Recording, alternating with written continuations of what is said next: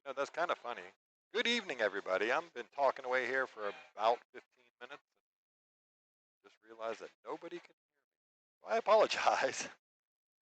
But here we go. I'm sorry. And we are up and moving now. Makes a really, really good shot. What a touch on that 7 ball to get back to the 8. Good evening and welcome to Skinny Bob's Billiards here on a Friday night in Round Rock, Texas. Go through all my introductions again. I am, of course, Captain Mike in the house with you tonight. We're going to be here all night long. Probably till sometime close to 2 in the morning. Excuse me. All right, so Jude shorts himself a little bit on this 9 ball. Got to come with one good shot here. Draw this thing straight into the side rail with the cue ball, but just bear down and make that 9 ball. All right, good stroke. Look out. Look at this thing. Just roll out, roll out, roll out like it was a downhill green putting. That is an unfortunate scratch for Jude.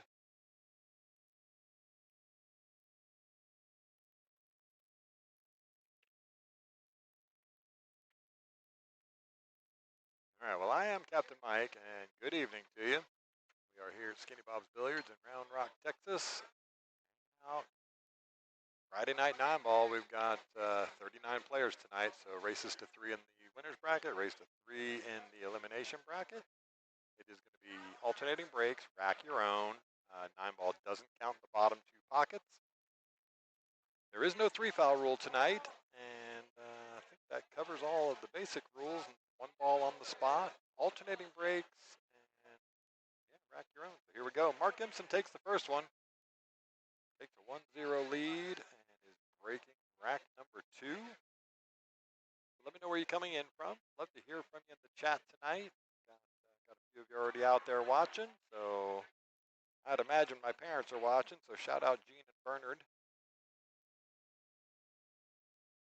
They're probably sitting at the house right now listening to me in the living room. So hi, Mom and Dad.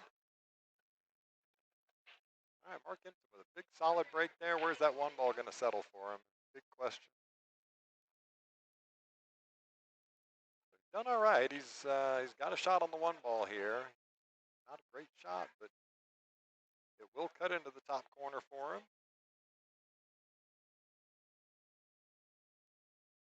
He can actually just play this thing where it just kind of goes straight across and comes straight back out. He's going to look to make the 1 up here, make this cue ball come here, and try to come straight back across, I would imagine. Try to get below this 8 ball or not.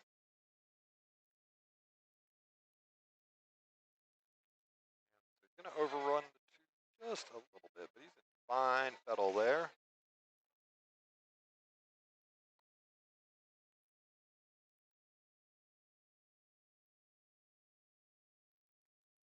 Let me know how that audio sounds as well. We got trying to keep some of that copyrighted, protected entertainment sounds coming in the background there, messing up with the stream and the YouTube algorithm. But Mark Impson on the 2 ball. Going to try and draw it straight across the table here. Stay off that 9 ball. Yeah, boy, he's hit that good. Stay off the 8 ball. That is just about as perfect as it gets right there. Nice stroke from Mark Impson. Arsenal in the stream and in the chat. Welcome to Friday Night 9 ball. Always good to see you. How are things up in the wonderful, wonderful world of Maryland? Probably not as cold as it is here. We've had some really crappy weather here the last couple of days. A little unusual coming into the 1st of May, but we've had some pretty torrential showers and rains and thunderstorms the last couple of days. Call them a gully washer. But always happy to see you in the chat there, Arsenal.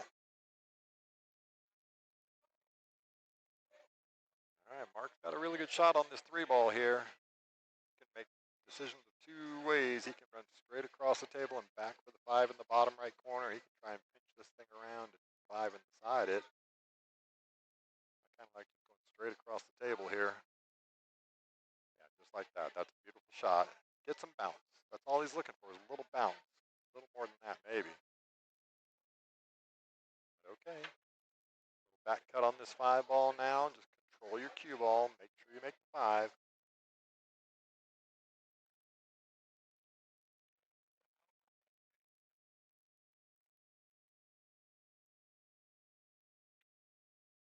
This is probably my least favorite shot on a pool table right here.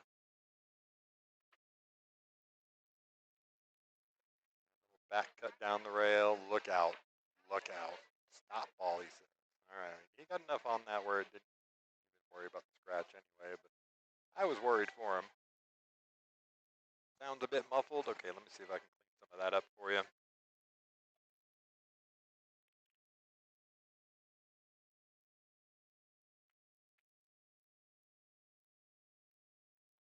See if that cleans it up just a little bit for you.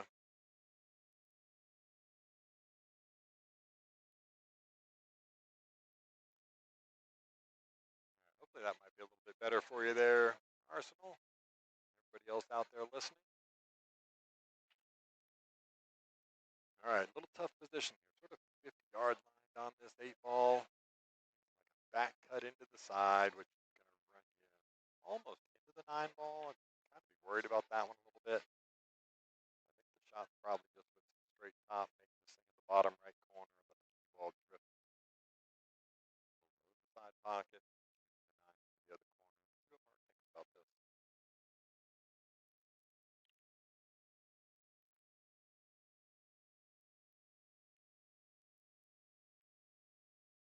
He did go for the cut. He's gone 3 rails up. Look at this. He's going to overrun it a little bit. It's okay, though. What a good shot he made on the 8 ball. He's going to come with one great shot on the 9 ball. It is 1-0 in favor of Mark. See if I can help out with the score because they're not doing it on the app. We do use Digital Pool, so shout out Justin and the boys over at Digital Pool. Have checked out Digital Pool for running your local tournaments. Definitely check it out. They are the Cadillac of tournament running software. I can say that because I work at Cadillac during the day.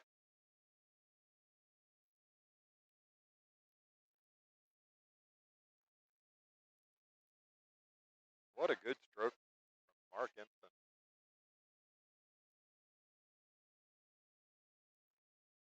Really, really good stroke there.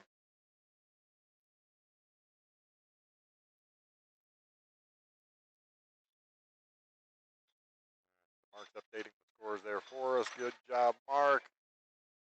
So Mark and Carrie Impson, both playing in the tournament tonight, husband and wife, out of the Washington State area. They're down here visiting for a couple of months, visiting their daughter who lives here in town. They were actually supposed to head home on Monday, but decided to stick it out for another week, which we're always happy to see them here. They're some of the nicest people you'll ever want to meet. Jude with a break, rack number 3. Gonna go with a dry break. Unfortunate. Also gets fortunate. Doesn't leave a shot on the 1 ball. Okay, let's see. Anybody else out there want to check in on the audio there? Check some of these other settings here. Turn this compressor down a little bit. See if that gets a little bit better for you. Let me know if that gets any better. I'm just messing with a couple of settings there for you, Arsenal. So, all right, Mark's gonna try and play a little thin cut on this 1 ball. Bring the cue ball back down the table. Pretty good shot right there. Gonna leave a really, really tough position for Jude.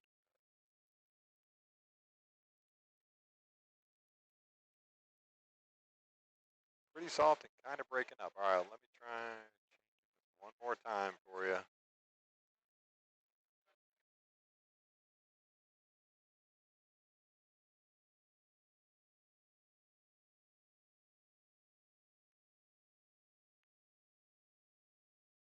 Bear with me for a minute while I check this thing out.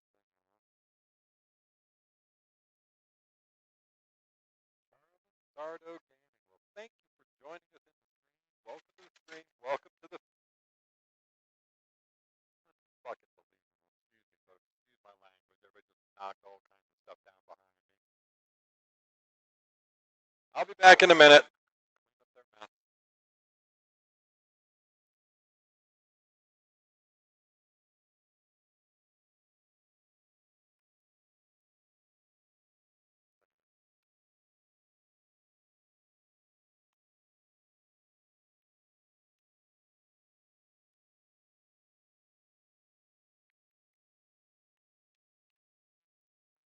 It's all good. Don't worry about it. Yeah, you good. All good, brother. It happens.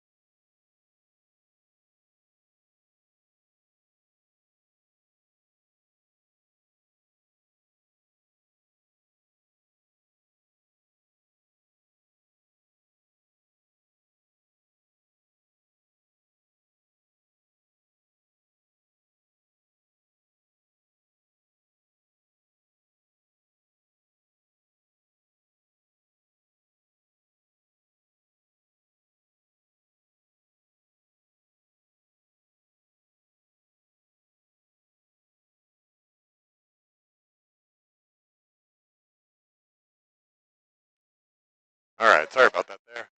Oh, I missed the end of the match. I apologize. So Mark Impson's going to go ahead and win that one over Jude Rosenstock 0.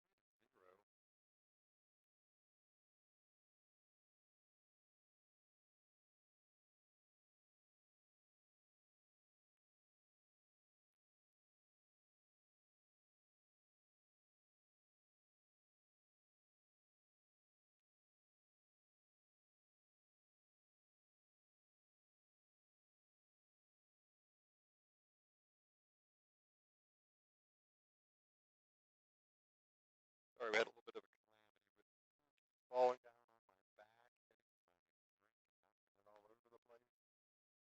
Yeah, but it's the pool hall.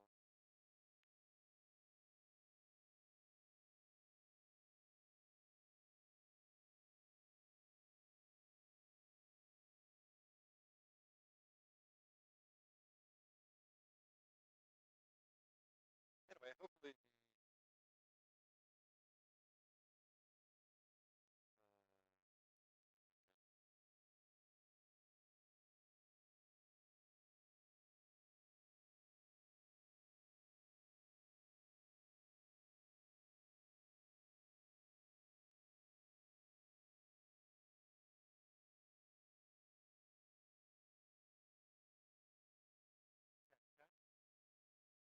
hello, Jude. Good. Sorry, just cleaning up from the mess. Pool fell over, hit me, hit my coffee, knocked it all over the place. Just boobalated. Pool hall. It happens every now and then. Well, sorry, my match. I did catch the majority of it. I missed like the last rack there, but yeah, that scratch made a great stroke on that seven ball to go back and forth across the table. But man, I can't believe how far that thing rolled out to the scratch. I think it was rack. That was my last.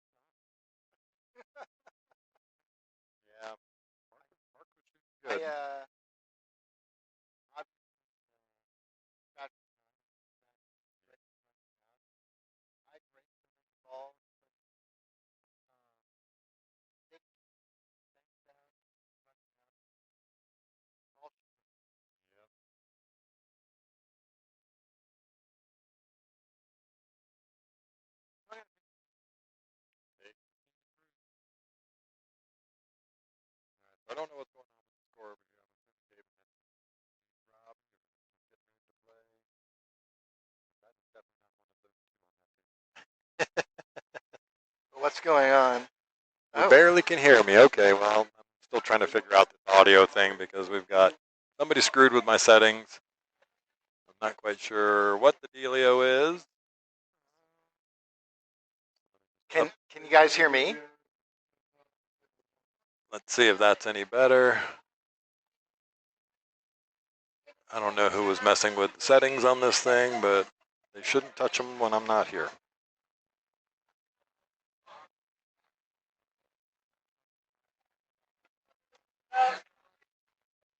How about now? Is that any better for you?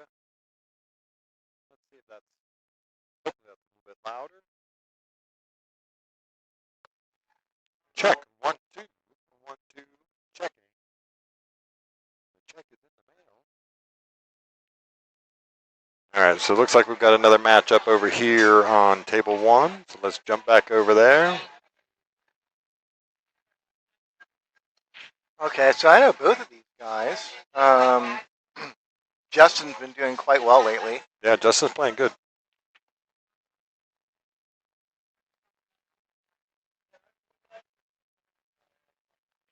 I am playing. Do I have a bye?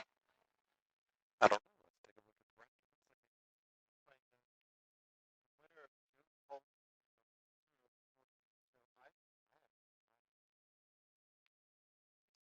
We get to hang out for a bit. And guess what? We get to hang out tomorrow as well. I'm excited.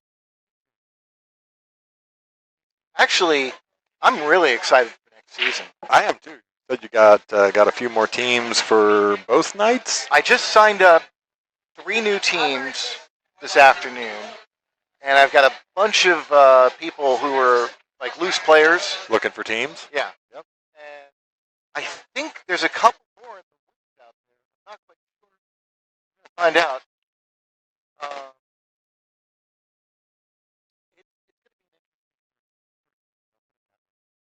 I'm looking forward to it. Yeah. Again, I've said it before just about every week on here, and I'll say it again. You run quite possibly the best BCA league I've ever been involved with. And the proof is in the pudding. Every year we have just such a great mix of the talent levels, the team levels, and things like that make it to the playoffs and have a chance at the money. And man, we just have a lot of fun with it. Great groups on both Tuesdays and Wednesday nights. So if we get more teams, the prize money will go up. Yep. Right now, we're paying out a little over $10,000. That's what I said it was earlier. And next season, I think we look at 11, 12. That would be very exciting.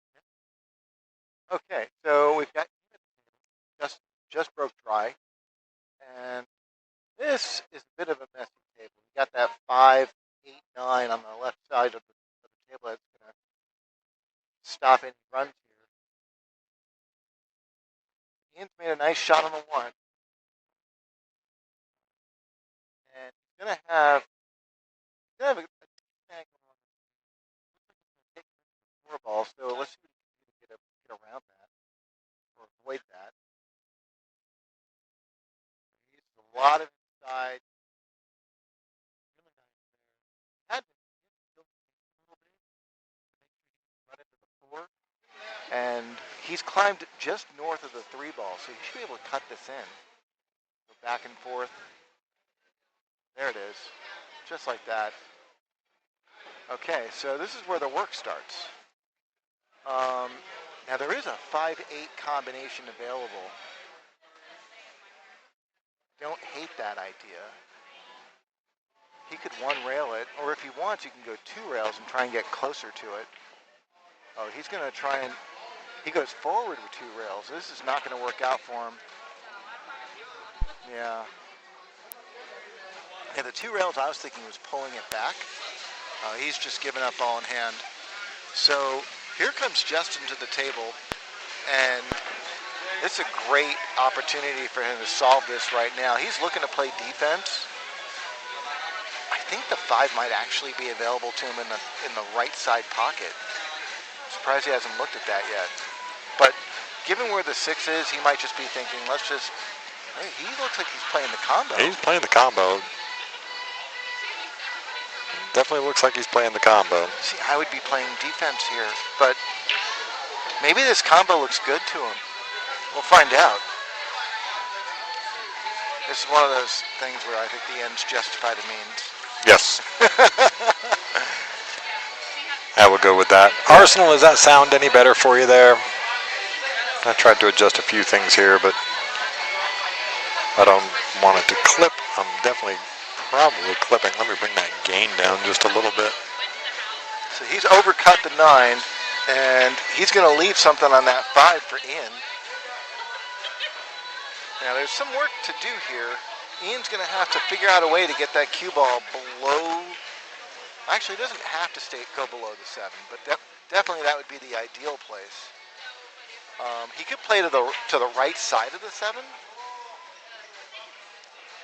but that's going to leave a bit of a thin cut on the 6, and I think he's going to want to try and bring that cue ball down table. Let's see what he chooses. So he's going to play the cut. Okay. Yep. Playing this cut, though, you really risk running into this 7, don't you? You could. It really depends on how much spin you load up with. Yeah. You can spin around it. The trick is going to be like speed. You want to try and keep this soft. Oh, he runs into it. You were right. I thought he was a little bit more off the rail.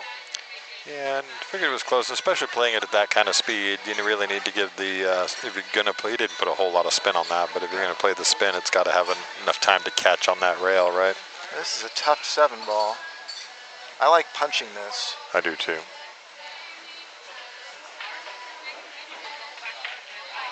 Just like that. Well, not just like that. I wouldn't want to drift forward. But I like the speed on it. So really, all Ian has to do is just drop this 8 ball, and the position on the 9 should be automatic. You make that sound so easy. Yeah, well, but it does eliminate half the shot. Yep. He overcuts it. Overcuts it and loses the cue ball down there anyway. He's going to leave a shot on the side now. Not an easy one to get back on this 9 ball, though. That, just draw it straight out, right? Yeah, I mean, it depends on how much angle he has. He might have to go to the head rail and spin out. Ooh. Boy, did he just dig that thing right out of the pocket. So, Ian, with a second chance. This is the kind of chance I needed in my set.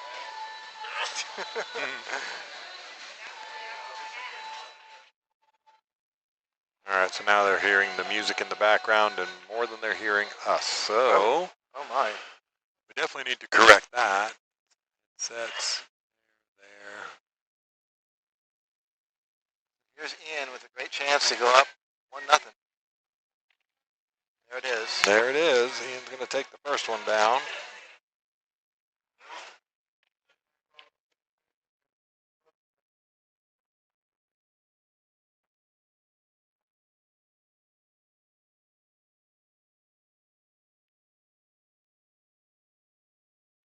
All right, we keep messing with this audio there, and it should be getting better.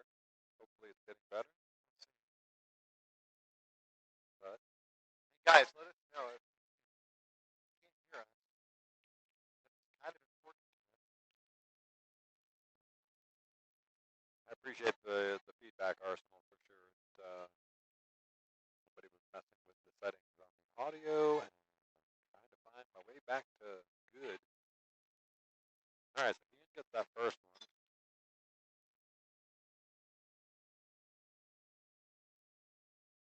Okay, so break. Next ball on the break. Look at the cue ball just kind of nestled up ugly behind there. All right, where do you push that now? Well, you got to try and figure out a way to keep this play out. So I believe 7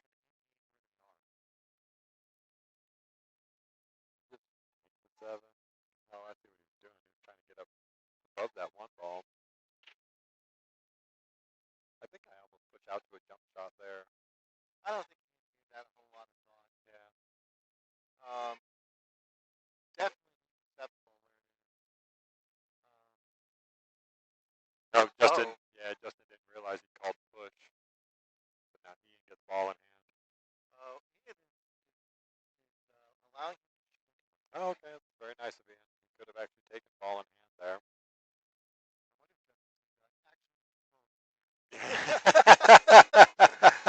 Now he just acknowledges that that was a very nice move on Ian's part.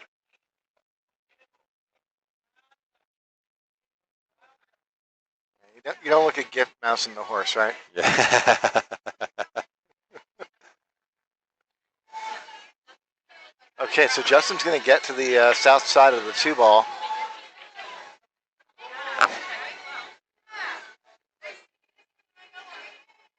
This is a nice little angle here. He should be able, he can stun this into position. That's the way I'd like to go. And just sort of let it drift up. He can float too. Yeah, just like that. He stunned it a little less than I would have. Yeah, I would let it roll out a little more. I would have wanted to, I should say. Right. A little less than I would have wanted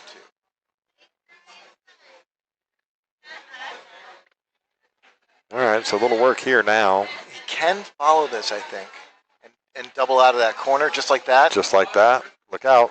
Look out. Okay. Good shot there, Justin. Now, this one's going to be a little bit tricky. You've got two choices. You can use brute force or you can use touch. We've met. I think he's going to go with touch. Well, the good news is... I actually would not have gone for the side pocket simply because you see how he's fallen Yep. flat there? The problem with that now is how do you get on the 8-ball? Right. Had he made the 4? Yeah. The 5-ball was too low on the table to try and play for the side pocket, for the side. It's doable, but harder. Ian's going to take this cut on.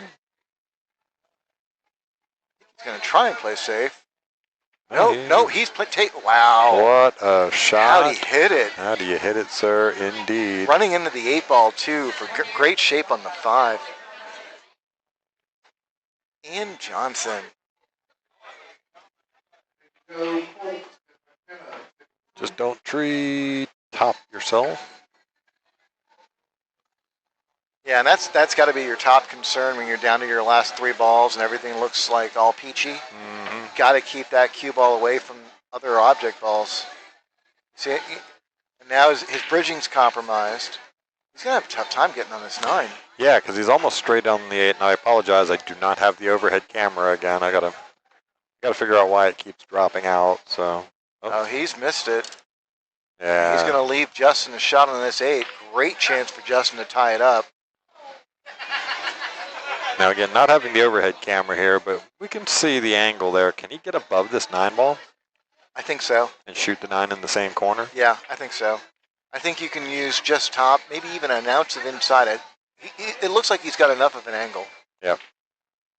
It's funny, when I look at it in person, it doesn't look like he's got a lot of angle, but on camera he does. He might try and draw 2 rails to it. He could do that. There you go. That's going to work. That's a really good shot, Justin. All right, so to tie this thing up at 1 apiece. Ooh, wiped its feet. Who didn't know the 4-rail bank?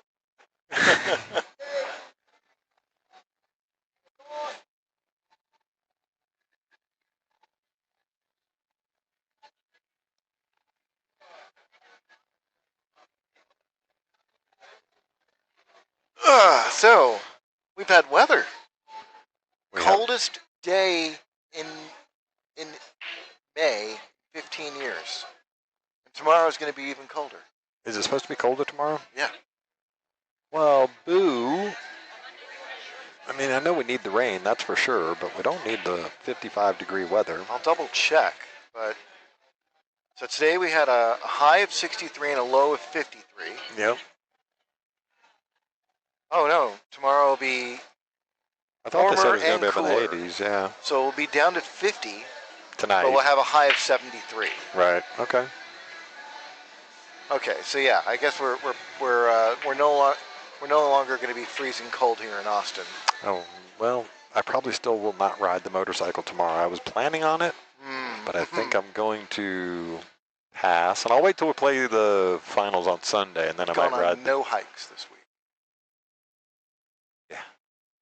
All right, safety from Justin right there. He's not going to like it. No, just drifted out a little further than he thought. He was trying to put the 7 right between them. I don't know if Ian's got the shot line, but it's close. It's real close.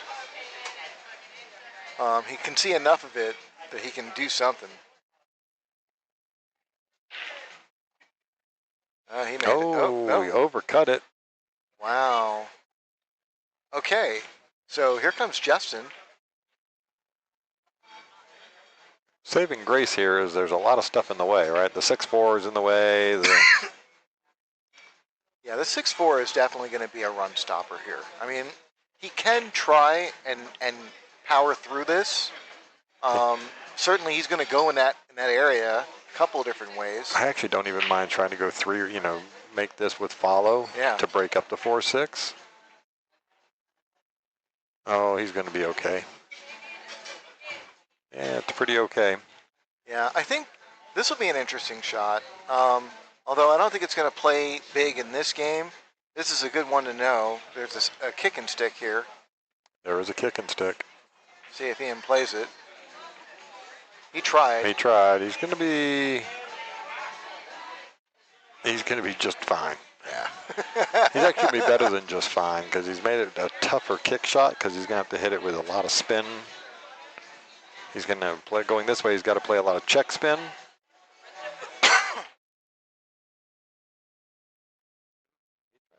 Oh, look at this. Ooh. Almost broke open that 4.6. Almost broke open the 4.6.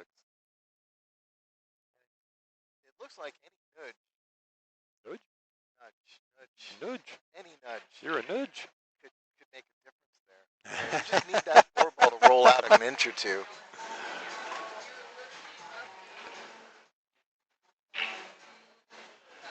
Yeah, still got the 4.6 to deal with.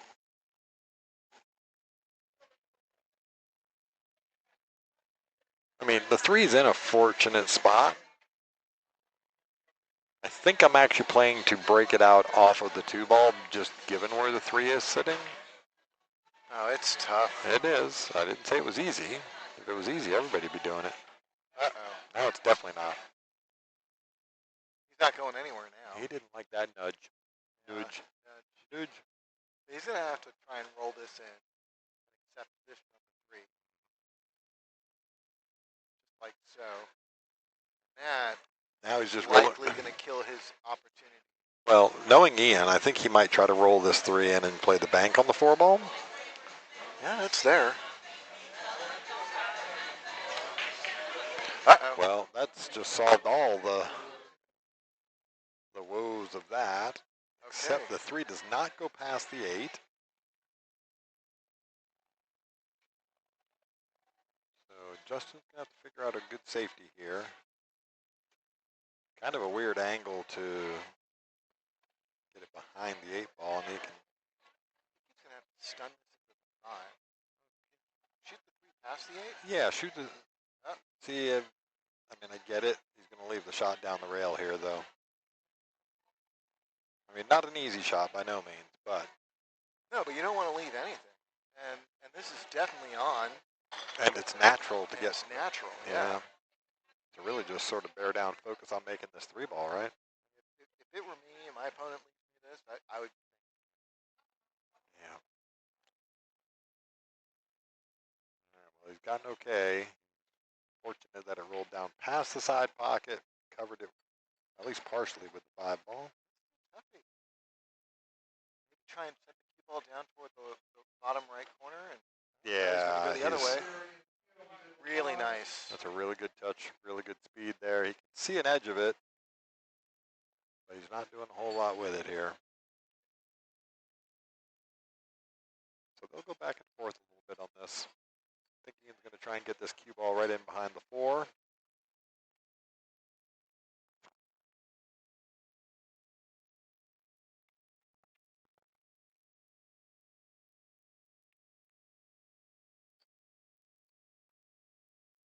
Oh, he went Mass A. Yeah, Okay, so that's fine. that's going to work out real well for him. Again, I apologize I don't have the overhead camera, but looking at it, I think he can still see the thin left edge of the 3 ball. If he can, Tuck no, that in he's, behind the 4 and send that cue ball to the other side of the 9. oh, I get it. I can just about guarantee nestling it up right behind the 8 ball.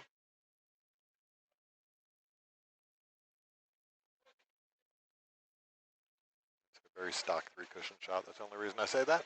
Oh, he's going to kick this. He's going to kick it and try and. So the window's not there. Okay, he makes a good hit. Yeah, that looked good. Oh yeah, no, most definitely. Here comes in.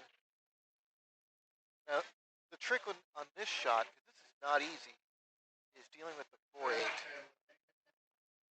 He's already down, ready to shoot this. Not worried at all. How you like me now, he says. That worked out. Now the 5 ball is just south of the side pocket line there, so I think I'm just drawing it across the table and back to shoot the 5 in the bottom right corner, aren't I like that too. Yeah. Could go forward, go around the 7. Yep, which is what he's decided to do. He's going to get in a spot that says, ouch. This could work. It's going to be tight. Yeah, I mean, it cuts into the side. Yeah. And he will naturally go 2 rails to get towards the 6. That's how high he can catch that he rail. overcut it. He overcut it. Because he wants to catch the rail as high as possible. Yeah, for sure. Position without possession.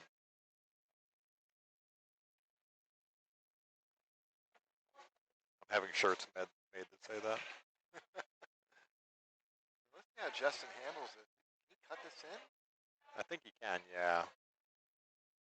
He's going to overhit this.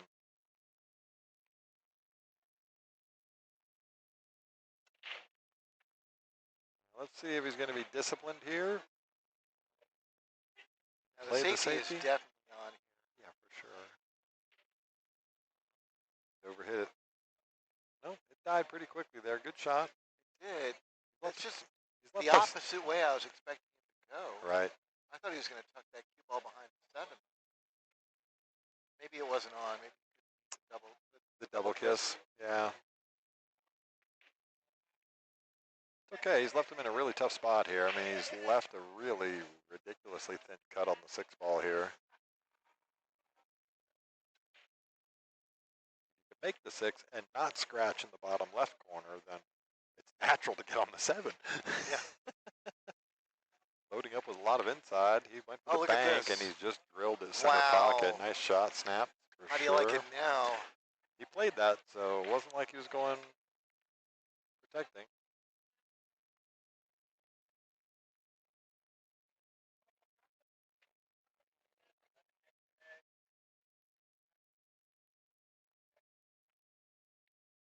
Nice shot. Gonna overrun the 8 ball, 50-yard line. Yeah. That's a tough one. Ouch, ouch, and double ouch. The trick on that is you have to feel confident shooting that shot. Yeah. So you don't have to overhit it, right? Yeah.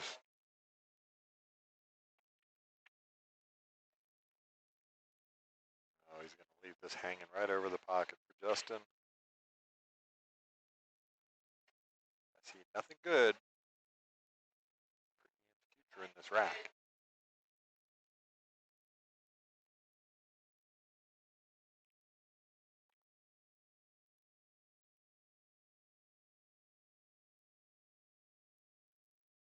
Oh, don't run into the 9 ball. It's not over yet. He didn't make a decision one way or the other. He played that pretty much straight top. You either have to use a lot of inside to hold it or get some spin on the outside and go around it. He just didn't commit to either one, I think. You got to resist the urge to punch this. You could roll this in. In fact, it's better if I like rolling this in. He's lining up with draw on this. Drawing right. He hit it pretty good. He did. And the reason why I was saying you want to roll this in is because by rolling it in, you can roll past that side pocket, shoot it at pocket speed, and if you undercut it, really good chance you're not going to leave. You're not going to leave anything, right? Are you actually thinking about favoring the undercut side, or you just? I mean, obviously, just make the ball. It depends. Like sometimes I can just see it, and I'm not worried about it. Other times I can't. I don't feel it. And so yeah. In those situations, I'll definitely favor. I know when I'm cutting it the other way towards the corner, I tend to favor the overcut side, miss it on the pro side, as we say. Yeah. That shot just felt a little different for me. All right, Justin knocks that down, takes a 2-1 lead on the hill, and breaking for the match. Yankees up 6-2, huh? Is that what I see? Yep. Okay, well, good job, Yankees. You see the beatdown the Knicks put on? I did not. I don't really follow basketball. Oh, that's right. You're not a basketball guy. Yeah, thumpy, thumpy, thump, swish. Thumpy, thumpy, thump, swish. Basketball. Do you want me to make some contrived jokes about baseball? Nope. Okay. You know, I was quoting like the first baseball commissioner. I know you were. All right, well, he's made a ball on the break, but he's got completely hooked on the 6th ball. Now, where that 8 laid up. Gotta jump this. You got to, right? There's just nowhere to roll out to. Yeah, I mean. Oh, Massey coming? Either way, you gotta go for it. Oh, how you hit it, sir? He's gonna have legal contact. He's got legal contact. Yeah, well, very well done there. I mean, not what he wanted, but Ian doesn't have to get out from here. And in fact, doesn't. Please take the magic rack off the table. I can feel the nerve. I can feel the nerve twitching in my eye. This is a little bit of a tricky shot. He wants to avoid that 5 ball. No, it's rail first. It's rail first. He goes that side. Okay, good. I still stick to my guns. I mean, this is a great shot that he made here because he's on the correct side of the 2 ball. He's got to be a little bit careful, though. Don't get behind the 4. Don't scratch. Like this. There's a ball right there. That was another situation where maybe just in case you didn't see it, there's a ball right there. Yeah. Wait, you put it there. Yeah. Sorry, Justin. All right. He's not going to try and spin. Okay. 2 rails. Yeah, he's going to try, but he miscued. Bad time for a miscue. Here comes Ian. And this is a little bit of a tricky layout. I mean, this is by no means a walk in the park. No, it's up and down the table every ball, right? Yeah. 3 to the 4, you got to go. You might have to play the 4 north. I'm just going to say, you probably play the 4 north.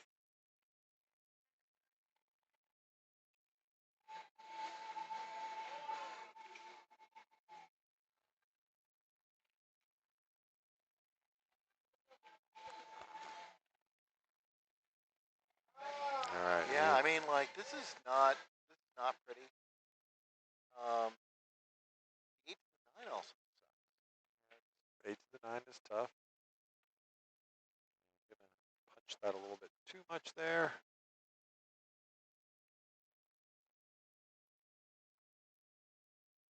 You want to just try and float this in. Don't get tricky with it. Just float it in with inside. Oh, he overcut it. All right, well, he's left the shot into the side pocket here for Justin. Go either into the side pocket or he can cut it all the way down into the corner. Both are perfectly acceptable shots here. I think actually cutting it into the corner might be the better shot. Yeah, I kind of like the corner. Couple of good things happening there. For one, you have natural 1 rail shape. And second, sending the 4 ball into a zone where if by chance you happen to miss, Ian's going to have to work to get out. Yep. But if you try and go for the side and hit that point on the side pocket, you can end up.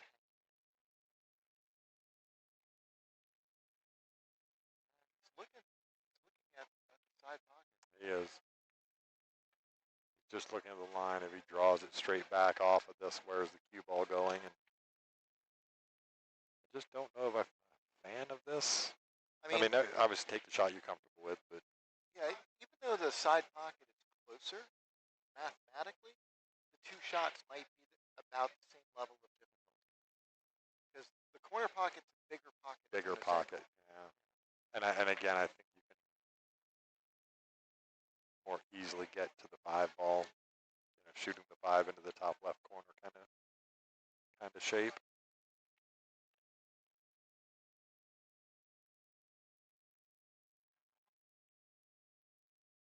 I mean, it's one of the shots that I'm actually super comfortable with, shooting this in the side pocket. I just don't like what you have to do with the cue ball. Yeah, because you want to do something with it. You don't want to just roll it in. No, but I mean, I guess you have the 5-8 combo there. Here he goes. I think he's going to try and stun with it. Yeah, he is. Yep. Wow. He actually got a lot more on really that cue ball than I thought. This might actually solve some problems too, because if you can combo this 8 in and hang up that 5, then it's a 6-9 out. Yep. I like that.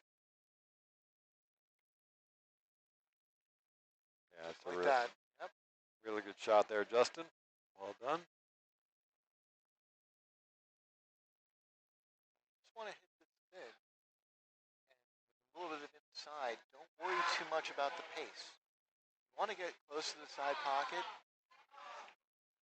but it's okay if you don't.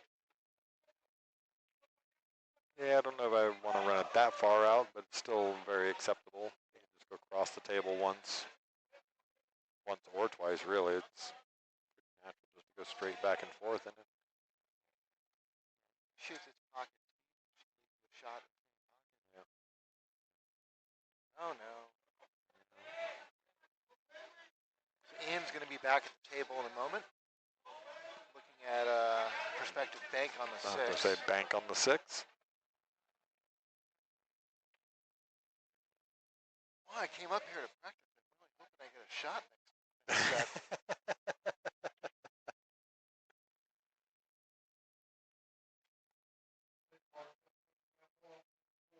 How do you hit it, sir? Look out. Ooh, yo. That's the best possible outcome going into that, Fortune, favors. that zone. Up right. That was close.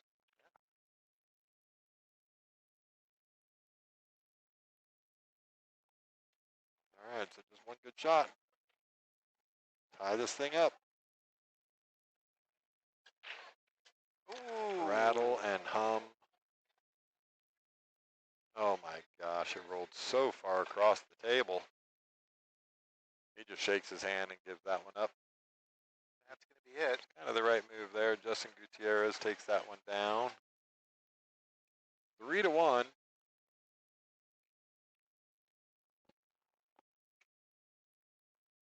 Justin, I already did it. Yeah, so you asked about the Yankees. Yep. And the Yankees are off to a really hot start. They are. And I can't stand it because all the Yankee fans are coming out and going, what do you think the final record's going to be?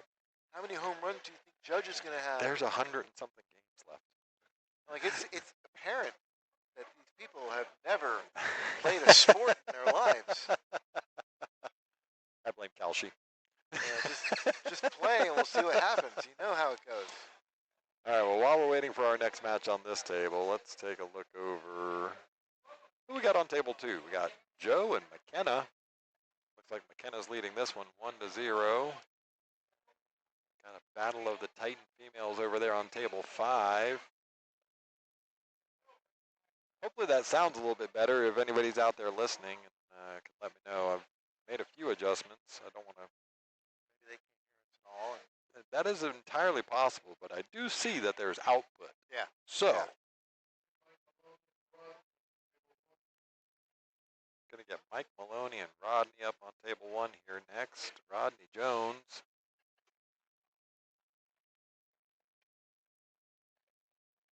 If anybody is regular here on the chat and the stream with us, Rodney is known in the chat as BR Jones.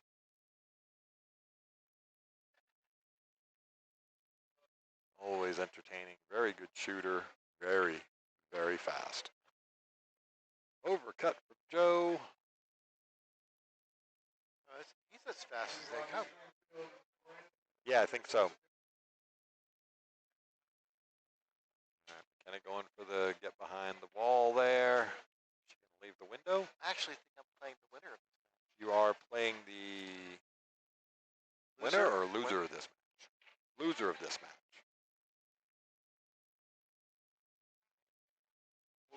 We'll have to find out. Tell you. Winner of that match. Is it winner? Are Yeah. they on the elimination side as well? Yep. They are. You are correct. Match 48 is. Oh, it's chilly in here.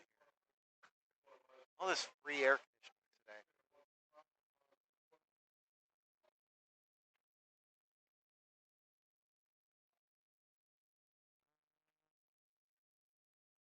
Let's see. Oh, yeah, okay. I see what we're saying. The winner of this match you get to play. Jump shot made. Nice shot from Joe. And shape on the 5 ball. How you like me now? But we are going to cut back over to table number 1 because that's what we are committed to for the stream. So Rodney Jones, 585 Fargo. Michael Maloney back in town. He does a lot of traveling for work. He'll be gone for a couple of weeks at a time. Come home, come kick some butt. Nice to see Mike back in town. Should be a fun match. The only problem with Mike's job is it precludes him playing pool at a regular clip.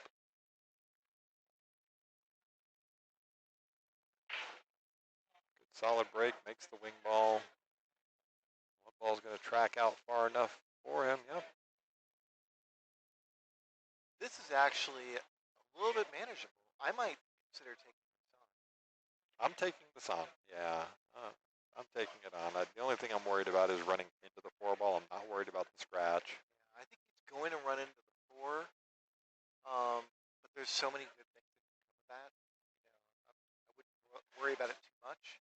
Yeah, I don't even mind running into the 4, sort of 2 rails behind the 4 kind of thing. Yeah. Just going to overcut it a little bit.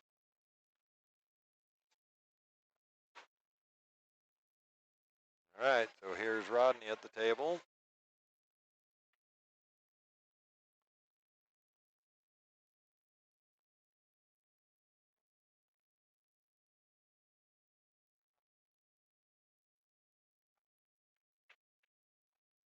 Look at this, really good safety from Rodney. Controls that cue ball, gets a fortunate nudge off the 6. He was going to get him hooked anyway, but just made it a little more. This is a tough one, too. I think he's going to have to try and go at this 1 rail. He's going for the short cue. Jumping, probably for the best. Going airborne, folks. I was in kick mode for whatever reason. Well, I don't mind kick mode either, but it's just really tough controlling that cue ball.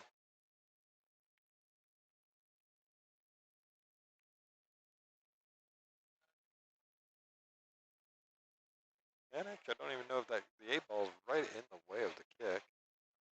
The 2 rail kick anyway. 1 rail kick. You can Z into it. Yeah, go north of that side pocket. Yeah. Around the 5, coming behind the 1. Yeah. But this is actually a very makeable jump.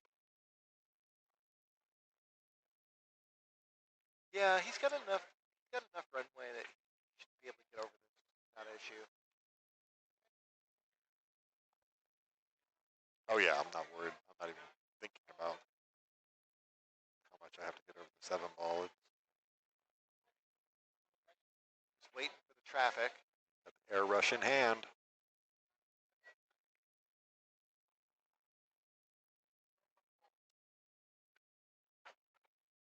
Oh, catches the one a little thin and hops the cue ball right.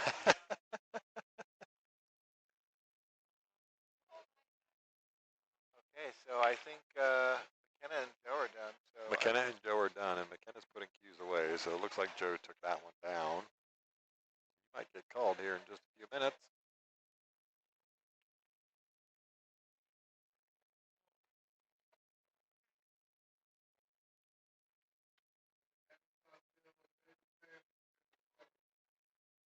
All right, did Rodney keep himself north of this enough? Looks like he's having to follow it.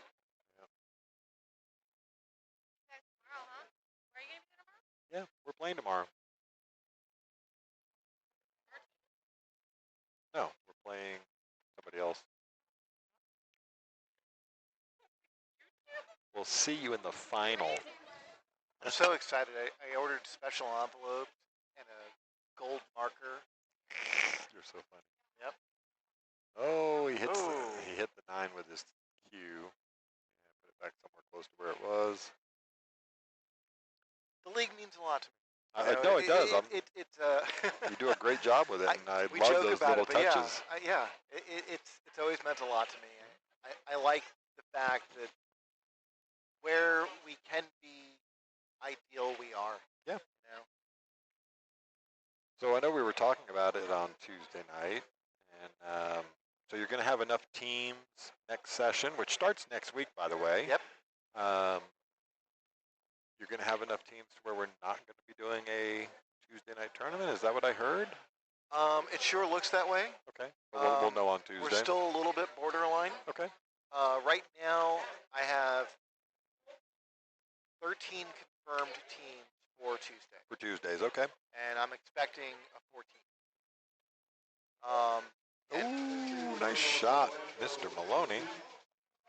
And for Wednesdays, I have now 12 confirmed. That's fantastic, Jude. Yeah. So that's going to bump it up to 25 total teams. 25 total teams. Yeah, 13 and 12 confirmed. 13 plus 12, that's 25, yeah. Yep. Good math. Even with New York math. So that's about a 10% increase in terms of prize money. So a little over 11,000 then. Did they just call my match?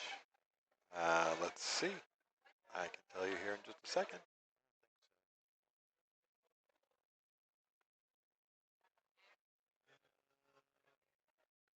The elimination side, I'm not worried either. But we're going to look and find out. No, you have not been assigned a table yet. No, but if we can get another Tuesday team, yes, that would be the end of the Tuesday weekly. As well, it would be a significant bump in terms of the prize money. Yeah, for sure. So I am really going to be pushing to create that 14th team. team. Yeah, that would be cool too, because then there's no buys. Yeah. Right, there's just... I have a lot of loose players going to be showing up. Yeah. I'm expecting I'm going to have more than enough. And shout out anybody out there listening to the stream. If you're looking to play on a BCA team, come on down Tuesday night. Absolutely. This is going to get be down a here great about season. 6:30, 7 o'clock. We pay out 3 times a year. This season we're paying out over 10,000.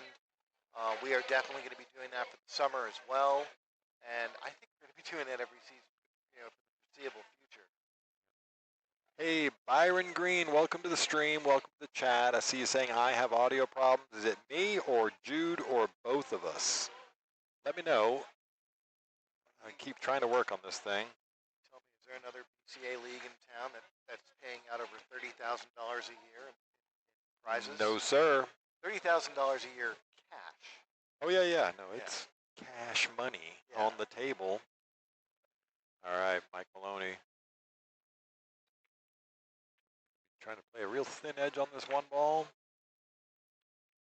Oh, catches the 4 first. Going to rearrange a lot of furniture.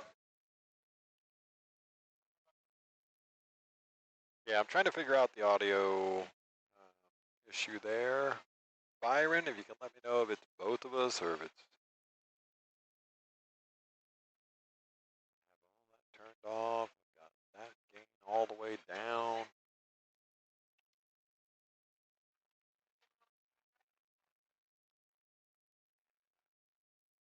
Trying to see if we've got any.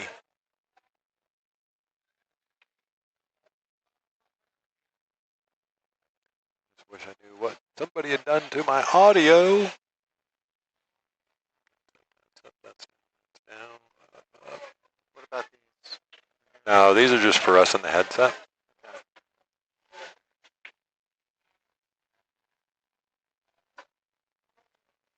So. Everything's plugged in, right? Yeah, no, I mean, I'm getting plenty of signal. I'm actually getting too much signal here. Let's, I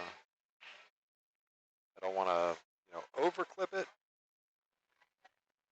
See if the audio, see, that just clips so much. I like this shape. Just go 2 rails. Yeah, 2 rails drop in right above the 9. Good speed there. There it is. A lot of static. All right, well, let's.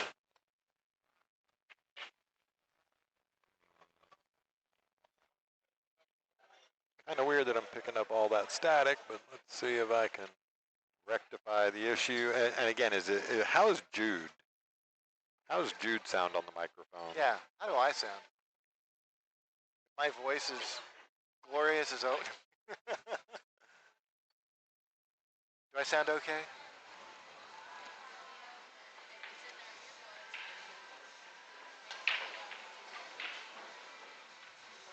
We're not getting anybody in the chat. So either we have bored them to death, or they can't hear us. Well, Byron's working on a substandard phone. See, finally got this junk phone working. So we're going to give him a minute to respond. He's trying to listen on a substandard phone as well.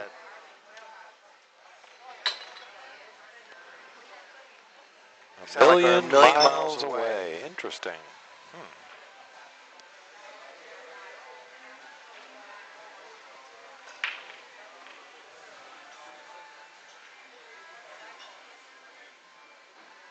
Well,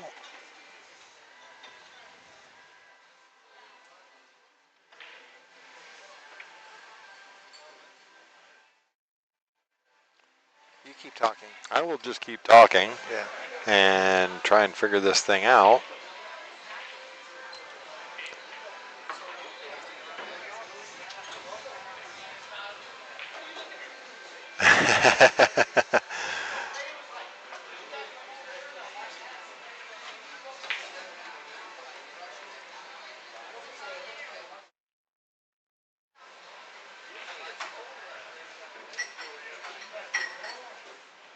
All right, well, I keep messing with things. You let me know when it starts to sound good. If you don't mind, that would be fantastic. And let you guys watch the pool as well while I'm messing around with it. So Mike Maloney and Rodney Jones tied up at 1-1.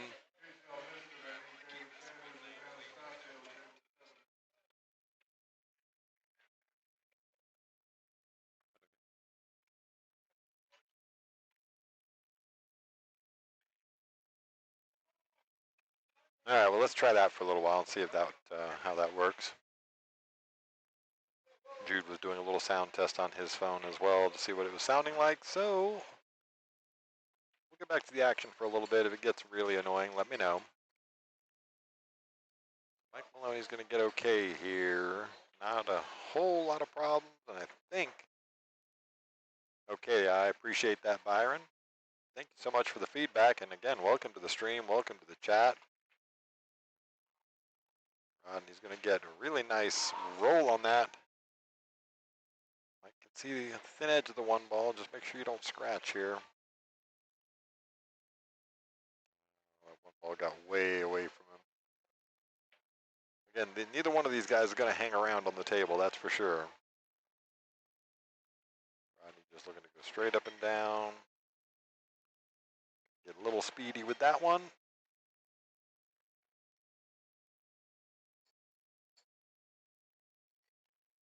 Ouch. Ouch. There's a ball right there. Yep, it's right there. Sorry, Rodney. A little unfortunate to run into that 6 ball and stop the cue ball right there, but Rodney's got jump cue in hand. Oh, made a good stroke at it. Controlled the cue ball beautifully, but unfortunately the 3 doesn't go down.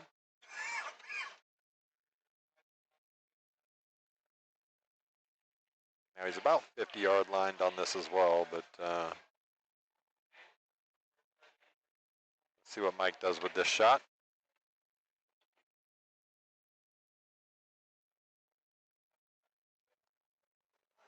Okay.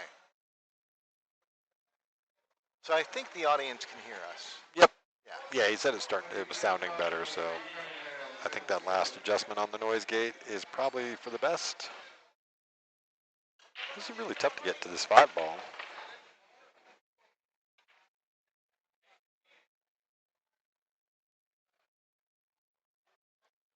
All right, well, he's left Rodney a shot all the way up the table on the 3 ball.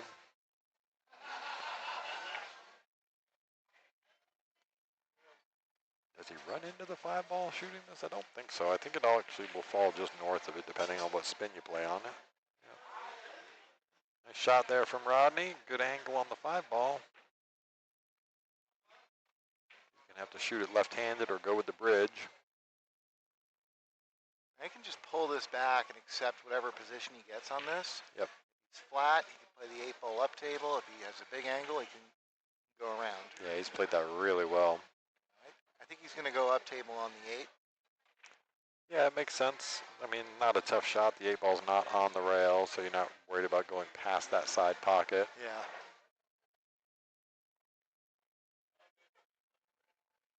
Oh, gonna have to get the bridge again. Rodney is a little bit more vertically challenged than some of us.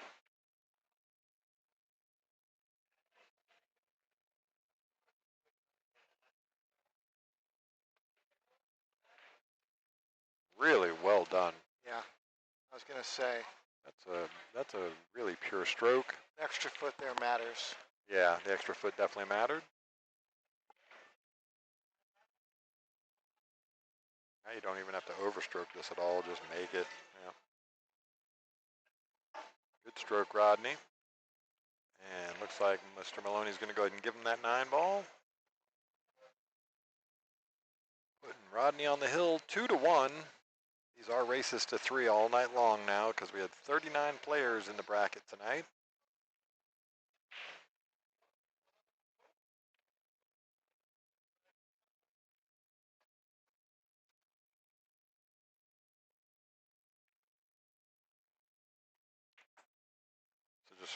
Rodney doesn't hang around. I was going to show you a little flyer for the 9 ball league, but I'll show you that in a minute. Next time. Yeah, when. Yeah, no, I figured you meant sound room there, Byron. I appreciate it. So again, hopefully it's gotten a little bit better and it's at least tolerable for right now. I like this. Well, I don't. Yeah, the 6, 7, 8, 9. The 6, 7, 8, 9 is just a mess down there.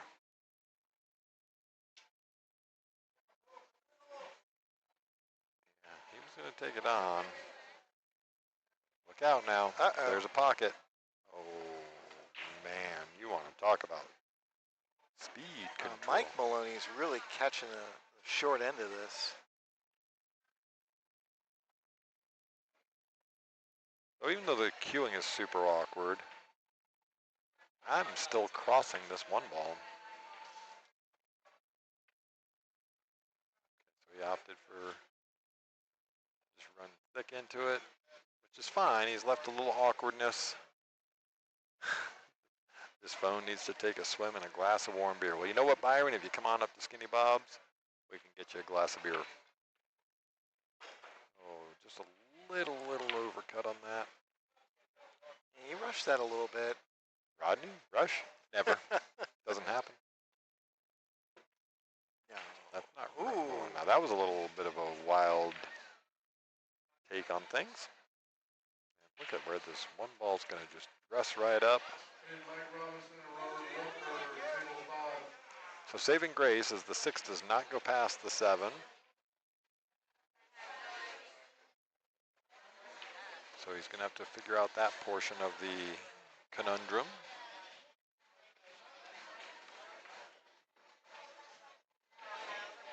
Yeah.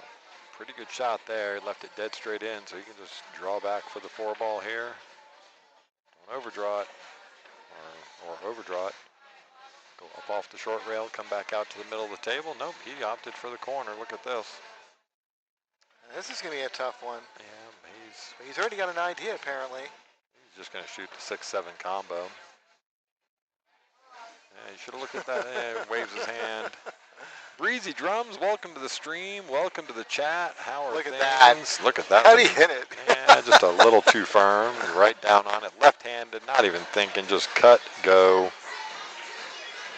Missed it on the pro side, so look at this. Nice coverage with the 8-ball, too.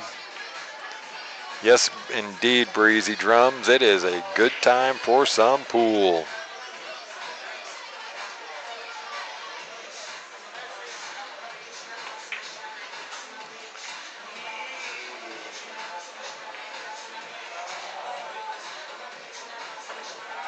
Oh, yeah, just got short with it. So ball in hand to Rodney now. Not an easy out. No, he's kind of made it as hard as he could make it. I think I'm actually taking this again to shoot the 8-ball north, right? Yeah. I wouldn't want to be quite that flat on it, but yeah, and 2 diamonds away, he's made this hard on himself. But if you shoot it that good. No, he's not out of it yet. No, shooting off the rail. Boom. Good shooting, Rodney. Okay, so I think we're going to go to the top of the bracket now. Well, here, real quick, while we've got a second. Here is the flyer for the 9-ball league on Tuesdays and Wednesday nights, run by yours truly, Jude Rosenstock. Up there in the camera. Say hi, Jude. That's Hello. Jude. My counterpart and cohort in crime here at the live stream on Skinny Bob's TV. He's also our league director for Tuesdays and Wednesday nights. Does a fantastic job with it. Again, we've got over $10,000 being paid out this weekend. Yeah, I got all the cash this afternoon. It's not in the car, is it? It is not in the car now. No, I'm kidding. It's on Totally kidding. It's on my desk in a nice stack, waiting for the special envelopes to show up. With the pooches guarding over them, right? Oh yeah. So they yes. are out of the reach of the puppy. That's right. All right, so over $10,000 being paid out this weekend, and we do start again next week. So if anybody's out there looking to get on a BCA team on Tuesday or Wednesday night, come out for some of the best competition, the best payouts, and the best run league in Central Texas. I can vouch for it. I play on it. And honestly, we only have 3 registrations a year. So, if you're looking to join, do it now. Do it now. Yeah, because the opportunity will not be available again until again on Sunday. Right, so we're starting with, how many teams do we start with tomorrow? After Labor Day. And that's for sure. And I can tell you, the way that the handicap's set up for this, it doesn't matter if you're a 357 or you're a 657. Everybody has a legit opportunity. There are actually teams loading up with lower players. Yeah, we had a big conversation about that on Tuesday night. It's the way the handicap system works, and it's not unfair to the higher player either. It is very equitable and works very reps. Yeah, having some fun, which we definitely have a lot of fun. Now it'll be pretty serious, maybe even a little bit tense when we first start tomorrow at the playoffs. Oh, for sure. But as the day moves on and some liquid courage comes into play and everybody loosens up just a little bit. And we play 2 rounds tomorrow, and we play 2 rounds again on Sunday. Right, so we're starting with, how many teams do we start with tomorrow? You get down to the final 4 for Sunday? Yep, so we're going to eliminate 7 tomorrow. And we'll be down to the final 4 on Sunday, and then we'll crown a winner. Okay, well, I'm looking forward to that. It's, again, I'm looking forward. So me and Jude actually play on the same team. So, Cherry Red Lovejoy. We're going to, we got in on the skin of our teeth with a wild card draw. We didn't have a very good session this time. Not our season. No. But we won the whole thing, like, 3 sessions ago. Yeah, we've done it a couple times. And, a couple times, and... We'll do it again. We'll do it again. Yeah, we're on. We're ready. Yeah. All All right, so back to table one. Here we go. Tracy knows? Maybe we'll do it Sanders this and weekend. Holly Maloney. I'm looking forward to doing it this weekend. They're going to lag it up for the first break, and Tracy's going to get that. So Holly Maloney, now you just saw her husband Mike Maloney on the table right before now. And, of course, Tracy Sanders, him and his wife, Kim Sanders, the owners of Skinny Bob Billiards. Mm-hmm. Kim was playing over on table 5, is no longer playing over there, but here's Tracy. Now, I haven't seen Tracy in the Friday night tournament for a couple of weeks. I wonder if it was that break pot brought him out. You know, it's like getting close to $15,000. Oh, that's right, the break pot. I got to go do that. Go do that. Yeah. Because it is 9 o'clock. Yeah. So in about an hour, we're going to do the break pot, and I think Yeah. it's going to be about $15,000 in that break pot tonight. $15,000, huh? Be pretty close. That would be pretty cool. It was. That would be pretty cool. I could run 15 balls.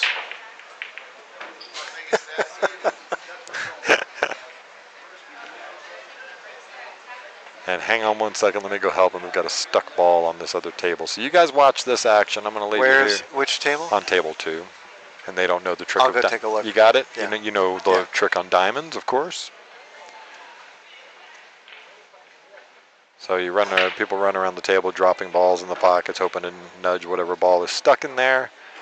But if you know anything about diamond tables, right above the return, where the rack slides in, you can pull that out, shine a light up in there, and you can look all the way up the return track and see where that ball's stuck. Stick a house cue in there and give it a nudge. All right, so Tracy makes the break, had a bank on the one ball, gonna hang the one ball up. Let's get my face off that camera.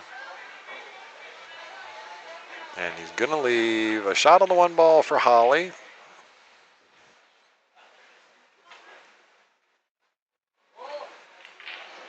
She's gonna go the 3-rail option around here. She's gonna find the window.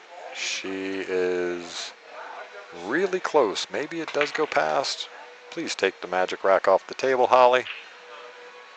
Sorry, just a pet peeve of mine.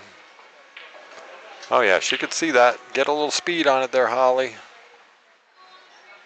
Yeah, she's gonna get pretty hooked here. She might be able to see a thin edge. Thank you for taking that off of there. My incessant need for... Oh, how is she going to hit it? Pretty good shot there, Holly. You know, I just realized there are no house cues on this side of the room. No, everything, I've always said that. They keep them all at the one end of the room. Went to go find a house cue, and I'm like, wait a second. That's what I use my break cue for when I'm on this end of the room. Oh. I mean, ultimately. So yeah, so so I was explaining to everybody, there is a slot in the table on both ends. Just get down there, shine a light in there, and you can look all the way through the middle of the table. Oh, she's going to make the 8-ball. And she made the 4-ball, I think. Nope, the 4-ball hung over the pocket. Perfect shape for Holly. Yeah, the Diamond Subway is normally a very reliable subway. Yep. But every now and then, balls get stuck. Oh, you got to hit that, Holly. Yeah, every now and then you'll get one stuck on a piece of chalk in there or a piece of dirt in there. I mean, it just happens. But yeah, if you ever actually look inside one, it's a very, very simple subway. Yeah, yeah. And it's a lot like the old Brunswicks from like the yeah. early part of the 20th century. Yeah. Like pre Gold Crown. Pre-Gold Crown for sure, yeah. Yeah. All right, Holly, you don't need to put any spin on this. Just, you got to let it drag up there, yep. All right, so she's left herself a little bit of a pickle here. What's the deal, pickle? Ha, ha, ha, ha. Didn't get it, dill pickle. Oh, look at this. How you hit it, Holly Maloney. Snaps. Holly Maloney looking for first blood. Oh, just bunts it right into that rail, unfortunately. She gets a little fortunate. The cue ball ends up right on the end rail. Little awkward queuing for Tracy here, but I would certainly not bet against him making this. Yeah, that's a surprise, by the way. Ooh, $5.99. Yeah, Huh. dropped a little bit. Uh-oh. Yeah, like I said, you know, shooting off the rail like that, just you can't do anything but put topspin on it. And it just gets that forward force on the ball, right? So Holly Maloney's going to get another shot at this 9-ball. A shot at redemption. Just no draw, just a touch of inside maybe, and all right. Well, she's going to leave Tracy. She's going to leave Tracy the ball right over the pocket. Yeah. So here comes Tracy Sanders, looking to steal the game from Holly.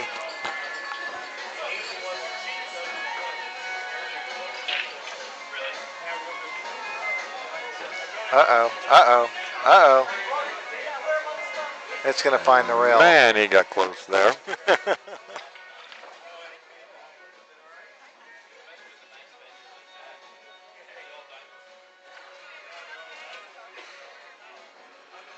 All right, so we are moving on to rack number 2. I actually prefer the Diamond Subway, though, compared to what the Gold Crowns had. Oh, I do too. You know, especially when I used to manage a pool room, it was with Gold Crowns. Yep. And oh, you were forever chasing stuck balls? There would be... Maybe not forever, but a lot. I would say like 1 out of like 50. Like most of the time, like 98% of the time, I would be able to find the ball without a problem. Right. But there would be like that 1 out of 50 where I would like literally have to get under the table and examine the inside of the corner pockets, because it would find some odd space up there and you'd miss it. Yep. And yeah, each table would have balls stuck like a couple times a day. You know, Yep. It was just real pain in the butt. So the Diamond Subway is a huge upgrade in my Yep. opinion. But the downside of it is that when it doesn't work, it can be hard to find that ball. Oop, just pinching, hits that 6 ball on the way there. Thought she could sneak through it. And leaves ball in hand for Tracy now.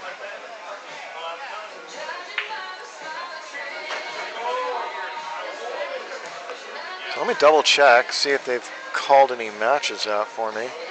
I'm sure someone would let me know, but Yeah, you're still not assigned to a table yet. I got the bracket right here.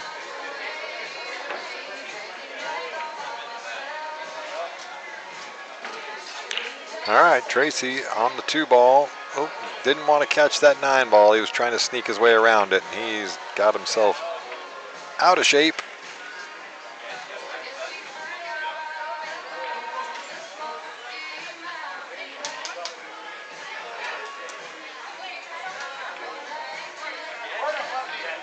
Run solid into it. Ooh-wee. All right. Pretty good shot there from Tracy. you can't ask for much more out of that. I mean, the last thing you want to do is hang that 9 ball. Yep. And you don't want to leave a shot, and he accomplished both.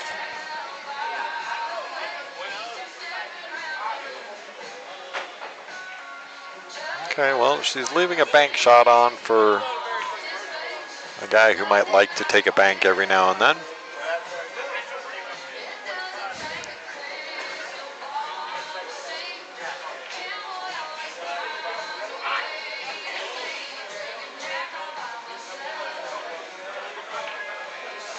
Oh, he didn't take the bank on. I guess the 4 might have been in the way of the bank, but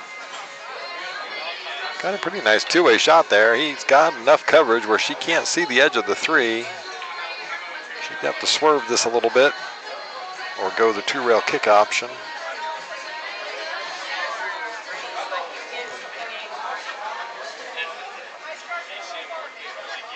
And Zach and Dave Newman, table 6. Okay, so they just called a match. Oh, such a good try there, Holly. So ball in hand to Tracy. Now he's got a problem with this 4 ball. because it does not go into any of the corners.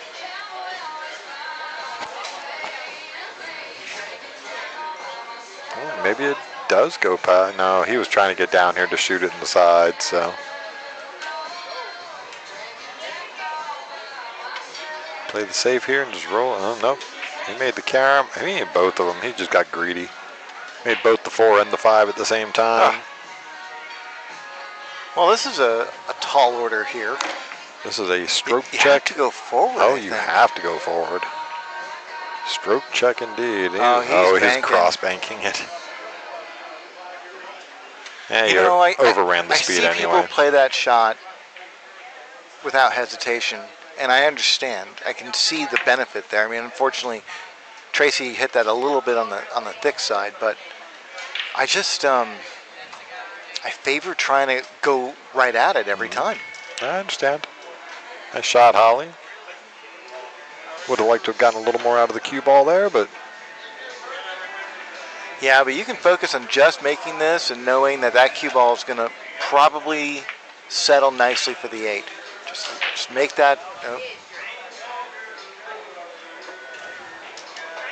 Just make that 7. Just make that 7. And here's Tracy shooting at the 7. Yeah, pretty good speed there. Now you can just go forward on this. A little bit of right English. Drop right over there by the 9. Just get anywhere.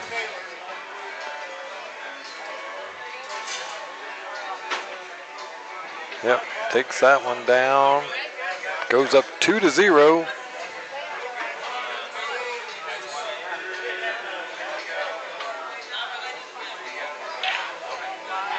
St. Joseph Elliott, Michael Perez, table 10. All right, so they're calling matches out. Still not yours, though. Yeah, I think I'm next. Let's see.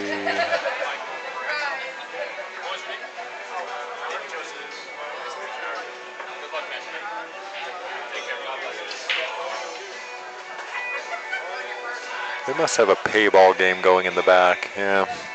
David Sanders and Medina, table 3. Okay, I don't know what's going on.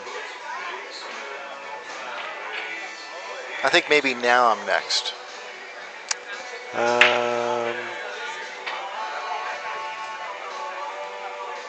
Yeah, depending on which way he's going in the. Oh, no, I think Digital Pool actually feeds it to him. It does, but I know sometimes he might jump it. Yeah. But they might. Digital Pool would actually be set up to wait for the match right below yours in the bracket, which Jay Busby's waiting for, to keep them balanced. Shout out Digital Pool, doing a great job with their tournament software. Justin Mason and those guys over there. They really are coming. This has come a long way. Oof. I was one of the early adopters of it. Yeah. Been a very big proponent of it. Well, it's also it's about the work, right? You know, like our sport needs that. Yeah. Well, it just lends a professionalism to it. Yeah. And although, you know, I mean, we obviously have players that sort of gripe about having to have their input into it as far as scoring and stuff, but I mean, just nice shot, Holly. That's going to get better. It is. I mean, it's you know, the silly thing is it's infinitely easy to register yourself. You know, just get the Digital Pool app, fill out your personal information, and you're done. When you walk in the door, you find the tournament you're at, you click register, you're in. Yep. All you got to do is pay the money then. Yeah. So again, I'm a very big proponent. All right, Tracy with jump cue in hand. Oh, Andy's made it. Wow. Made it. Jin.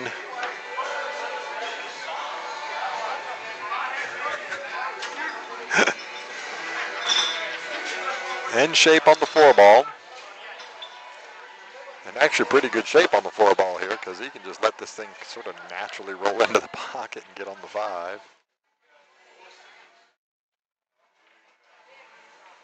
But as we've said several times before, he forgot job number 1. I don't think you forgot, but you know what I mean. Oh, yeah. Yeah.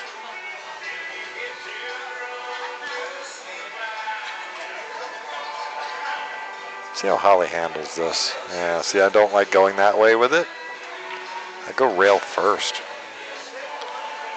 Yeah. The only risk is going too far north on the table and getting behind that 8-6. You know what she can do right now? She can cut that 5 ball past the 7. Just shoot that 5 ball past the 7 like it's a pocket and send that.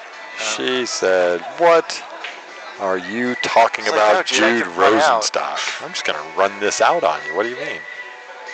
Bank that ball in and get out." What? Cut this in, go up the. Oh, come on, Holly! Ouch. Maybe you got a little quick into that shot.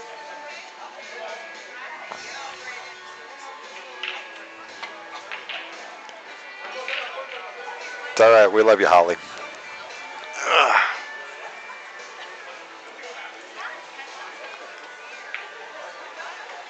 All right. Pretty perfect on this 8 ball here. You can just sort of stun draw it back to the rail and shoot the 9 in the bottom left corner, just kind of like that. You know, if you like perfect. Center of the pocket. It goes down. Tracy Sanders going to win that one 3-0. And that is that. Sending. And Ray Tull walking across the room. I think he's actually going to start the B side now. So I think I'm going to be leaving in a moment. Well, we've got B-side matches. He's going to get one more match up on the stream table here before they do the break and run pot for sure.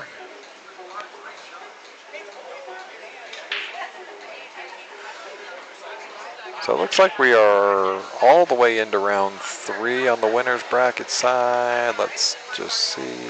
Yes. We have one match in round 3 for the winner's bracket waiting. That's Asim and Sierra. And then looks like the one match that's behind.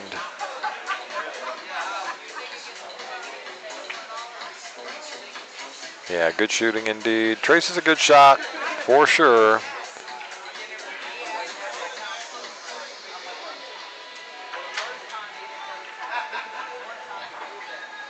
So yeah, just waiting for that. Let's jump over real quick and see what's going on. How about on what's going on over here on table number 5 with Michael Robinson and Robert Walker. This is Michael Robinson at the table.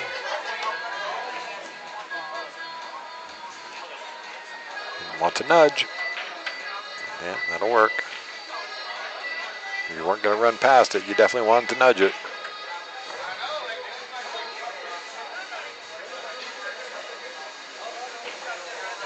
Ouch. Oh. Welcome to Diamondville.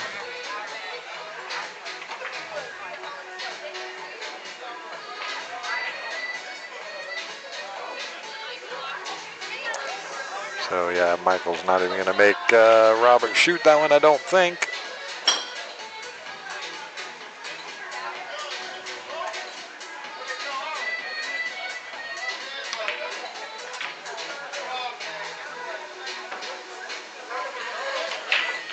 All right, well, let's see what's going on. You know what? They're going to get a matchup here in just a second. You know what else is coming up, Jude? What's that? Oh. We have Texas Open 9-ball coming up the week after the U.S. Open. It's like a $300 entry, isn't it? It is a $300 entry. It's going to be huge. Huge. 160 players maximum this year. This is the year. I love it. This is the year I win. This is your year? This is my year. I'm pulling for you, brother. Yep. I've been thinking about it. I was like, you know what? Yeah. Are you just tired of giving everybody else a chance? Yeah, you know. Okay. I get it. I am so looking forward to this. I really am. That's going to be a great 2 weeks, man. Yeah. U.S. Open. Yeah. Here in Texas. Yeah. Followed by Texas Where Open. it should be. Where it should be. Shout out Emily and Matchroom Pool for bringing that to Texas. Yeah, but right in the heart of America. That's like right. Right in the middle. This is. Let's do this. Emily, you're going to have such a great time that week here. You might just want to defect out of Britain like my parents did back in the 60s. I'm totally kidding, of course. I mean, you might, because it is pretty awesome here.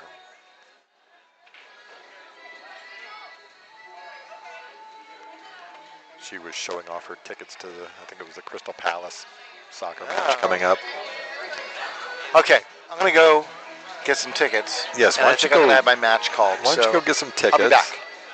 I don't think he's called your match yet, but I think he will. He's got to be getting close to it. So yeah, so we have Texas Open 9-ball this coming up in September. It actually starts on August 31st. So the week before, we have U.S. Open being played in Frisco, Texas. If you haven't seen or heard about that, I don't know what rock you've been living under, but if you're a pool player and you love tournament pool, you want to see the big names, U.S. Open coming to Frisco, Texas. I believe it was Embassy Suites. I don't remember exactly. I could be wrong. Somebody correct me. But again, the week after, more importantly for us, here at Skinny Bob's Billiards, we got Texas Open 9-ball week. We've got the Open 9-ball event, a $300 entry.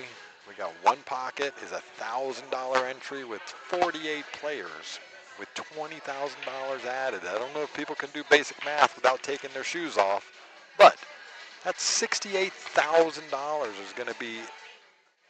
And you are absolutely right, Robert.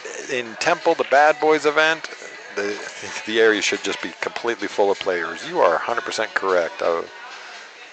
I apologize to the folks in Temple.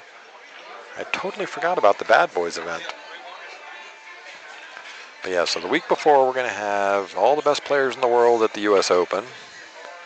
We already get a large contingency of top players from around the world, including the Shane Van Bonings and the Federgors and Robertos and Roberto Gomez, and the list is just super long. You can go back and check out some of those videos from the 10-ball Open back in February.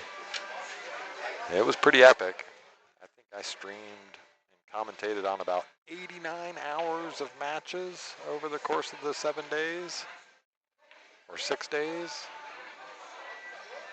And we are going to be doing the same, and it's going to be completely free. Shout out to Predator Billiards for making that a possibility between Predator and Skinny Bob's, making this a free stream now. So no more of that silly pay-per-view stuff to watch the best players in the world. You want to see it, we're going to bring it to you. Anyway, check it out. We're going to have some fun with it. Now, Jude, my counterpart, just got his match called up on table number 2.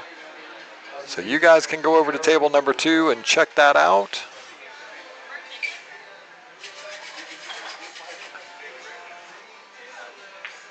Let's get over here. It's going to be Jude and Joe Polt lagging it up for the break. I think Jude's hit a pretty good lag here. Yep, Joe just goes right ahead and gives it to him.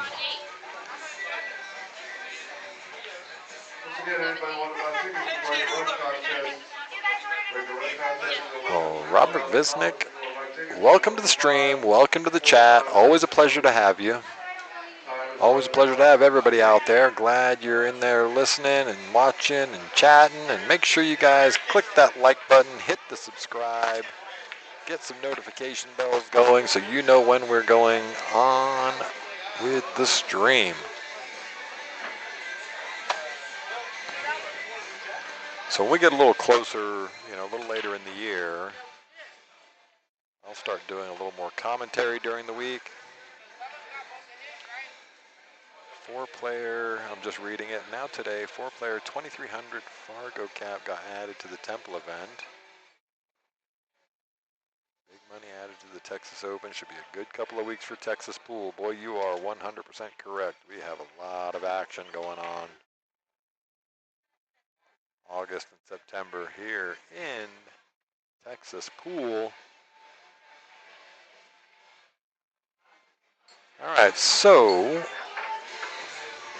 if you guys want to watch my counterpart Jude on the table 2 there, you'll have to jump over to the other stream because we have our next match up on the stream table. That's going to be Battle Royale here. This is David Henson, LD. Oh yeah, he's won the Texas Open. And Tracy Sanders. So let's watch this one. Tracy gets the first break. Now it's a race to 3, so anything can happen with this kind of firepower. Tracy Sanders to break, rack number 1. Wing ball goes down. 1 ball dresses up. Pretty good break there. The only trouble is the 5 and the 7 got tied up with each other.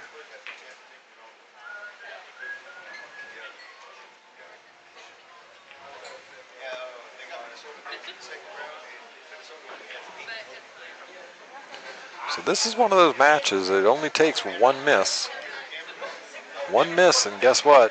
Your other player's going to get out. I mean, that's just, these guys have some firepower.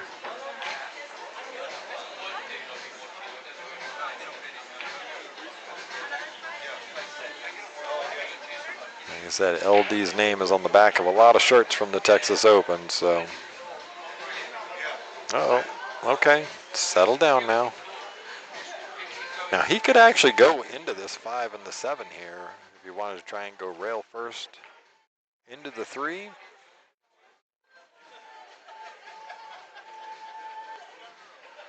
Yeah, given, I love it. Get a nudge. He got the nudge. I don't know if it was enough of a nudge, but he got a nudge on it. He might just stop this thing and bank the 5, knowing Tracy.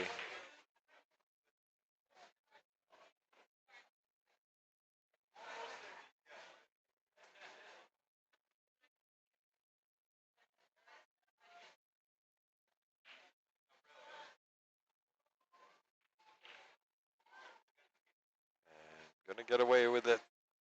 Not leaving anything easy for LD here. David Henson, known as Little David or LD. Ridiculously good shooter. You can see the Fargo number. That tells it all right there, 706. He's a 706, and this guy doesn't play a whole lot of regular pool. He just strokes the greatness out of this thing. It's just so good. Shoots that like it's almost straight in. He's going to bank this 7 ball in as well. He wants to show Tracy, I can bank too, buddy.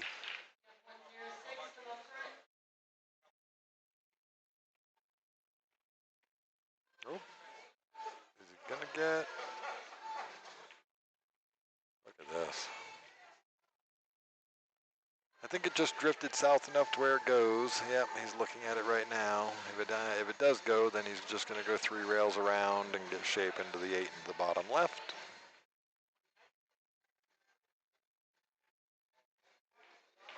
Got 1, 2, 3. And how do you like me now? That is as perfect a speed as it gets. Beautiful touch from Tracy Sanders. Shaded that to the outside of the pocket a little bit.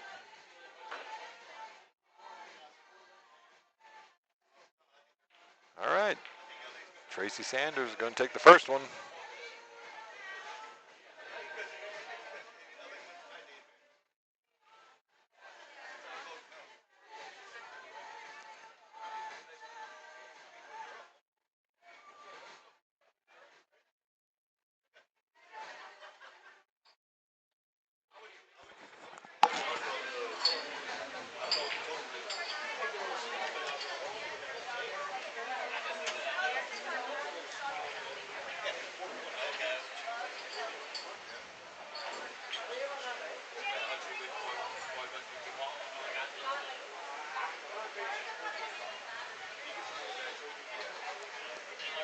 All right, Tracy Sanders takes a 1-0 lead. LD to break, rack number 2. See how this rack spreads for him. All right, so he's got a whole lot of movement going on, but look where that 1 ball just settled right smack on that center of the top rail.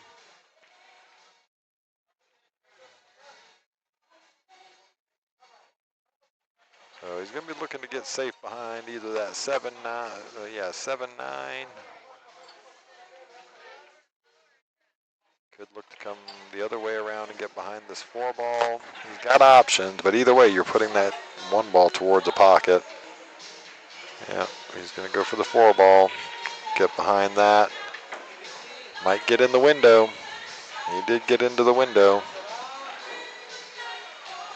Nothing easy here, though. Shooting over the top of the 8. Tree-topped even. Yep, RPX, LD playing in a weekly hasn't happened in a while. So yeah, always good to see LD shooting. All right, Tracy's going to shoot this 4-8 combo, I would think. Maybe cross banks it. Let's see. Yep, 4-8 combo. Hold up, cue ball, he says. Simmer down now.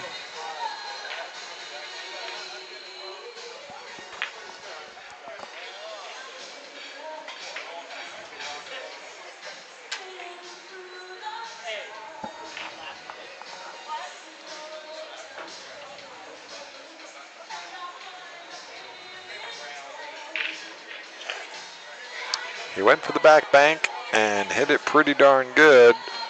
Would have liked a little more pace out of that cue ball, but he's actually got a really good angle to run into this 7-9 here. If he can just control the cue ball here, get into the 7-9, it holds for the 6 ball. And unfortunate, doesn't make the 5. Breaks up the trouble for LD.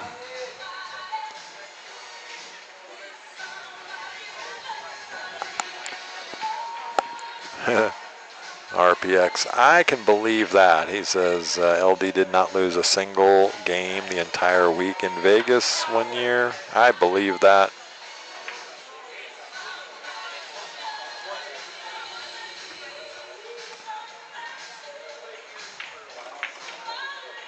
Yeah, how you hit it, sir. Just such good cue ball control with that as well. And he plays every discipline so well. I mean, it's just so much fun to watch. Yeah, Tracy's just going to give him that one. So that's going to make it 1-1.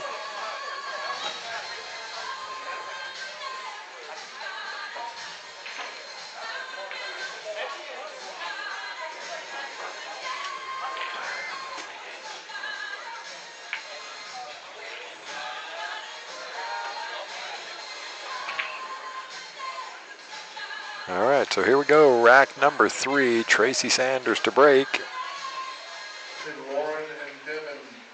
So I have a funny LD story, but I'm not going to go into it on the stream. It was kind of like mine and LD's first real introduction when I first started hanging out up here at Skinny Bob's. So next time you're in the house, RPX, hit me up and remind me. I'll tell you that story about LD. Yep, Mr. Henson does move the rock beautifully, no doubt about it. Hence he's got that big 7 in front of his Fargo.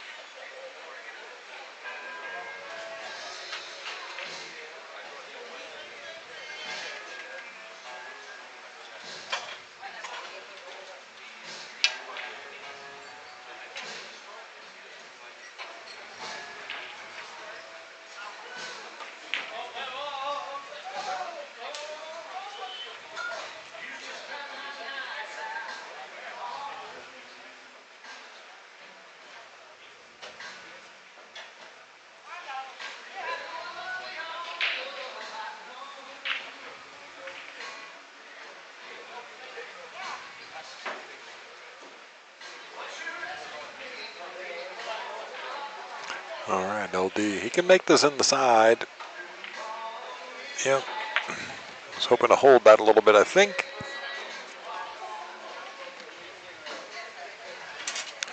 Breezy drums, 700 plus is definitely pro speed for sure. Trivia time. What year did LD win the Texas Open? I'm wearing the wrong shirt to cheat. So I'm going to think that it was, golly, I don't know, early 2000s? I know you know, but gosh, I don't know what the answer is. I'm going through the list on the back of my Texas Open shirts.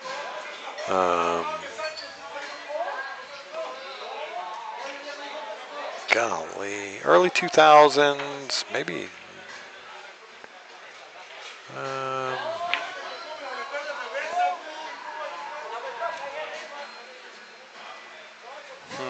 I don't remember what year it was, so I apologize, and I don't want to just cheat and look it up. I mean, I could.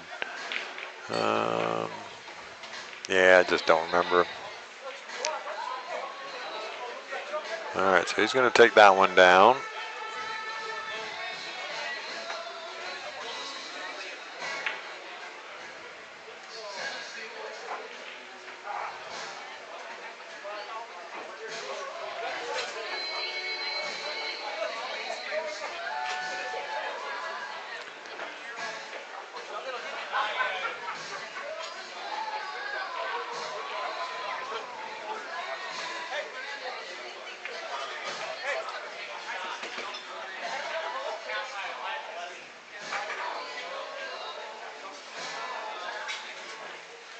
All right, I give up RPX. What year?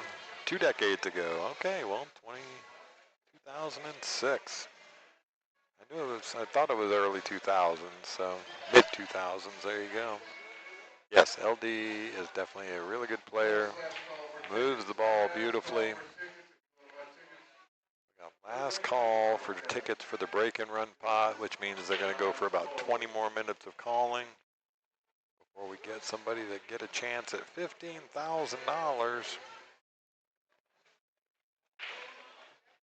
All right, so LD gets that one and goes onto the hill.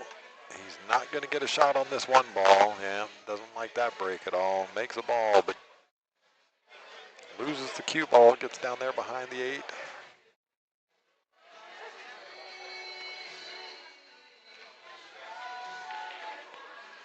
Make sure that you guys and gals out there are sharing this out on your socials. Let your friends and family know. We got some great pool being played here in Round Rock, Texas. Hopefully you enjoy the commentary from myself, Captain Mike.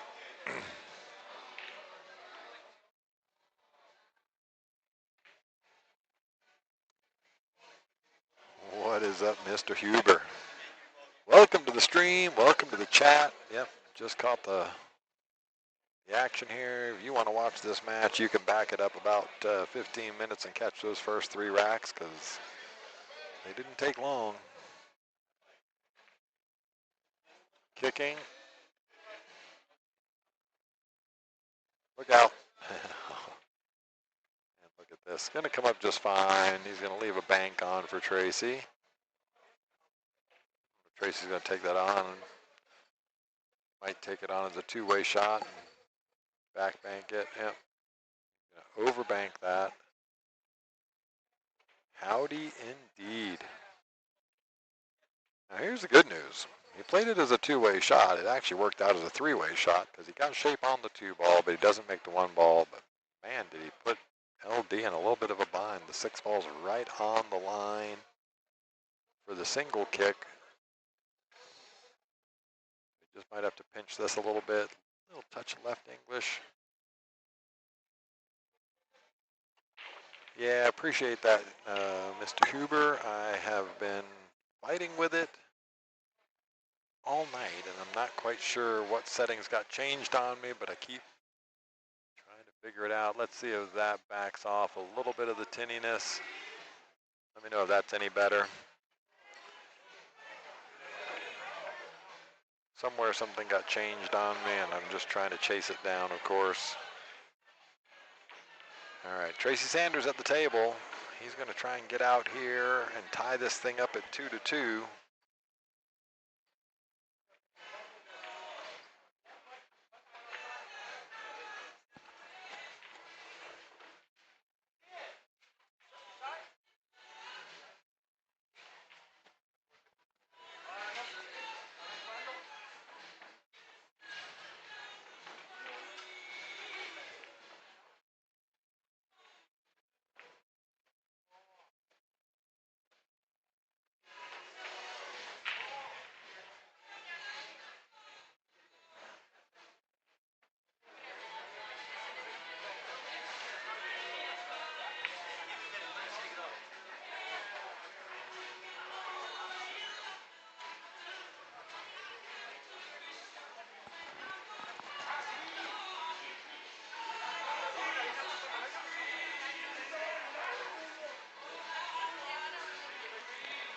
All right, went for the safety here. Would have liked to have gotten that a little tighter.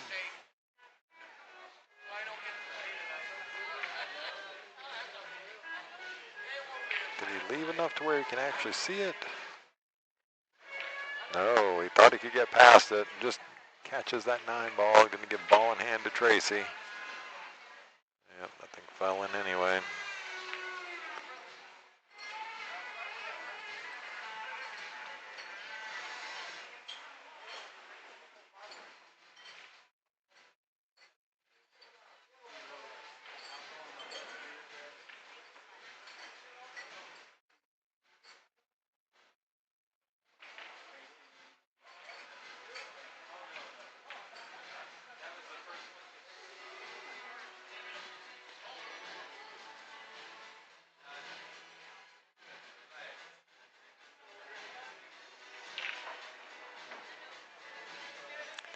Can you name 3 big Little Austin pool legends?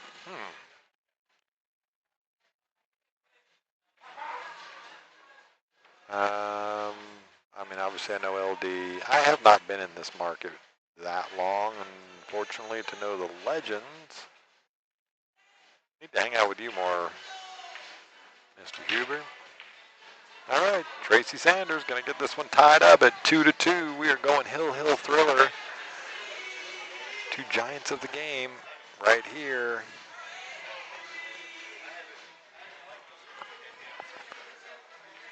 Three big little Austin pool legends. I just don't know them. I'm sorry.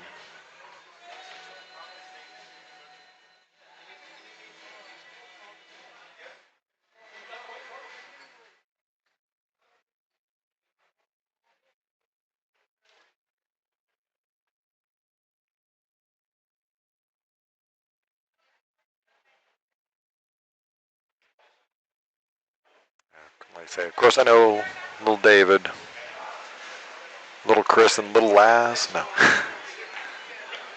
They're not quite legends, of course. Laz might get there. Little Al, okay, yep, I've heard that one. I don't know Al Mason, of course, but I've heard that one.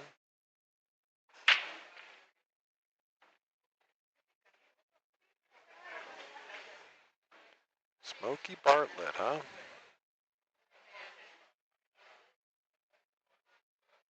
That one I don't know, and I don't think I've actually heard any stories on him. I apologize. My lack of history education. Oh, of course, I wasn't even thinking about Gilbert. I'm so sorry. Shout out Gilbert Martinez there for me forgetting that one. Golly. Yeah. Tim Sanders and Robert Walker, table 6.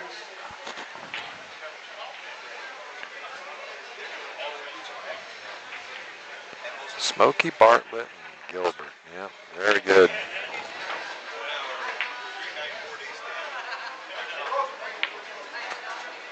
All right, Tracy going for the save here.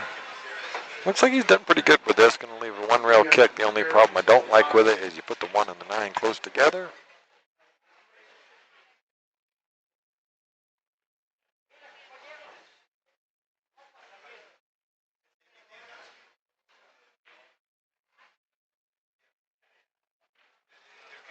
Boy, got that rock rolling.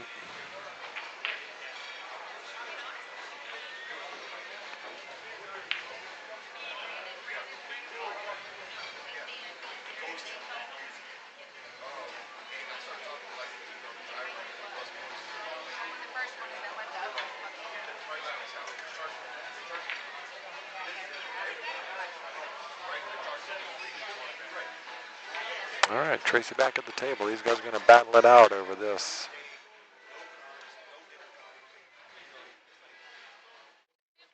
He's going to try and find himself a little bit of a safety off the right edge of this one ball.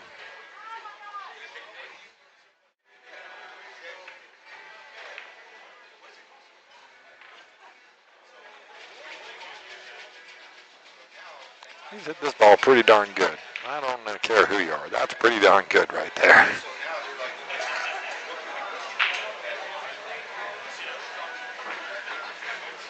That's pretty darn good right there. Oops, let me back that up just a little bit more.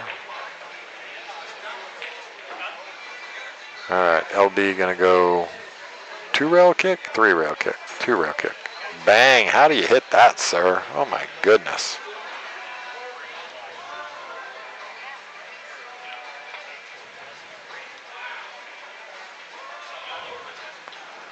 That was just a great kick from Bingo, right in the heart of it.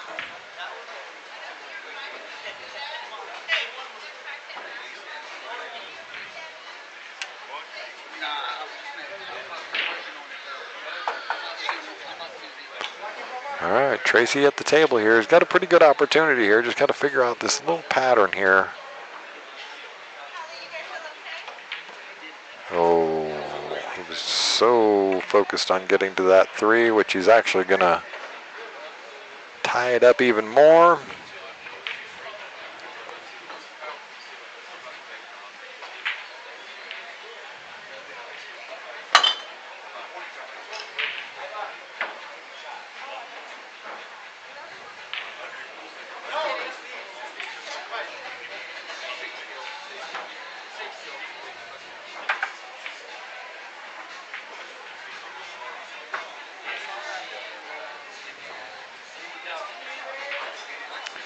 All right, LD back to the table.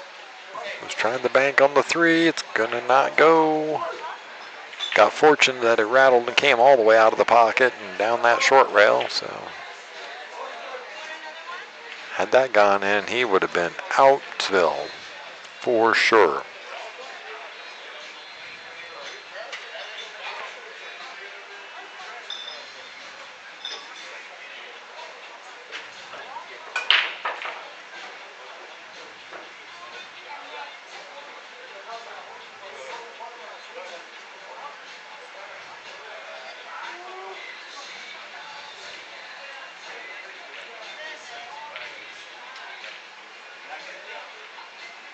Yep, gone for the safety here, nice and thin.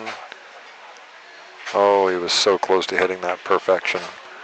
So he's going to leave David a shot here as far as making a safety. LD might actually take this bank on, but I think he's going to go for the safe anyway.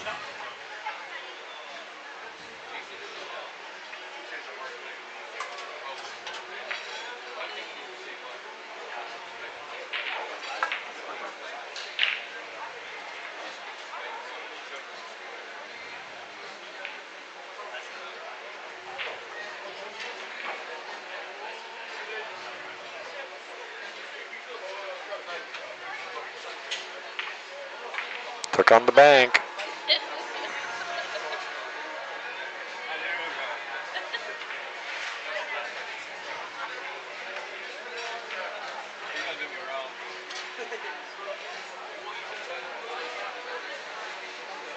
And look at where the 3 ball falls. I mean, it just falls in such a spot that, what do you do with this? I mean, golly.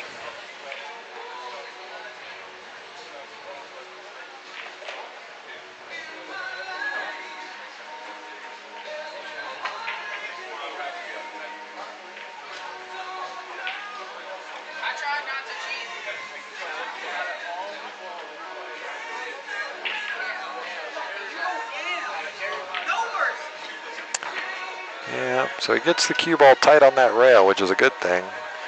Leaves a weird back cut on the 3 ball. The 6 ball covers that other pocket really well. Maloney, table 5.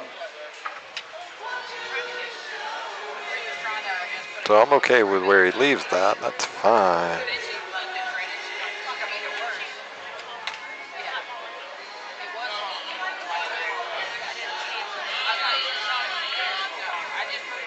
Yep, overcuts it just a little bit.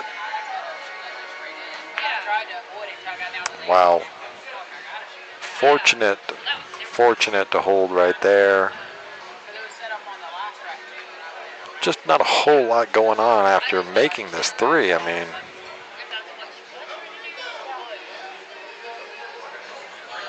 Tracy going to think about this for a second while looks like Joe on the other table there shooting next to him.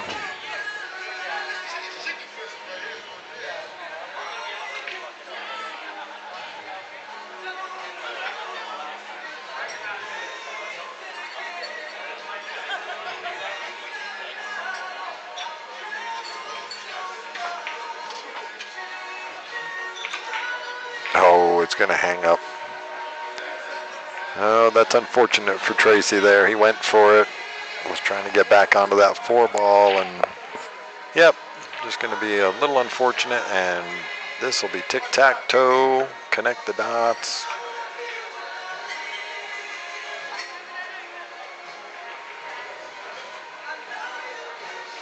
For LD, moving the rock gracefully.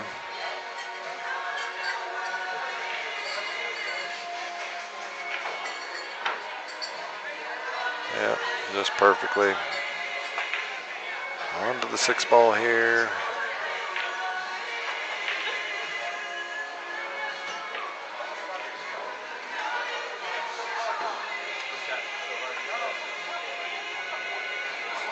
Just straight down the table and right back up the middle of the table for the 9 in the top right corner.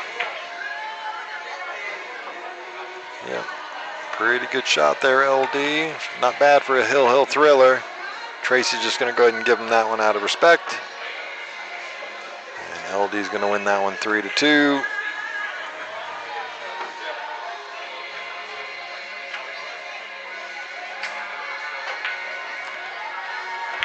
All right, so looks like we're getting pretty close to time for the break and run pot, so I don't think we're going to get another match on the stream table just yet. But let you know what our tournament schedule looks like. I know it says 2025. Don't judge. We haven't changed the flyer yet. But we do, Monday nights, we have the singles chip tournament. So the amount of chips you get based on what your Fargo is. Tuesday nights, we have the split bracket 9-ball event.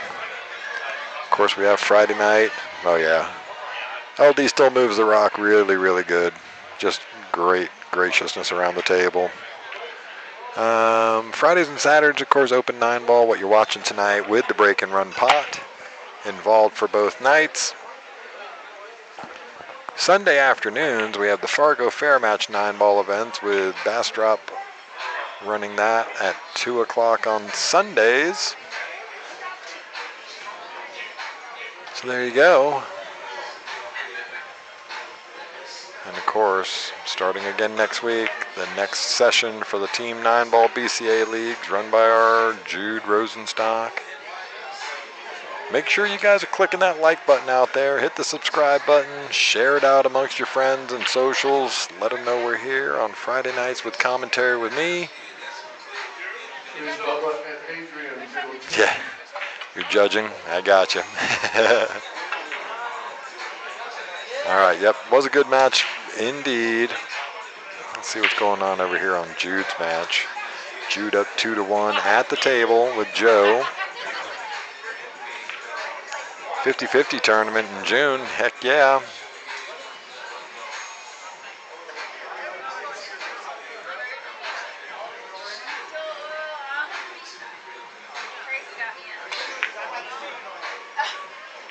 So Jude on the 7-ball here. Just take your time, get good on this. Didn't want to get that far up close to the 9-ball, so he made a little challenge out of this for himself.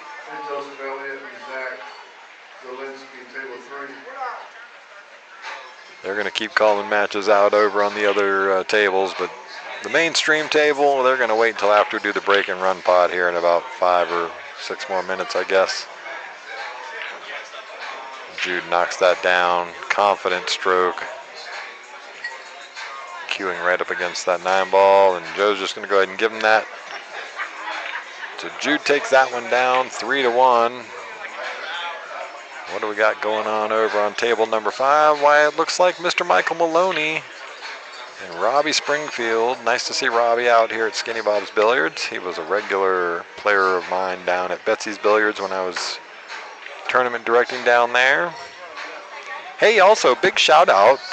Congratulations to Lane Teal and Tim Hufford from Betsy's Billiards. Lane, one of the owners with Betsy.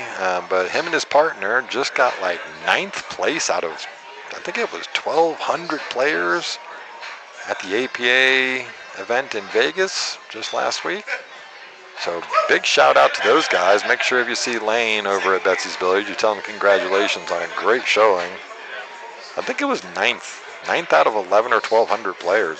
Really, really good, strong showing.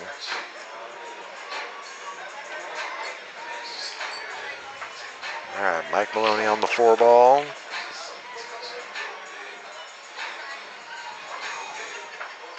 Putting a big stroke on that, yeah. Look out, cue ball. That thing just barreled into the corner. All right, well, Ray's got the ticket tumbler out and getting ready to draw for the Friday night break and run pot. So we do 15-ball break and runs on Fridays and Saturday nights. That's right, 15 balls in rotation. All right, so now we're going to draw for the break and run contest. And then the lovely JC over here to draw some number. All right, we're going to get JC over here, the waitress, to come on down and draw us a ticket, see who's going to get a chance at $15,000. I haven't heard the exact number yet, so once Ray shouts that out again, I'll be paying attention.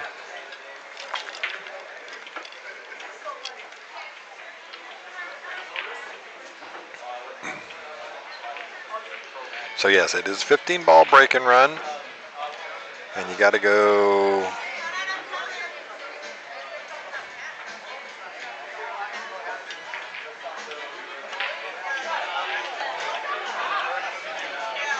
All right, here comes JC to draw the ticket. There she is. Matt Long just practicing hitting balls on the mainstream table. Ticket is drawn. Who's going to get the chance?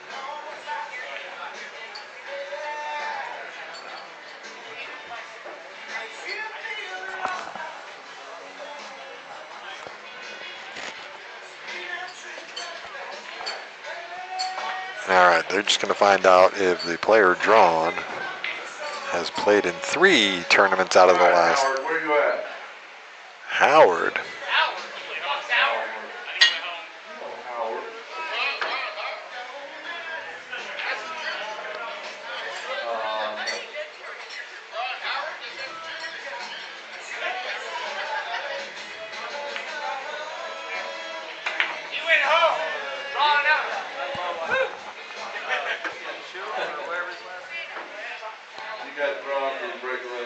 Oh, it's Howard Lemaster. He's going to take the money. So we offer $200 not to break. 200 not to break. If you're eligible for all of it, I'm not sure you are. We have to check on that. So $200 not to break. All right, he's going to take the 200. That's a smart move, Howard. Take the $200. It's free to you. You get 1 ticket for your entry in the tournament. I'm sure that's what Howard had, was just the 1 ticket. So out of all those extra tickets bought, it's still possible for the single ticket entry to get drawn. It happens quite often, actually. So nobody going for the break and run tonight. But that means that all them ducats are going to be here tomorrow night. So if you happen to be out and about and you want to play some 9-ball, have a chance at $15,000 in a break and run pot, come on by Skinny Bob's here in Round Rock. All right, Robbie takes that one. looks like they're just getting started, so it should be 1-0. Robbie over there. We're just waiting for another match over here on table number 1 now.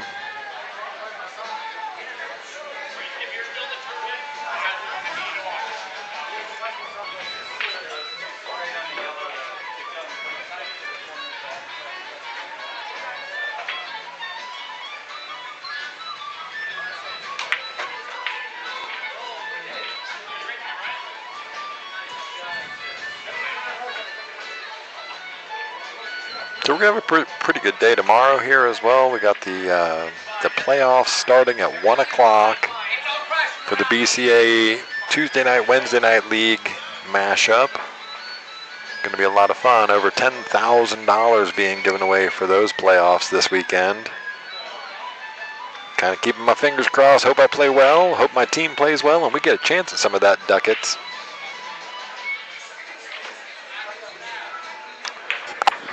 It's a lot of fun. We do 3 sessions a year, and it's pretty much continuous. Like, I mean, we have playoffs this weekend, and the new session starts Tuesday night, so it's basically nonstop, and it's one of the better leagues. Well, no, it's not one of the better. It's the best BCA league in town. Payouts, organization. Of course, we play all on the 9-footers here at Skinny Bob's Billiards. So bring your A game for sure. But the cool news is the way the handicap system works, it is perfectly acceptable no matter what your skill level is. You're going to have a shot, because the way the handicap system works, it's not punitive to the upper ranks. It's not punitive for the lower ranks. This is about as equitable as it gets. If you can't tell, I'm a big fan. Jude does a great job running that league.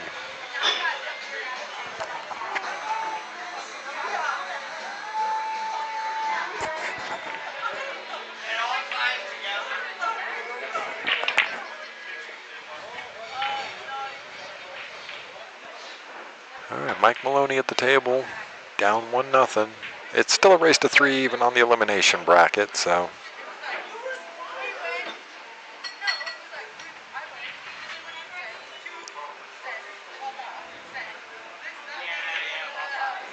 All right, he's going to leave that. Rodney and David Newman, table 1. Rodney and David Newman up on table number 1. So we're going to get Rodney Jones back up there, and David Newman, you've seen Newman. He's hung out with me in the chat here and in the stream. Jude and Mike Robinson, table 2. Holly and David Sanders, table 7.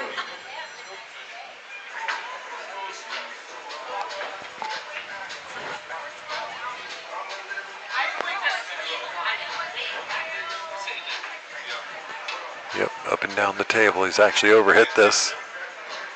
Bounce big for him, he says. Oh, he actually hit it perfect.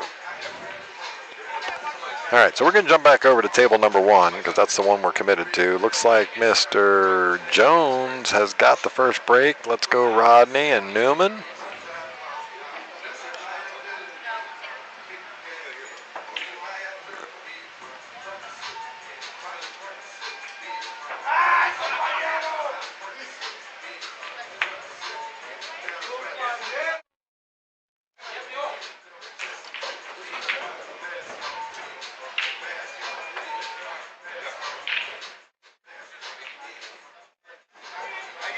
And just overhits that a little bit. He hit that with a lot of stank. All right, so let's jump back over. Rodney Jones to break. Rack number 1. Big break. Makes the wing ball, which was the 2. Has an open look at the 1 ball. Make one good shot on this, and you got a pretty wide open rack looking at you. Just a tough shot here on the 1 ball to get shape on the 3.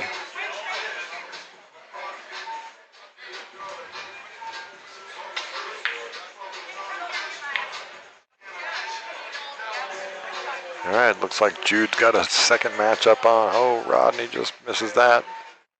He's going to be okay, though. He's got complete coverage with the 3 ball here, so Newman not getting an easy entrance into the table. Jude now gets a second match over here on table 2 against Mike Robinson. If you want to watch that match, it's over on our second stream. The table 2 stream is up on YouTube. The other match we were just watching with Mike Maloney is over on table 5 stream. Newman's going to go 2 rails around this corner and kick out at this. Yep, great shot. Really well done. Not going to get so lucky on the leave, unfortunately. But really well done on the kick. Hit it with pretty good pace.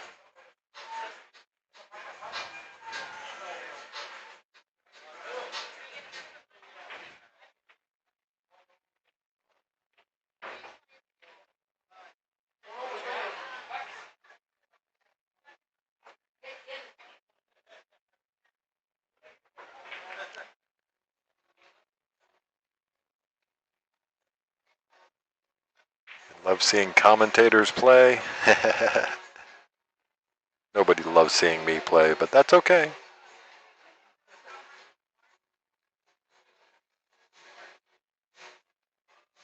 Oh, nice cut from Rodney there. Really good. Gets good shape on this 5 ball. Come with one good stroke there, Rodney, to get back over onto this.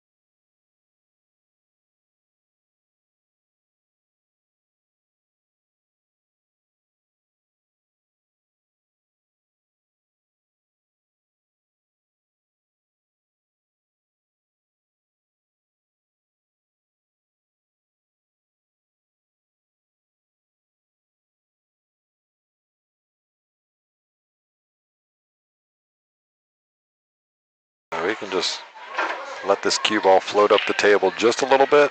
Shoot the 2 into the bottom right corner. It's kind of the shot. Looks like he might be drawing on this. Yeah. He's trying to get down here for the side pocket, which he did. Now it's just about speed control. Yep. Perfectly done. Drops right down on the left-hander. Yeah, that was made simpler by where the 8-ball sits. Oh, you got to make that one though, Bink.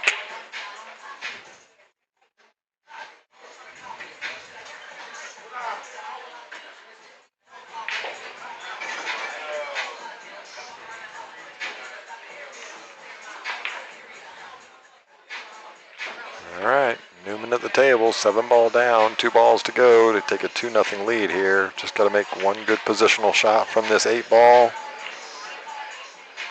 to the 9. Probably just going to go short rail, long rail.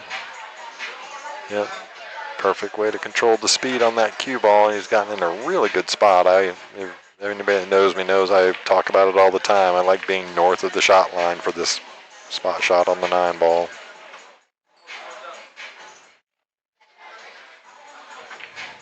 Oh, that was very uncharacteristic from Mr. Newman. Rodney straight up to the table on the 9-ball. Didn't expect that, but it happens to the best of them.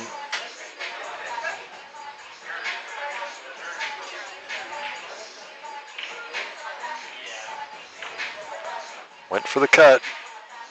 Round and round she goes. Where she stops, come up, straight in. Yeah, Rodney took a swing at that, and I don't blame him. Just unfortunately didn't make it and fell in a really perfect spot for Newman. So Newman's going to knock that down, take a 2-0 lead on the hill. Rodney Jones to break, rack number 3. It is a race to 3. Let me look at this bracket and see where we're sitting at.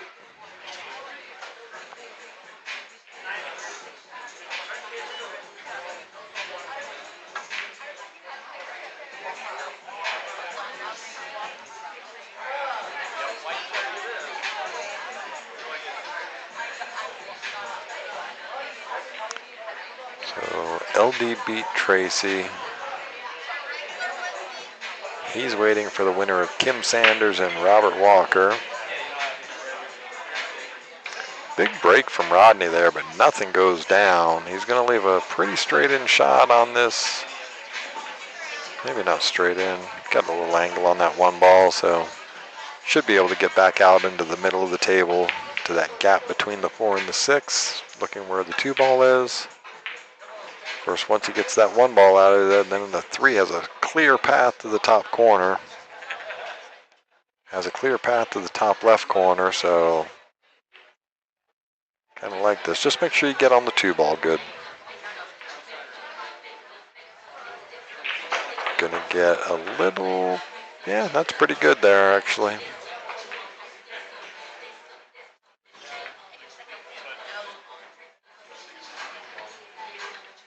Looks like it goes into the bottom left as well as we look at the table.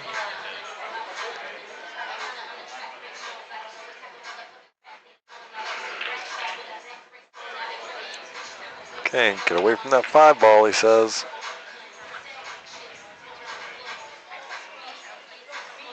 All right, so he has a shot on this 3 ball, and should just be able to run like into the 6 a little bit if he wants to hold for the 4 in the same corner. Get out of the way, 6 ball. It does not.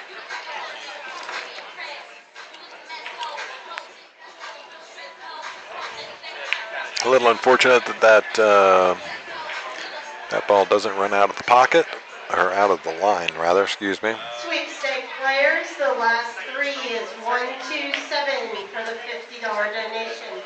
You have 127 come up front.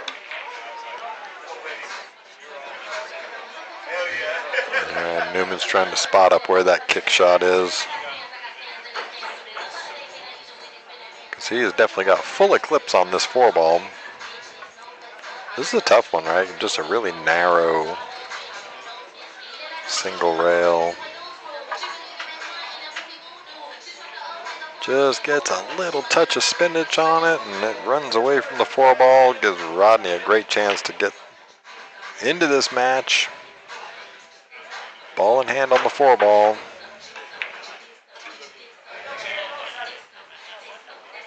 Yep, gets right there. Gets good on the 5-ball.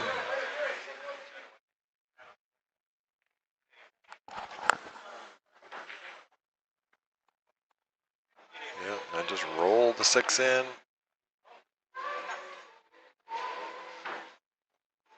So I wanted to think about this a little more because now you bring that 9-ball into play.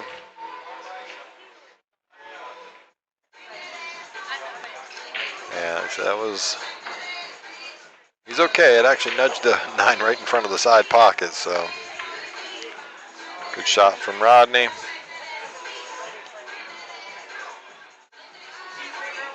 That'll make it 2-1. Newman to break for the match. Good shooting there, Rodney.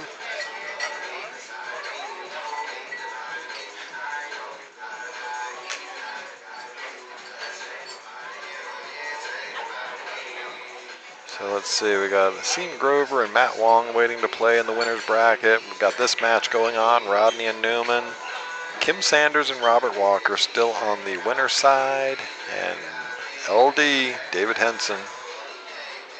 Over on the elimination bracket side, looks like we've got Jude and Michael Robinson. Jude's up 1-0. Jay Busby and Justin Gutierrez. Mr. Busby is up 1-0 in that one.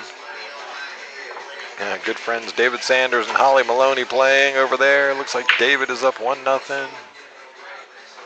All right, 2-ball falls. 1-ball dresses up over the side pocket. If you notice, Newman went to that softer break this time. He does vary back and forth between those. Lauren Coker playing Mark Impson. They're over there on table number 8.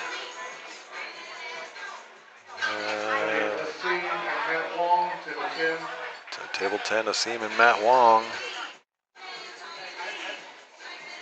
Joseph Elliott and Zachary Zielinski playing over there on table number 3.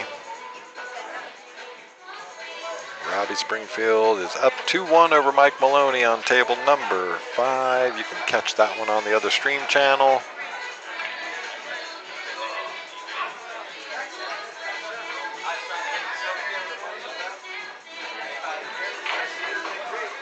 Wow, did he play that with a ton of inside. My goodness. All right, incoming safety. Switches to left hand. Doesn't think twice about it. Now go back to the right hand, see what he thinks about it. He's just going to play the safe and nudge this down. And get the cue ball locked up to the 9. That's kind of the play. I like it. Takes away the easy kick.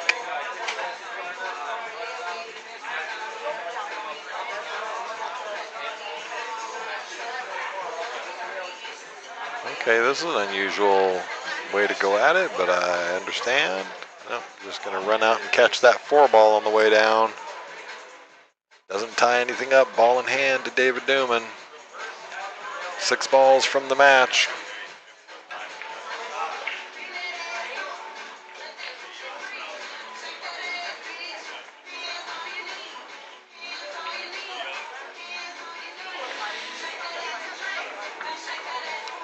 He almost didn't draw that out enough, funnily enough, there.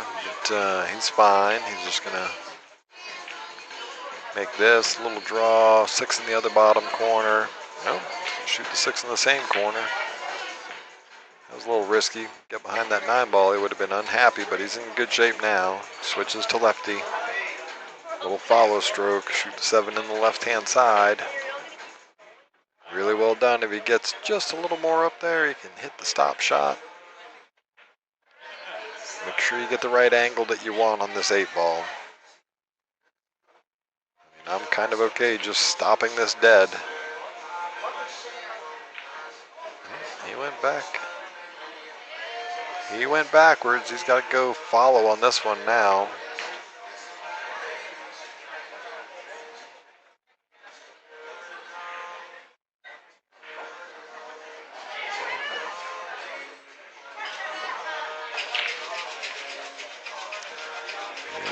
wants a little more pace out of it. He's dead on the 50-yard line with this 9 ball. Check that split line. Yep.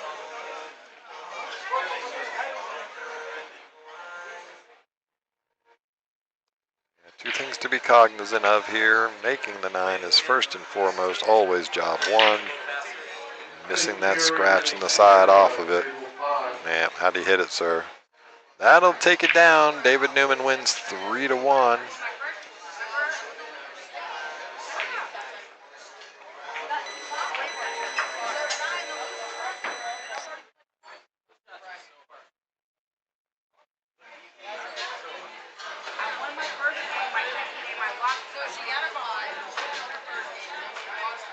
All right, so Carrie, Impson, and Sierra Walton Murrin get called up to table number 5. We're just waiting for our next match over here on stream table number 1. That moves David Newman and David Henson, got all the Davids, into round number 5 on the winner's bracket side. David Newman is waiting for the winner of Asim and Matt Wong over on table 10. They just got started. And LD is waiting for the winner of Kim Sanders and Robert Walker.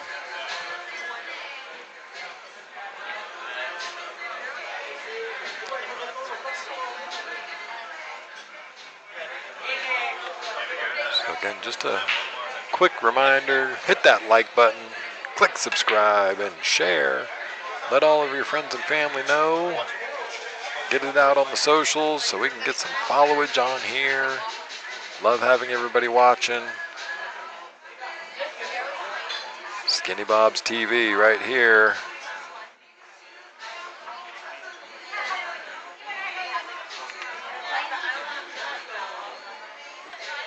David Henson and Robert Walker, table 1.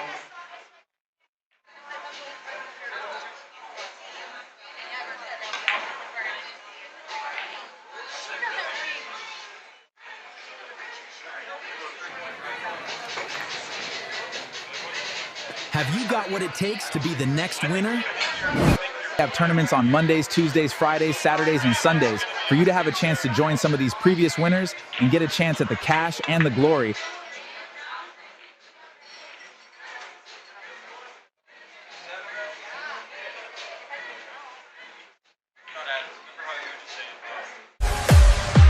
Come join us at 7:30 tonight for Friday Night 9 Ball at Skinny Bob's. All right, well, we're jumping back over there. Sorry about that. Bob, Skinny Bob, and kind of a caricature of myself, Captain Mike. It's on YouTube. I don't know, what do you think? That, Friday Night 9 Ball at Skinny Bob.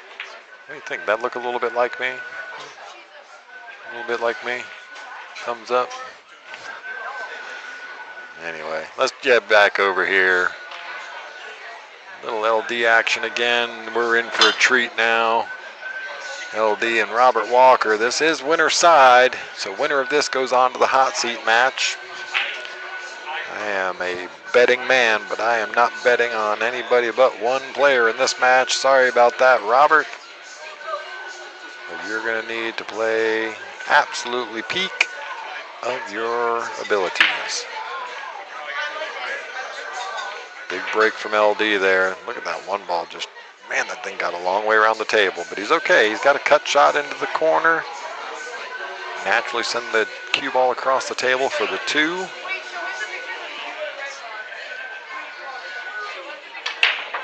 So, yep, kind of fancy LD for this this rack. Oh, he's going to not be happy with this one because that cue ball is going to be right behind. You guys have heard me say it a few times before. There's a ball right there. If you didn't see it, LD, just in case, it's right there. Okay, goes for the kick shot, overcuts it a little bit, and gets in a really good spot right behind the 4 ball. So Robert's going to have to make this kick shot. If he can just make contact on the 2 ball there, he's going to have a really good chance of making it in the side pocket.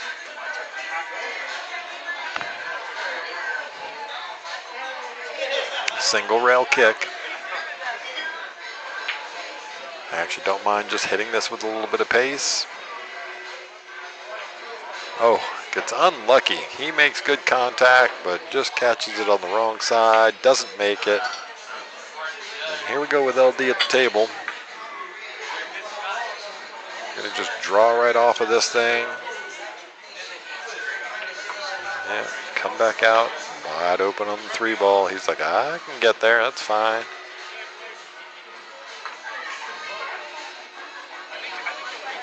He might try to get below this 4-ball again and shoot it up the table. Let's see how he does with the pace here. He's got a good angle for it. Yeah. He doesn't get tangled up in here. Oh my goodness. Wowzers.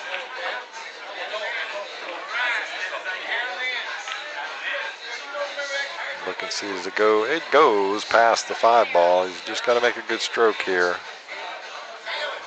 Cue ball's going to be naturally coming 3 rails around into the line of the 5-ball, so I like that he just takes a little second look, make sure that line. Gets a little unfortunate. A little unfortunate and a little fortunate at the same time because Robert's going to find himself kicking again. Maybe he can see enough of this rail to go rail first below it. He can. All right, well, he's going to get okay. 4 balls to take a lead here. Just knock this 5-ball down. Just think about your pace. That's all you got to think about. Not spin, just make. Oh, we overcut it. Overcut it, and he's going to leave the 3-ball combination 5-8-9 for the win. And LD might actually go for the carom off of this 5. Yeah, just runs around. Look at where, had he not made it, look where the cue ball is. Anyway, LD takes that one, rack number 1. All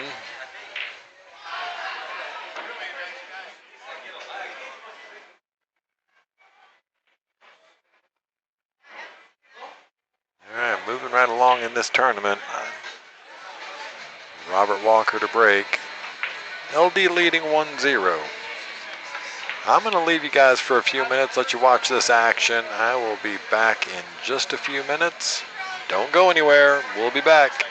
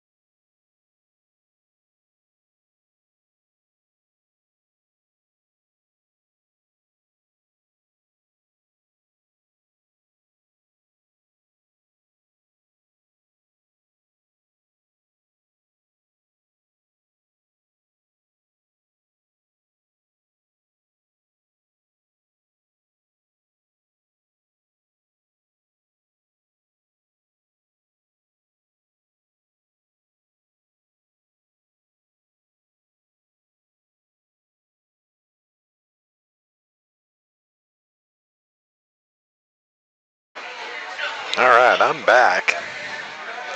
Sorry about that. I missed the action there, and let's see if I can help these guys get this score caught up here. They're not using their digital pool app.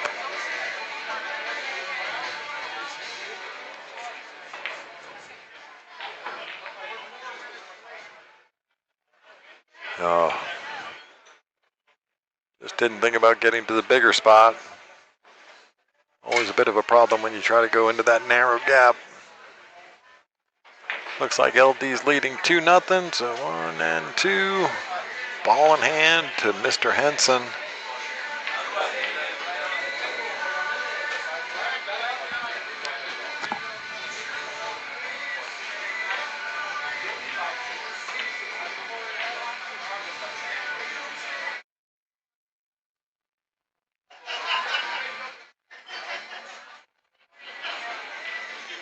All right, so LD.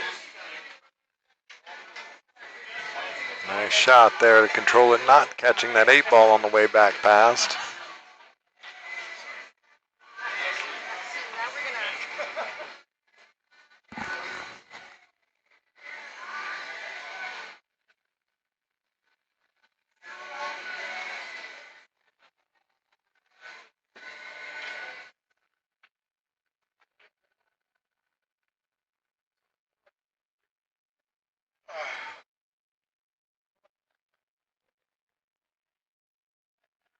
Well, welcome back, Mr. Rosenstock. How are you? I am still here and doing wonderful, sir. What am I doing in this tournament?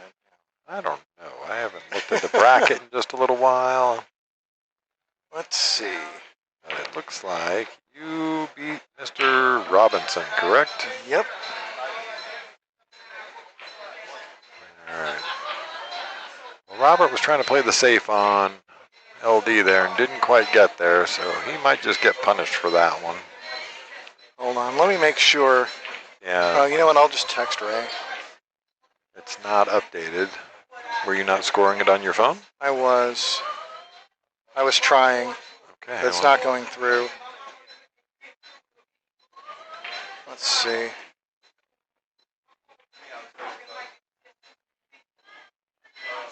Go to your digital pool app. All right, LD's going to take that one down 3-0. Okay.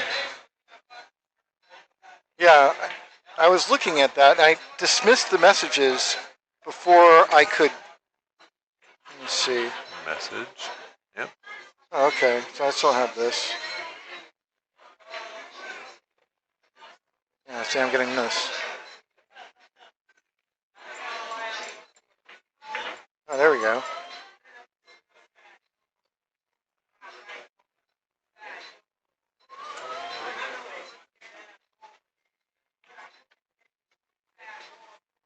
There you go. And that's how that works. Very well done, sir. That was weird. That was kind of weird. It just kind of froze up on that white screen for you for a second. Yeah. They really need to build an app for scorekeeping, like a standalone app, or maybe make it part of the official app or something like that. They have to make, maybe I shouldn't be talking about it here, but in my opinion, digital pool should make it compulsory. Like if you're playing in the tournament, you have to register for digital pool. Well, so we do that here. Yeah. Right? Yeah. But that would take away the need for that URL scorekeeper. The website scorekeeping app. Sure. And then you can scorekeep within the app itself.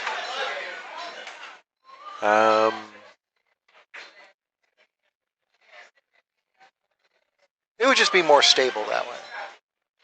Yeah, I can see the both ways. Just the amount of space that it takes up. Yeah, you don't want to be bouncing from one app to another. You know, from your browser to the digital pool app, and so forth. So because you have so much public interaction with that, yeah, I actually like it being its own standalone like that. That's linked directly into the app. Oh, I see what you're saying. I think the stability of that and just the amount of space that the code takes That up. thing can still exist for streaming. Sure. The way it is right now obviously makes it a little more secure. Either way, they got to get rid of the bugs. Well, I don't think that bug like you just saw is necessarily in the app. It could have something to do with the service that we have, which is somewhat unstable in here, unless you're doing it straight on your cellular, because I've never had that done. If you're I've seen it happen before, and this is the latest iPhone too. I know, but you're on the Wi-Fi, right? I am on the Wi-Fi, yeah. I'll see what happens if I take myself off the Wi-Fi. And also, let me quit my browser. Maybe that'll help. Anyway. So Maybe LD takes do that one down, and you took yours down. So let's jump over and let's see what's going on with Sierra and Carrie Impson over here.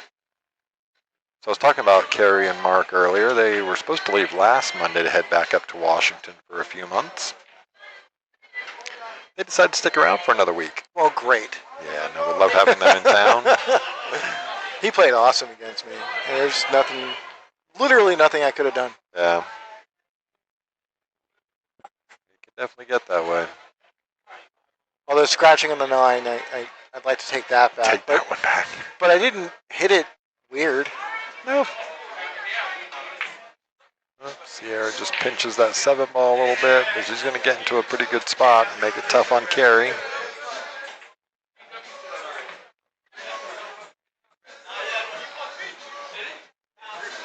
So we are currently waiting for another match over on table number 1, so we'll hang out here for a few minutes. Let me get back over here and look at the bracket. I'm waiting for... You, sir, are waiting for the winner of Jay Busby and Justin Gutierrez over there on table number 4. Jay Busby. It's currently 2-1 in favor of Justin Gutierrez. But it does look like Jay Busby shooting on the 9 ball. So they could be going into a hill thriller if Jay can figure out how to knock this 9 ball down. All right, Sierra misses that 7 ball and is going to leave Carrie a shot here.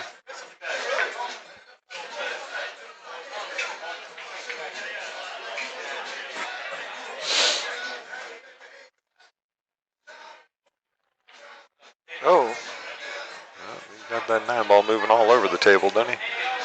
He hasn't left an easy shot either. No, not an easy one, but... All right, so Carrie onto the 8 ball here.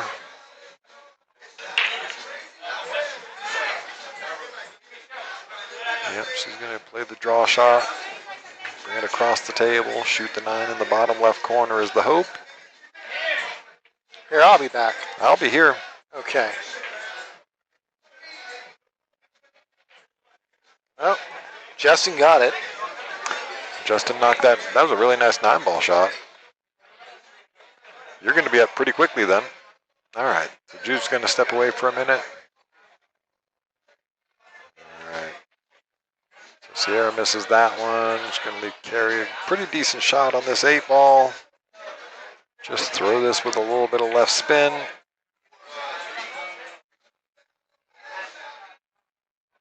Just get up there. You're going to go 2 rails. You got to hit it just a little firmer. Yep. She knows it. It's okay though. Just knock this down. All right. So we're going to get Jude Rosenstock, my partner in crime here, and Justin Gutierrez on the stream table, table number 1. All right. Carrie misses that 9 ball. Leaves a difficult right down the rail shot for Sierra. Yep, Sierra knocks that down to take a 2-1 lead.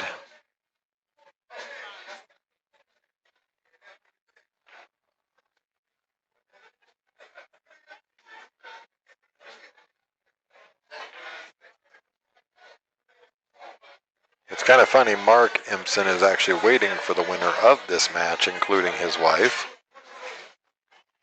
Sierra leads this match 2-1. You'll see that score update here in just a second. There it goes. But if Carrie can somehow manage to come back and win this match, certainly capable of it, we would end up with a Mark Impson, Carrie Impson battle royale. All right, so Mr. Rosenstock on to table number 1. Good luck to you, Jude. Get this gear together and don't forget your chalk. There you go. All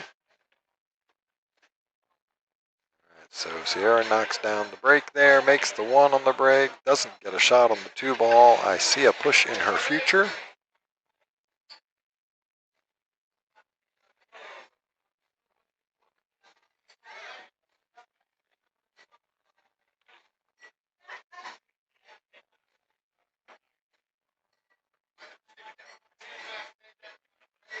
Oh, unfortunate. She was trying to kick at it there. She kind of didn't need to, just the way it was a break, so she could have just played the push shot.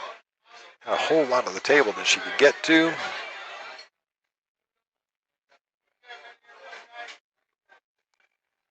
We're going to jump back over here to table number 1.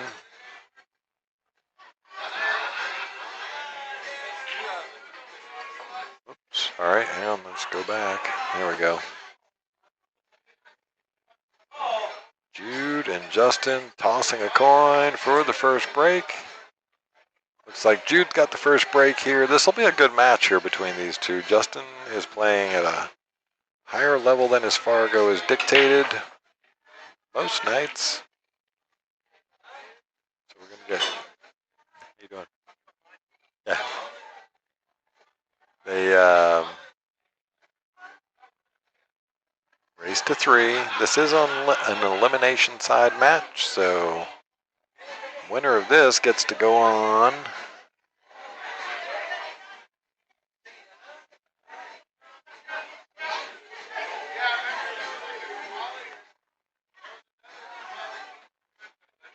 look here. Winner of this gets to go on to play Rodney Jones.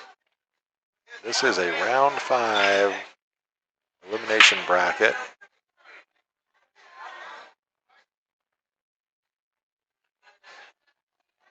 All right, gets a ball down on the break, has a cut shot on this 1 ball, just needs to figure out what he wants to do as far as cue ball. He can just kind of run back out to the middle of the table where he's at now. Just don't really want to risk anything close to that side pocket.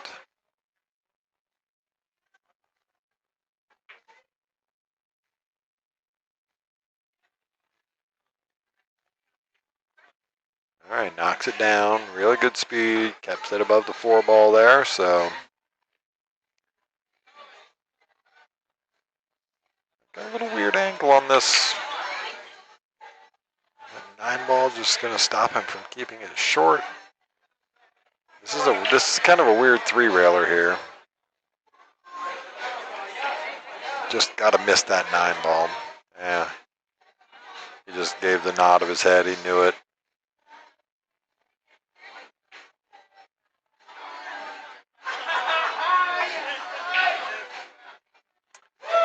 Breezy, I believe it is.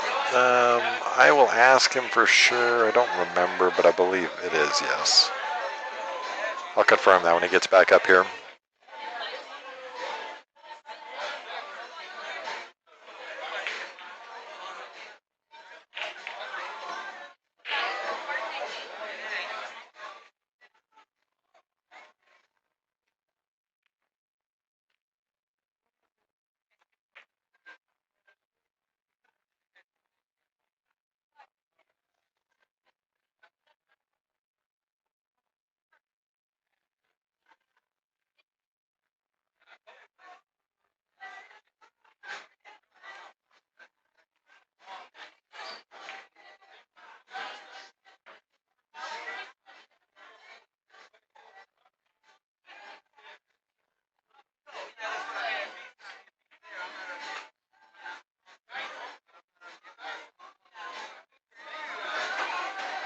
All right, so Justin has a shot on the 5 ball here. This is not a gimme by no means. Nice stroke there. Wow, he just fires that in.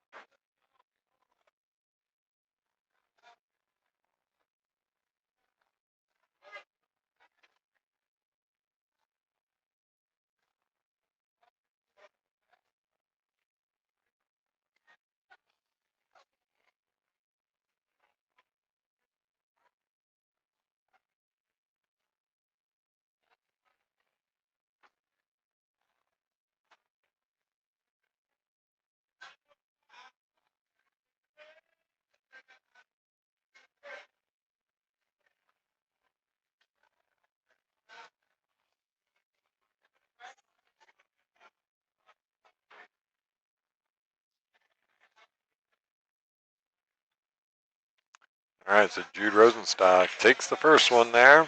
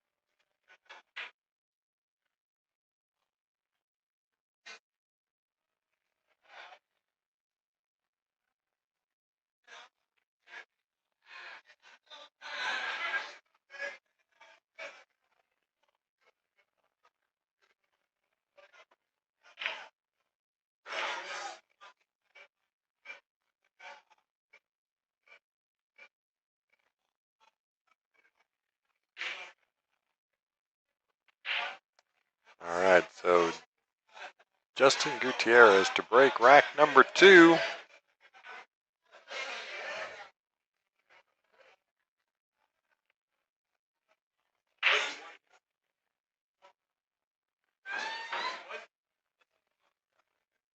All right, so 3 balls down on the break. He's got an open look at the 1 ball.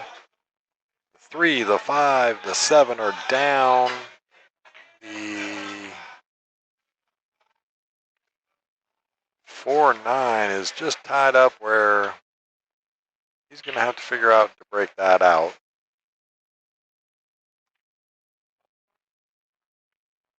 Oh, nope, never mind. He's going to overcut the 1 ball. He's going to make that 4-9 Jude's problem.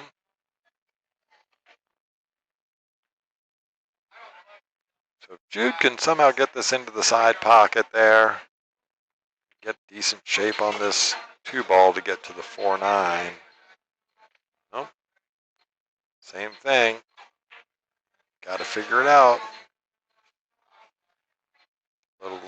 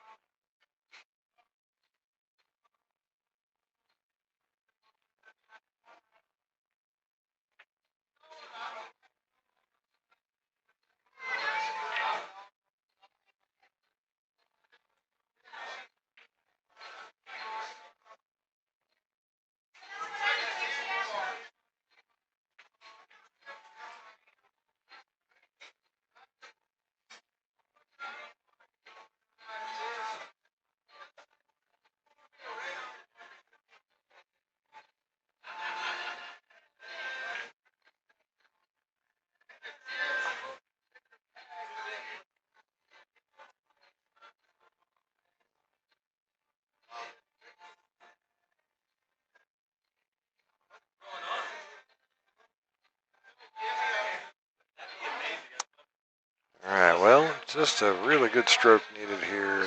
Draw back into it. Nope, he's going to come below. All right, well, I guess it goes. I couldn't quite tell if it went past the 9 ball up top or if he was going to have to shoot it into the side. I think he might just be looking for the safety here. Yep, tie that thing right up behind the 9 ball.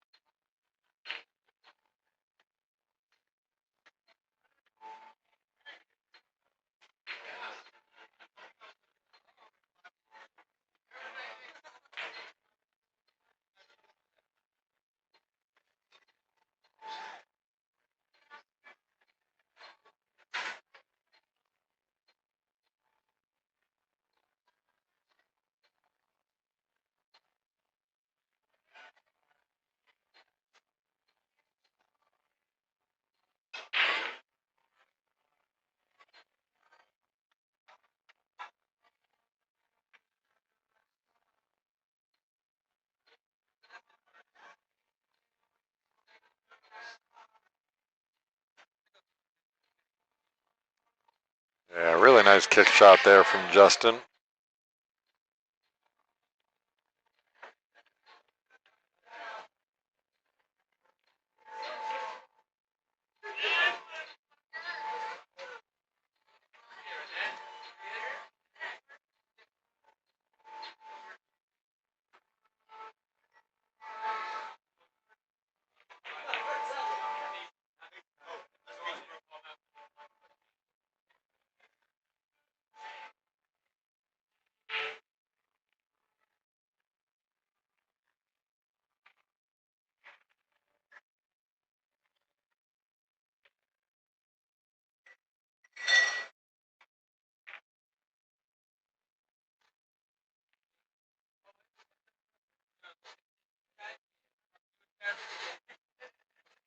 He's going to leave Justin a shot here. Tough one, though. He's got to go 1, 2, 3, 3.5 rails around there. I think the only way he gets there is he's going to go forward and make this, whoops, wrong one, sorry. Go here, and this is what he's kind of looking for. Got to hit this really good, though. Oh, don't scratch. So he hit it right, just got a little too much draw on that.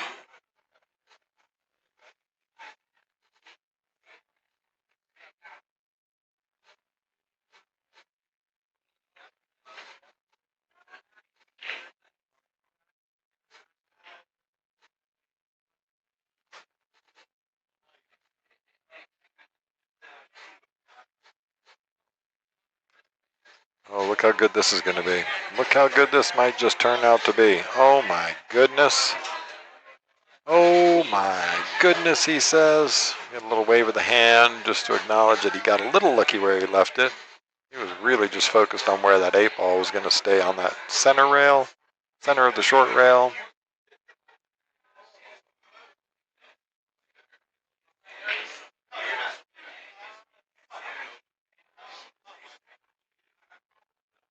Very unfortunate to make that contact and scratch.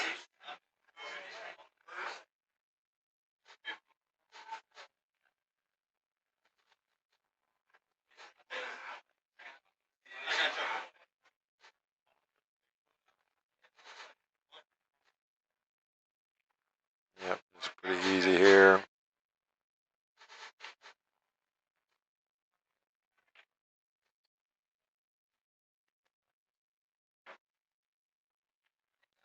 All right, so Justin going to take that one down. Should tie it up at 1-1.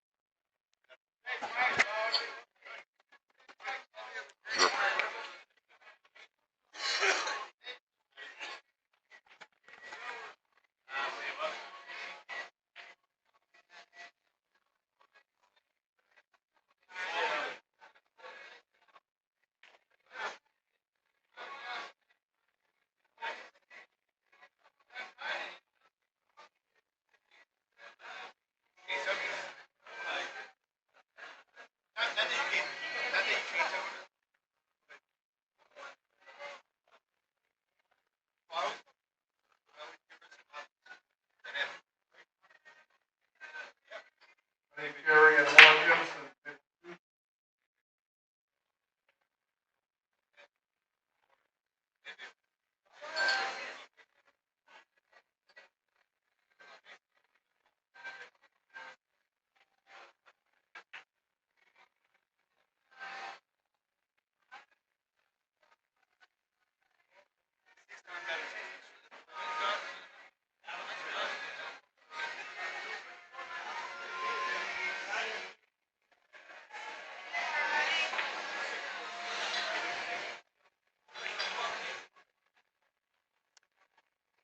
Really nice stroke from Jude. Going to fall right up on top of the 2-ball here, so he's got choices. He can go.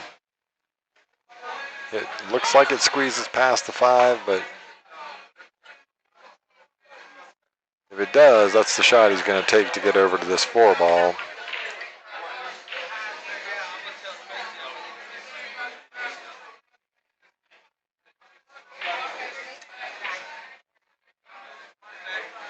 Oh.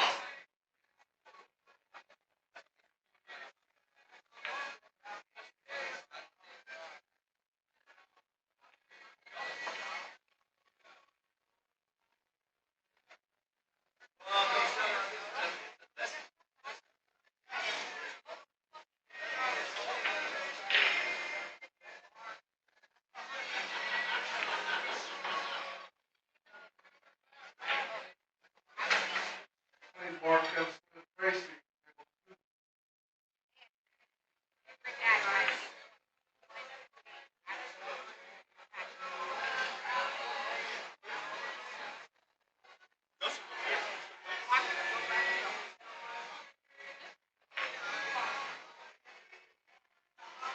Yeah, baby. Yeah, baby. I didn't realize that was shot.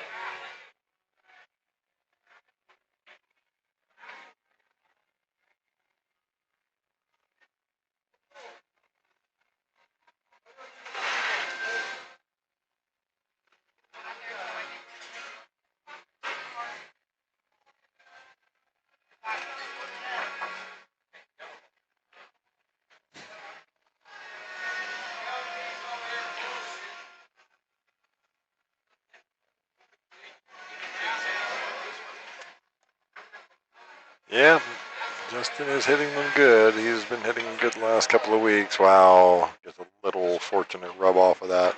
He's trying to draw big off of that. But doesn't get fortunate enough on.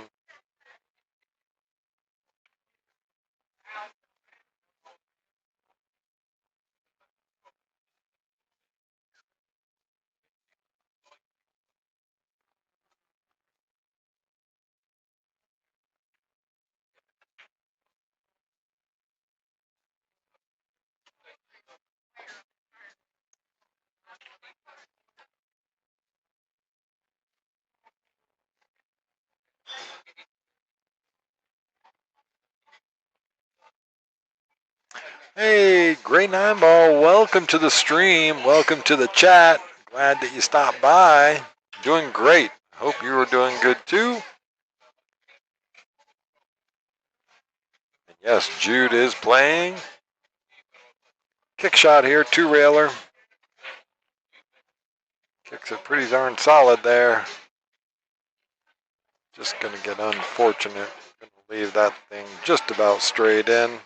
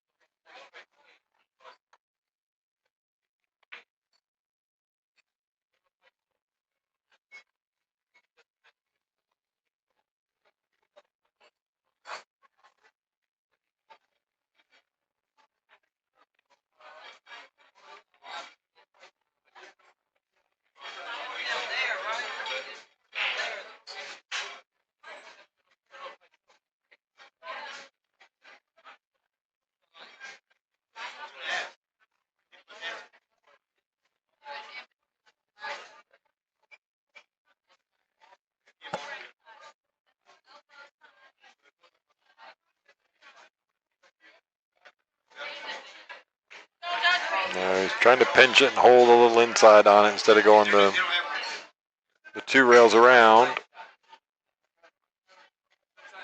Thought he could hold it enough there, but 1-1. Does he take the bank on? I know Tracy would take the bank on.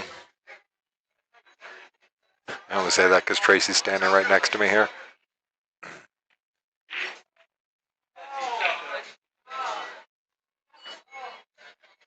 I'm just going to go for the safe to get right behind this 9. Almost gets there.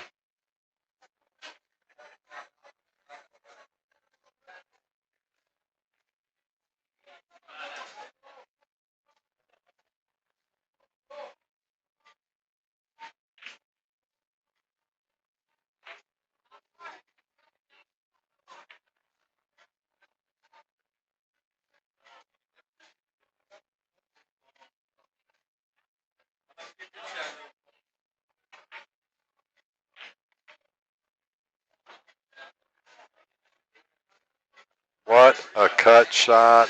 It doesn't scratch. Oh my goodness. Don't breathe on that table, son. Wowzers.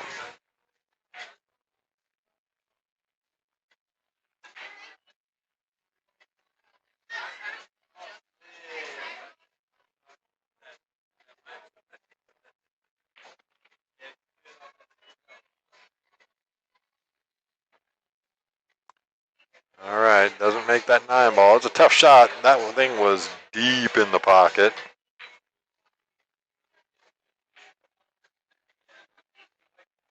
Yeah, right.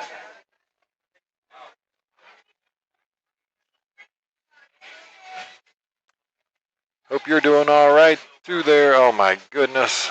That's gonna, yep, he's just gonna guide that in, give that rack up to Justin. 2-1.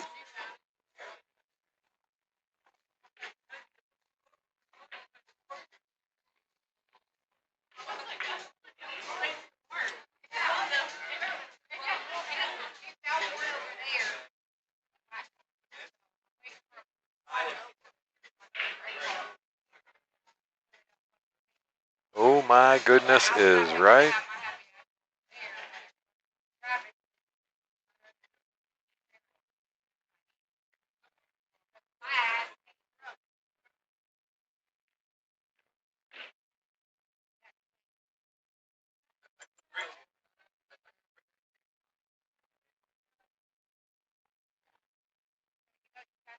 Yep, let's go, Jude, says gray 9 ball.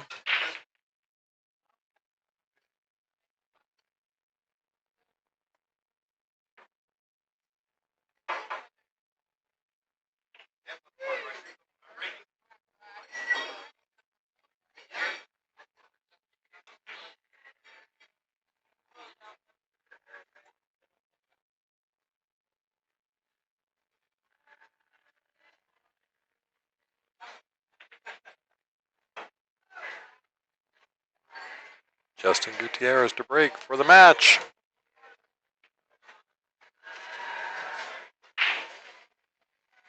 Boy, got a lot of action on that 9 ball there. 1, 2, 3, 4, 5, 6, nothing down. No look at the 1 ball here for Jude. I don't know if he's going to make a kick at this or not.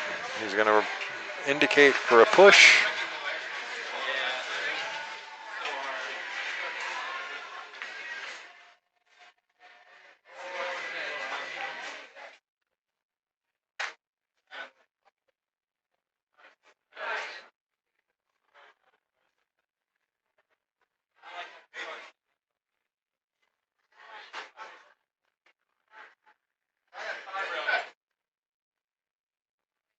Yep, push out to there.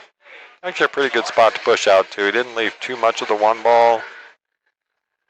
So Justin's going to be thinking about it.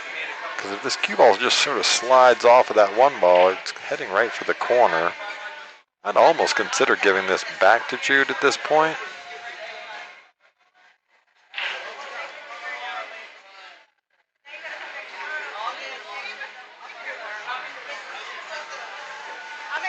And nice kick from in behind. 8 ties up with that 2.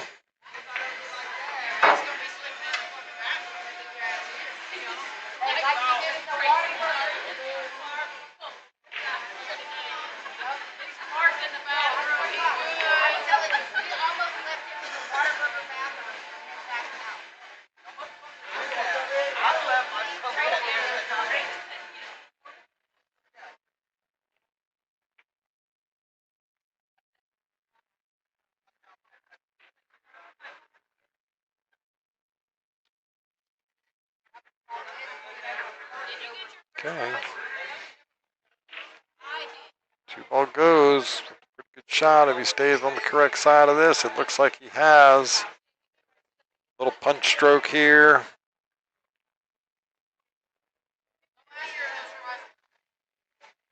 It does not count in the bottom 2 pockets in this tournament with it being rack your own. Yeah, nice shot there, Jude. Pretty good. Just stay the course. Plan your work and work your plan. Oh, it's gonna hang up. Welcome to the Diamonds.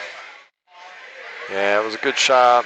The one before that, unfortunately, trying to hold for the 5 in the side there, which he had great position, just no possession.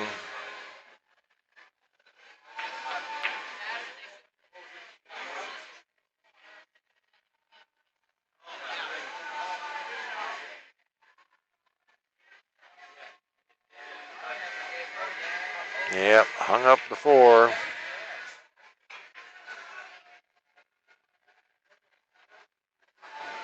That's really good control of that cue ball there. It can come singing off that rail, but he struck that really well.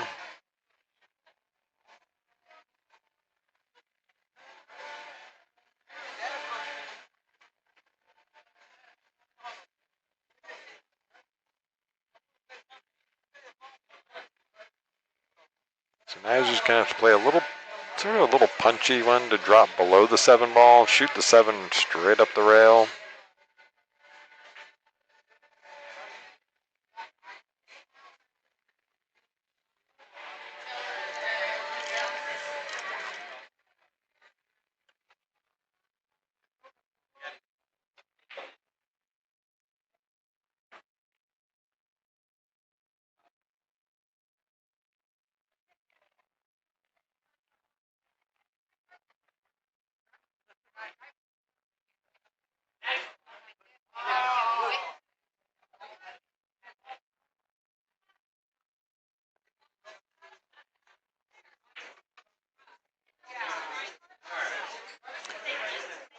Arsenal, that is a slight understatement there. He has a unique style of shooting.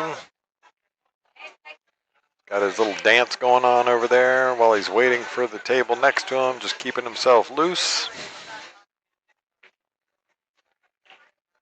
He has been known to hop up and down, not while you're shooting.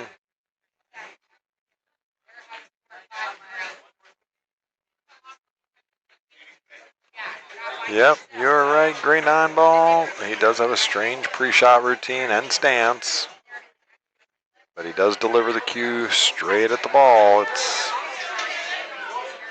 got a very, very distinct action, the way he sets into the shot, very short bridge, but gets it done. That's exactly right. Character is a good word. Tough shot here. Now you just got to make sure you get this cue out of the way of the cue ball coming off the rail.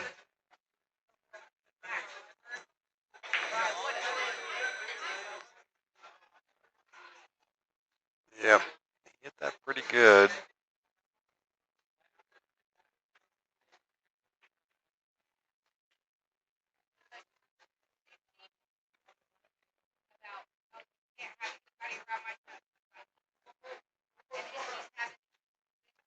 Oh, just rattles that 8 ball.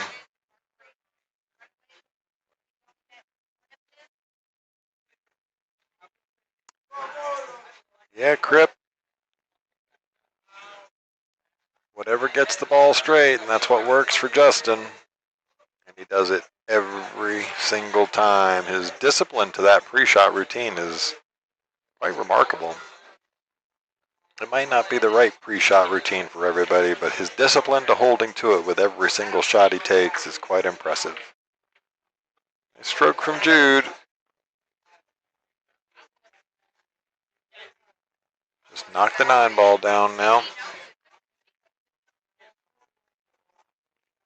Get this to a hill thriller.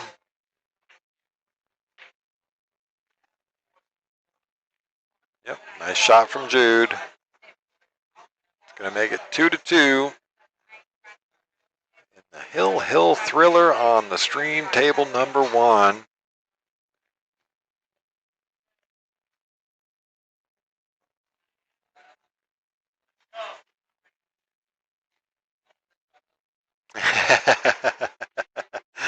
I agree with you. I am a 900 Fargo in the chat also. Actually, I'm not. I'm still pretty self-deprecating when it comes to this, but I certainly see a lot more than I can execute. All right, Jude Rosenstock gets the break here in the final rack. Rack number 5. He's going to hit him hard. Look out. Load it up. He gets some big old snap on that, I tell you. He unfortunately is not going to make a ball.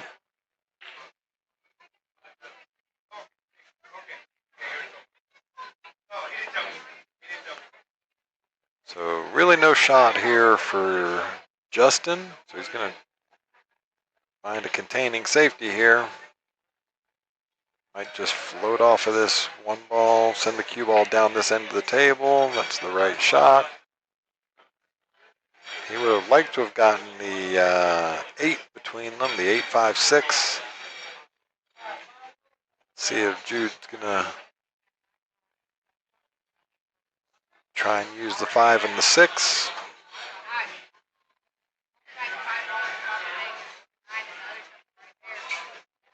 And just catches that a little thin. Oh no, how perfect. Snaps, baby. How do you like me now?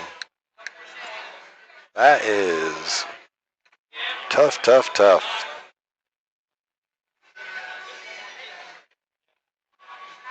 All right, so waiting in the wings for the winner of this is Rodney Jones. Looks like David Sanders beat Daniel. Oh. Makes a mess of that. 3 and the 4 up there. See the combos on. He's going to get ball in hand. Yeah, the 3 doesn't go past the 4. But it's certainly a combo now that it's got nudged.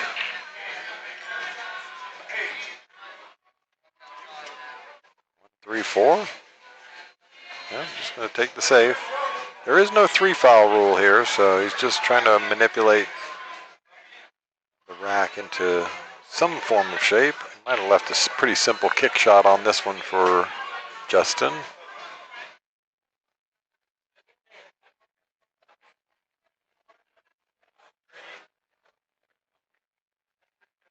Yep, lots of spin on this.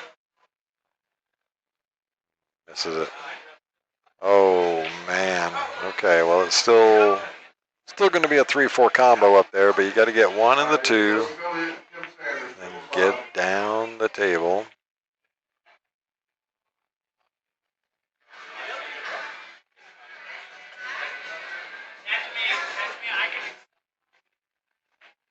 Yep, pretty decent shot. Now you want to get to play the combo, not the carom, because you can control the 3 ball a little more.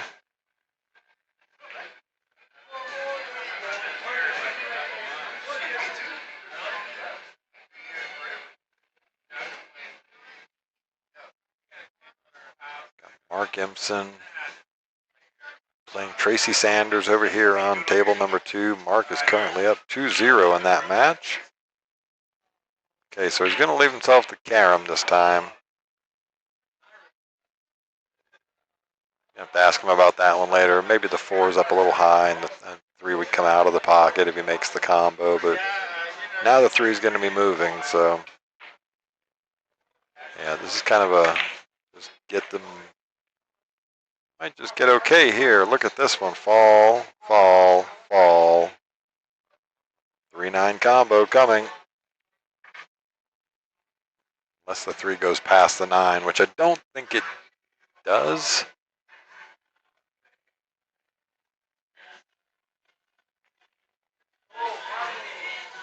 Well, maybe it does. He's lining up like it does, so.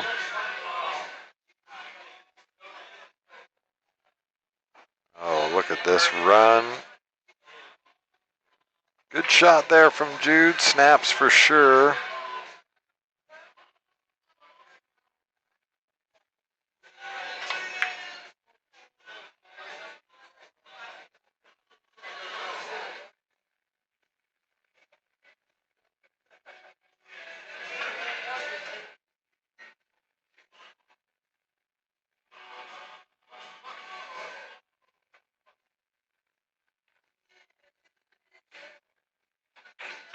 Yeah, really good shot. Now he can just sort of drift just roll through this a little bit.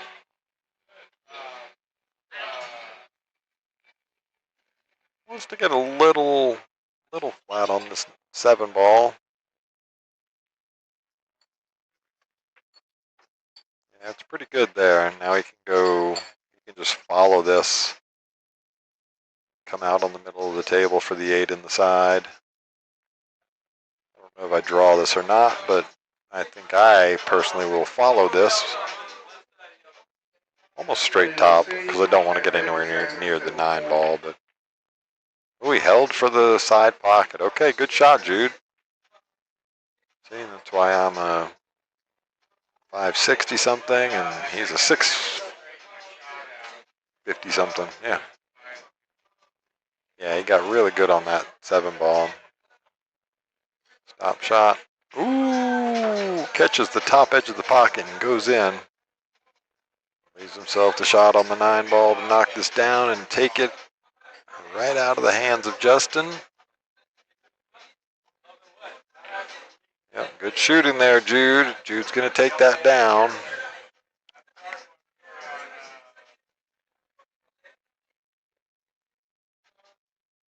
That's a really nice comeback win there from Jude. Knuckle down. Could see he was starting to get a little bit annoyed, but he's done well. So that's going to move him on to Rodney Jones, waiting for him in the wings.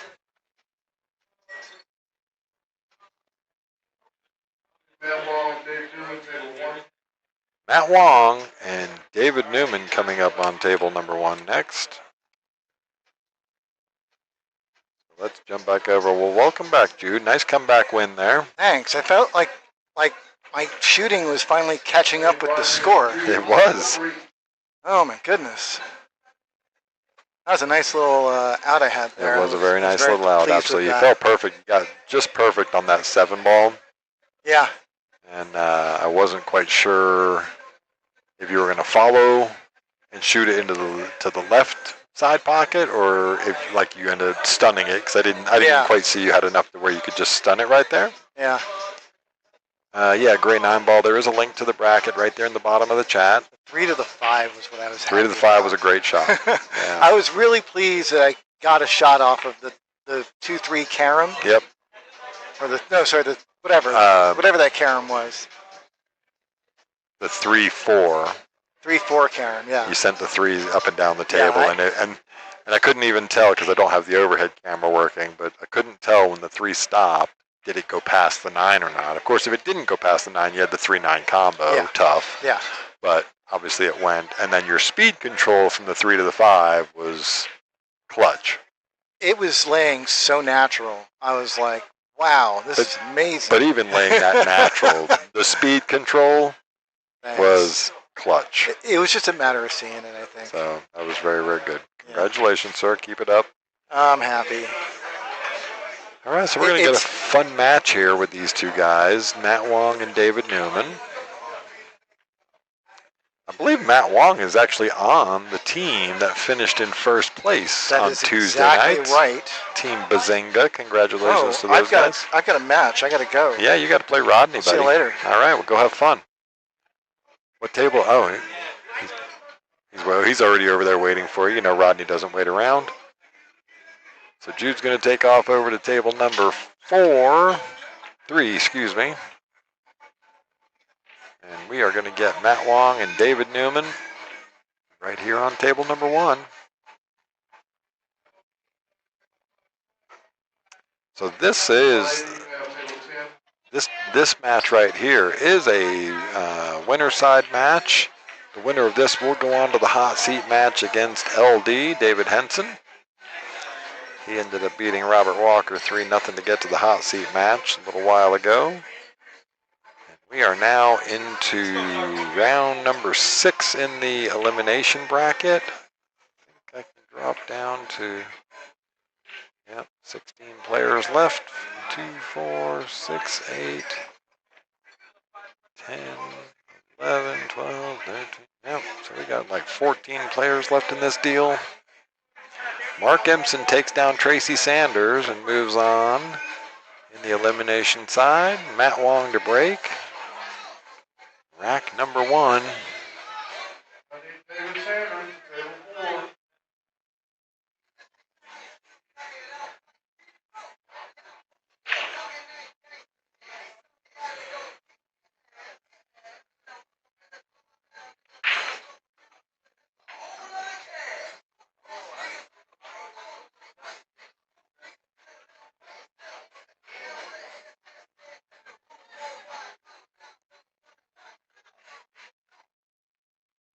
All right, Matt Wong gets the first break. Makes the ball on the break here. Don't think the 1 goes past the 5. It's awfully close. Matt's lining up like it does, so let's see. Yep, it does slide right past it. Good shape. The 2 definitely goes past the 3. Would have liked to have gotten a little further out on the table. Maybe he's going to go across and back on this one. Yeah, really, really good stroke, Matt. Well done.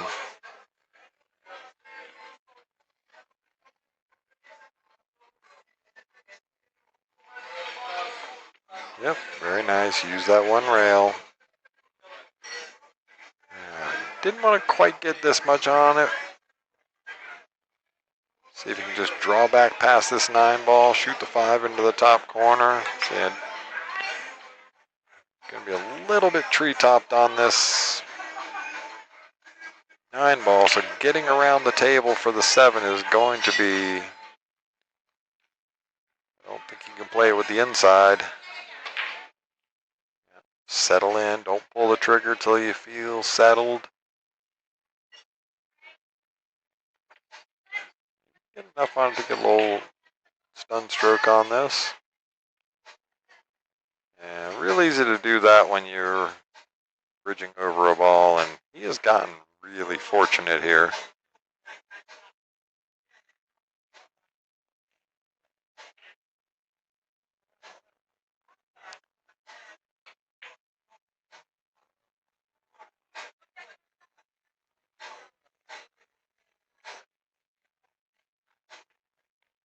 All right, well, make sure you guys are clicking that like button, hitting the subscribe. Definitely look forward to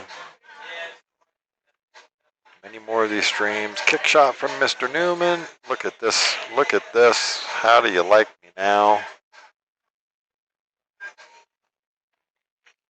Wow. Kick shot doesn't go in the corner. Comes off of the rail with some weird angle on it. And somehow falls into the side pocket. So, good fortune.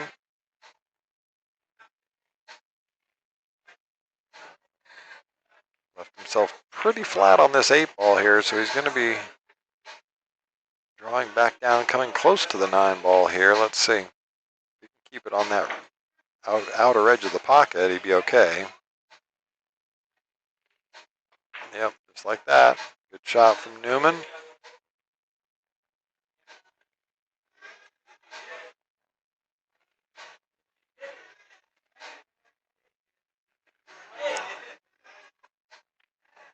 All right, knocks down that 9 ball, takes the first rack. He's going to go up 1-0.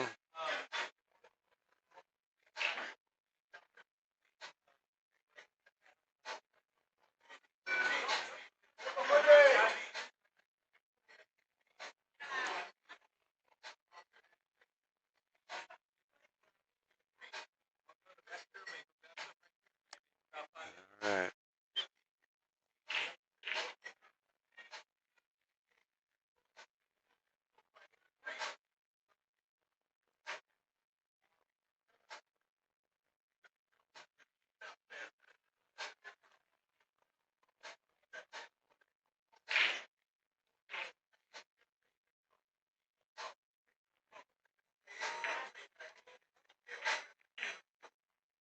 David Newman to break, rack 2. Wing ball down, cue ball down. Unfortunately, 1 ball goes on the side. Matt Wong is going to get a chance at this rack with ball in hand. And Really kind of just an innocuous kind of rack. See if Matt's going to play for the 3-9 combo here, or is he going to just try and go off one rail and shoot the 3 in the same pocket? Kind of the shot I like. He's just walking the table. See if he wants to go after this 3-9. Looks like he's setting up for it. Nope, he took the one rail option. Yep, hit it pretty good. Now he can just draw off of this.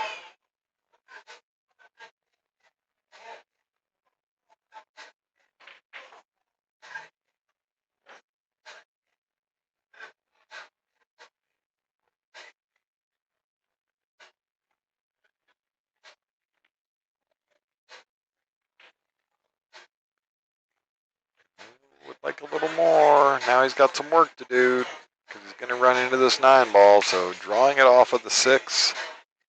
Going to draw it right into the, yeah. If you hit it with draw, you'll be okay. Has a chance to still slide across and come off the long rail, but I don't know if running into it, you can run through it a little bit. Yeah, got to make one of them. He is going to get fortunate and leave Newman with basically nothing here. Just he can super thin the 6 ball and try to leave it on that short rail behind the 7-9 and bring the cue ball down the table.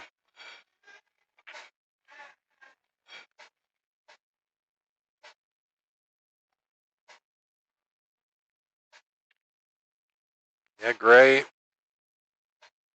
I thought he might go after that 3-9, but he did decide to go around it, so a little unfortunate that he fell, sort of where he fell on that 6 ball because he was having to come off of the 9, but let's see what Newman does here. Super thin, feather. Yeah, kind of like that, but guess what? He might leave the window here. Judging by his reaction, I'm going to think that he did. Yeah, and made none of them.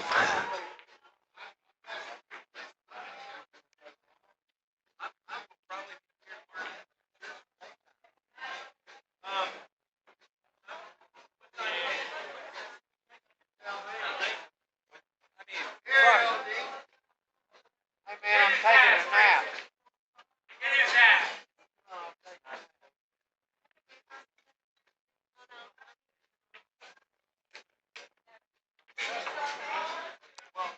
Yeah, couldn't maybe not see quite all of that. He's going to leave David a really good opportunity here.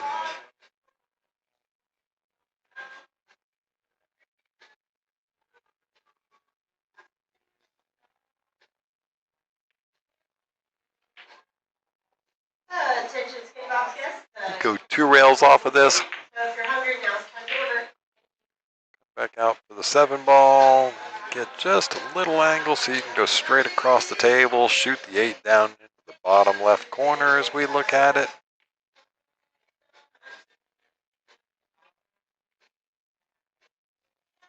Just a touch of outside English on this. Really good shot there. So he would really want straight in, and he got it. He can just draw this back about 2 feet. He'd be perfect. About where his hand is right now. And that is just fine. Pay attention. I like being north of the shot line, as anybody that's watched my streams know. I say it all the time.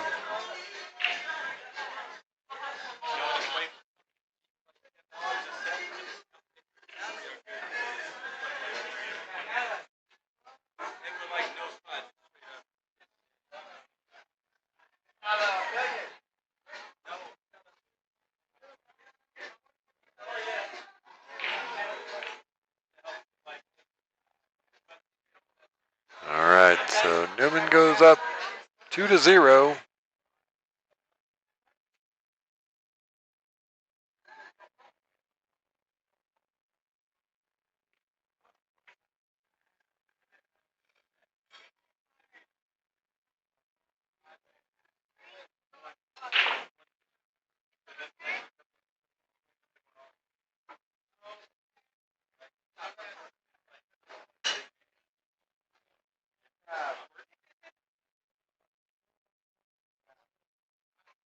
All right, Matt Wong to break, rack number 3, trying to stay in this match.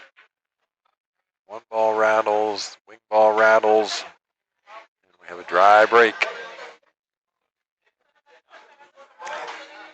Don't think he can see enough of the one ball to make it, but maybe it's really, really tight. I don't even know if I risk it. JC go.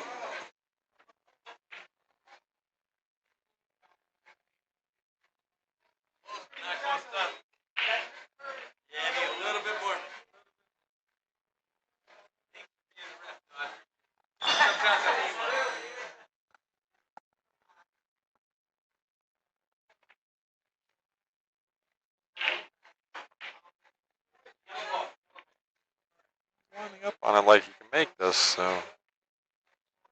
Nope, he was going with the safe route. Didn't want to catch the 3, but he's done all right.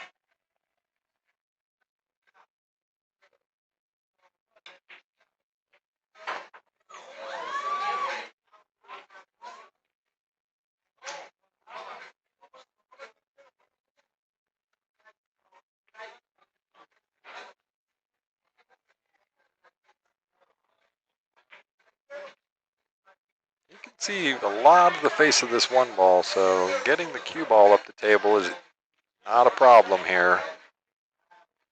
Ultimately, I think if you could get the cue ball sort of right about there, he'd be quite happy. He was going to want a little more out of that. But he's done okay. He's put it in a really difficult location because the kick shot is not on from the long rail side next to it. It's too close to the side pocket. Too far from the north side of that side pocket. He's trying to see if he can spin into it or not.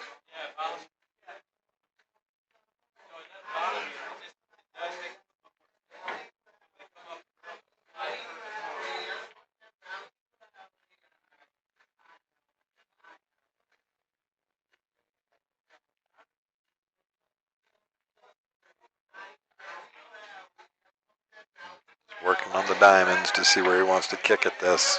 Trying to see if he can come in. He might end up just having to play this with a lot of spin off the point. Yep.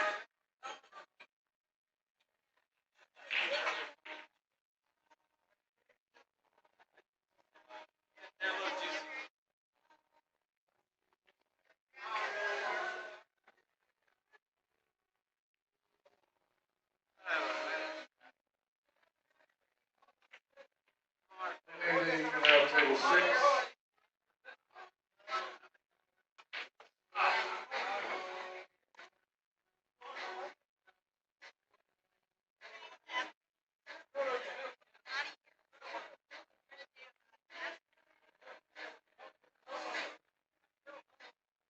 How do you hit it, sir?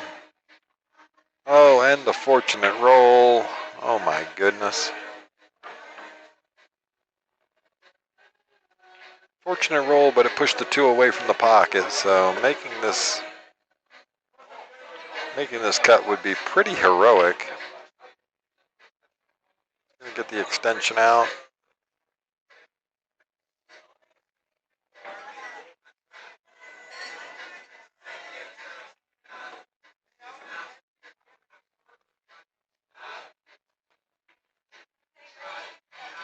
Yeah, I think he might just be playing the safe here.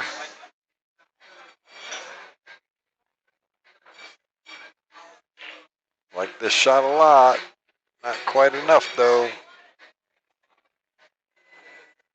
Well, he's got enough of it where I'm looking at it right at the table physically, not on the camera, and you can still see a lot of the 2 ball, but I don't think you can cut it into a combo. You'd have to play like a little force follow shot to try and shove that ball down.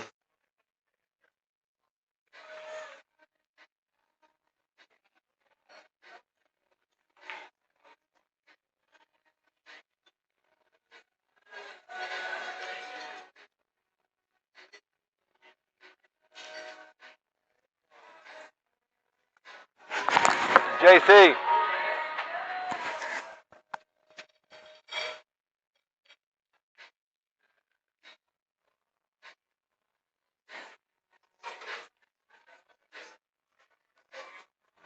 So he's lining up on, not quite sure what he's going to do, if he's just going to cross over the face of this and play the return safe. He wants to get past that pocket. All right. So kick shot incoming for David Newman. Good shot there, Matt. Would have liked to have gotten a little past the pocket, but he'll take it, of course, because he's got coverage with the 9 ball.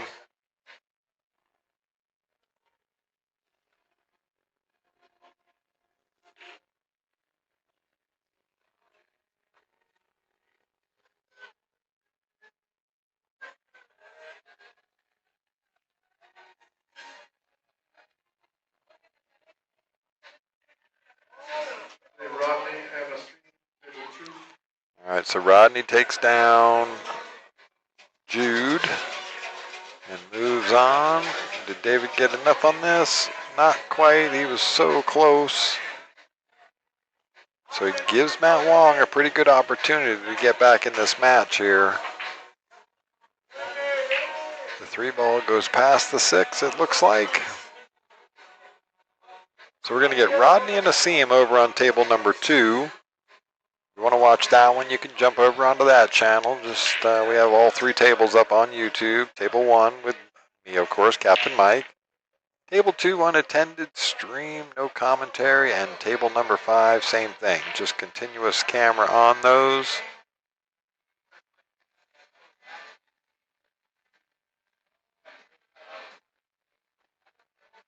Matt Long just trying to figure out how he wants to get around this rack.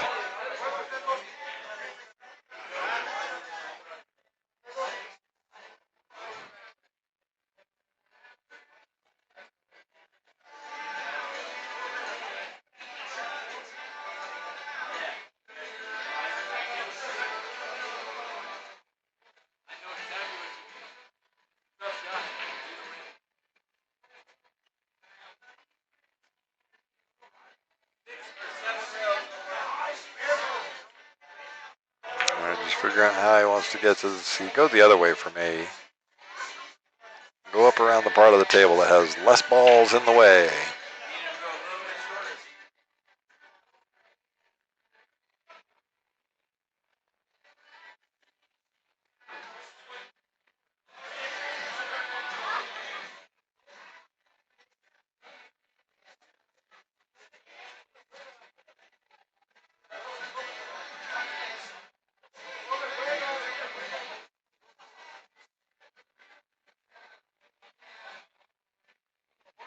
All right, good shape here.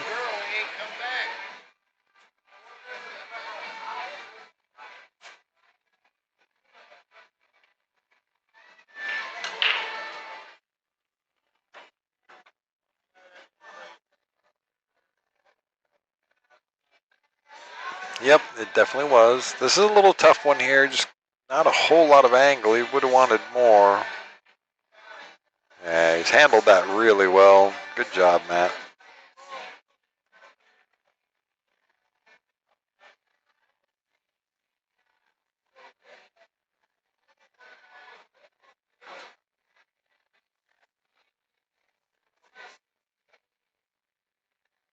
All right, don't need to do too much with this. Just draw it back, get a little angle on it. We got the Cardinals in. And it's going to be, it's a tough shot on the 7 ball for Newman, but the thing he's really going to be worried about here is avoiding the scratch.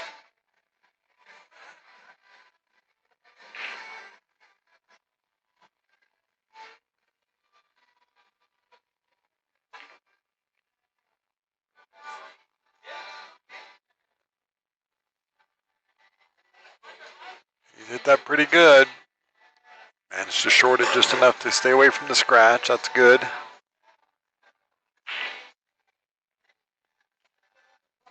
Now this is just total stroke check here.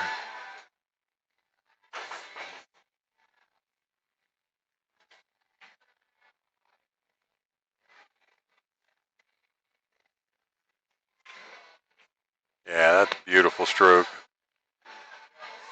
Matt Wong's just going to let him shoot it.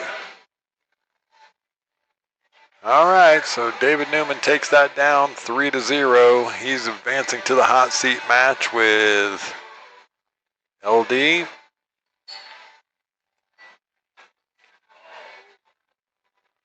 We are coffee.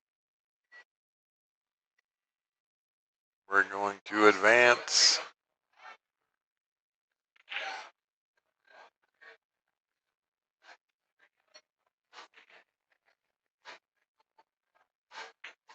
So Robert Walker is waiting for the winner of Rodney Jones and Asim Grover over on table number 2. And actually, while we're waiting for the hot seat match to get up here, let's jump over there to table number 2 and see what those two guys are doing. Asim, 563, and Rodney, 585, both very good shooters.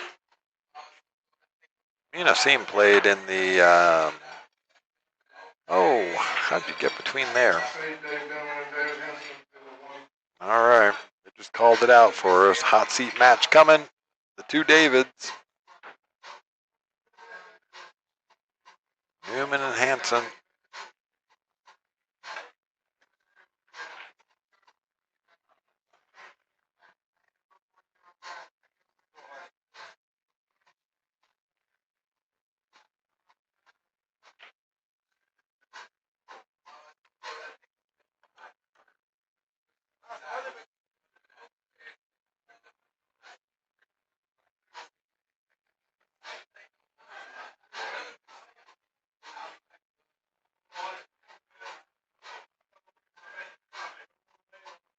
All right, LD.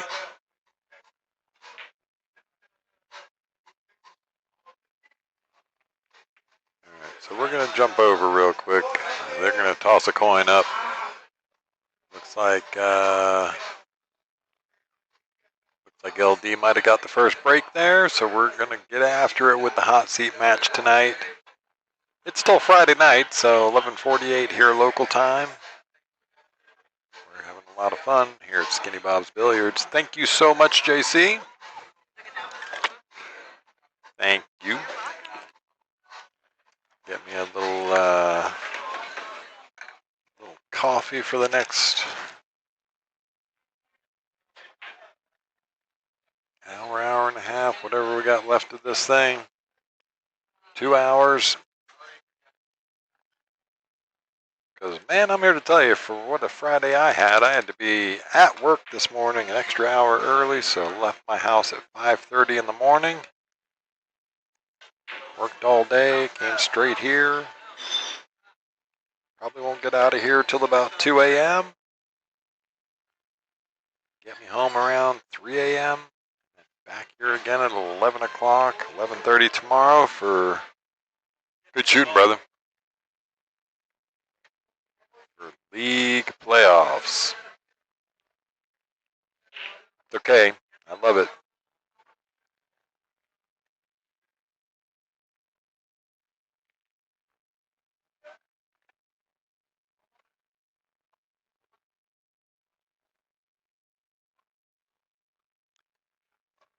A little cup of coffee here, keep me going. Good news with me and coffee is I can drink it and go straight to bed, so.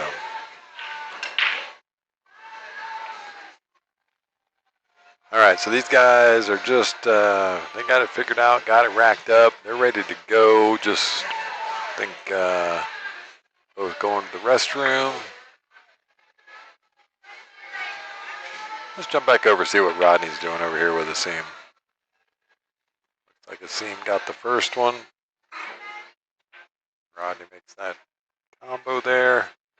Little tree topped here on the 7 ball, so shooting over that to get to the 1.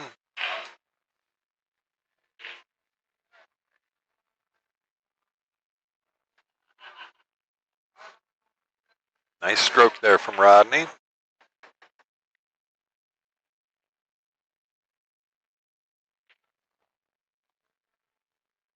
Oh, got the wrong spin on that one, Rodney.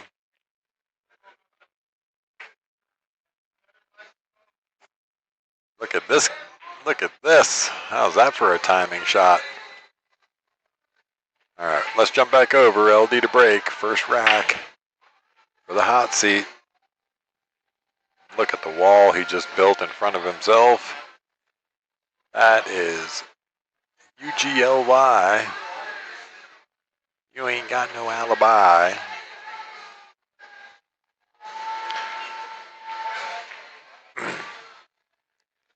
I see a push coming.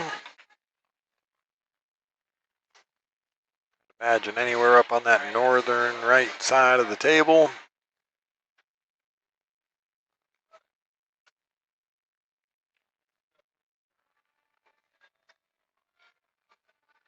Yep. So he's going to leave the bank on the one ball here. And not really worried too much about the run out, given where the 5 ball is. Getting from that 5 to the 7. Gonna try and play the safe here. Nope, went for the back bank, gets double kissed.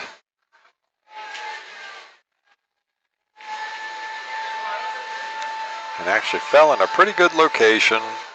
Not too worried about this one. 4 ball covers the bank. The cut shot, if he tries to cut this in the rail, he might run just solid face first into the 5 and double kiss on the 5. But let's see what LD wants to do here.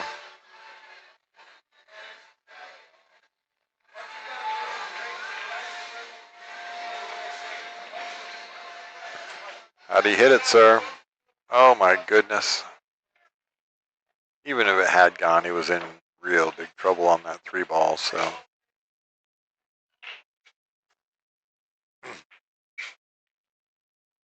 Shot for Newman on the 1 ball now.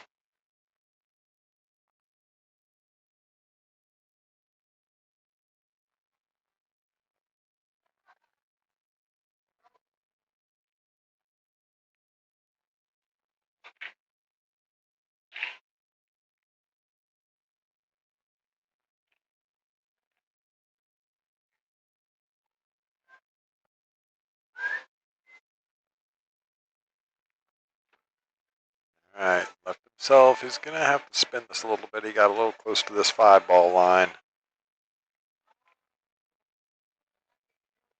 Hey, Mark Impson and Joseph Kelly at table 4.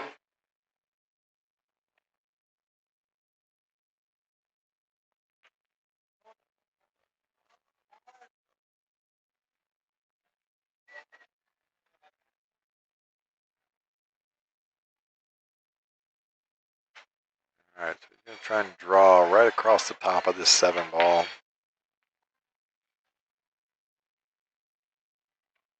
No, he decided to move forward with it and get, almost gets the breakout. I didn't even see that.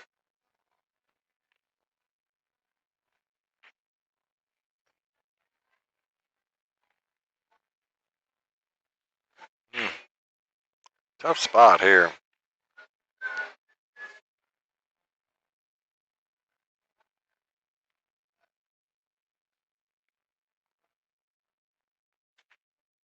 Just want to make sure you knock this one down, get the cue ball back toward the middle of the table somewhere. Yeah, he was moving all over the place on that one. He knows it. I'm not telling stories out of school. Just trying to see if that 8-9 is kind of wired, which it looks like it's pretty close to it. Oof. That was deep in the pocket there, LD.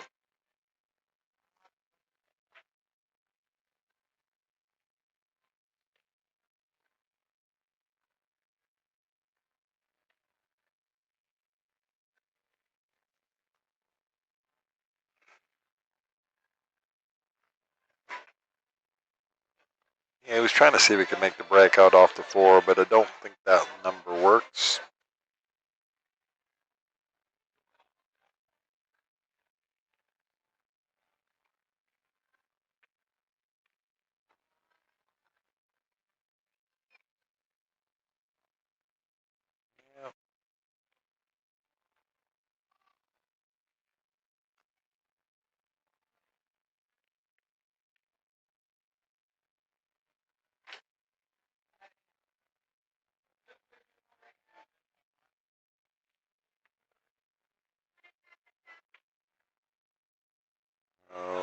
Not going to be happy with that. Not going to be happy with that at all. Had to get somewhere on the almost straight in line with this, but well, now he's got his work cut out for him.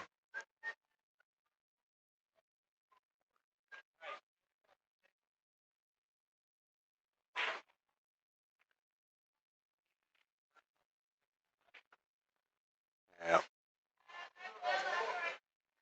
Gonna look at this and yeah, great match for sure. Welcome to the stream and welcome to the chat, Dean. Glad to see you, sir.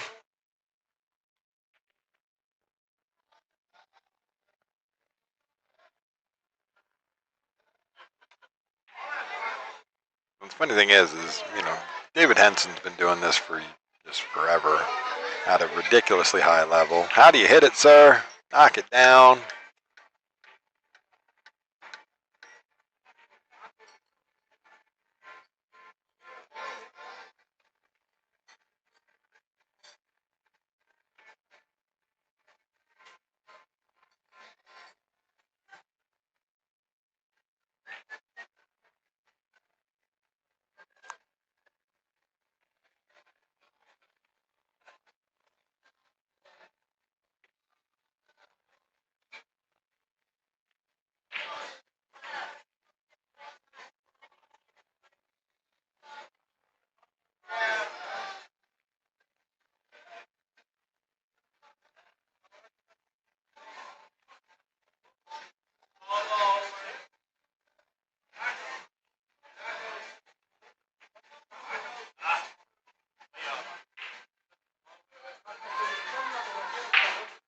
All right, went with a little firmer break that time. Makes the 2 ball.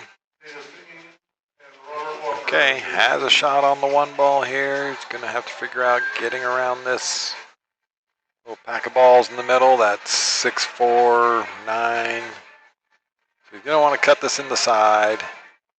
Try and figure out a way just to slide around below this 4 ball. If you can get that done, you can get shape on that 3.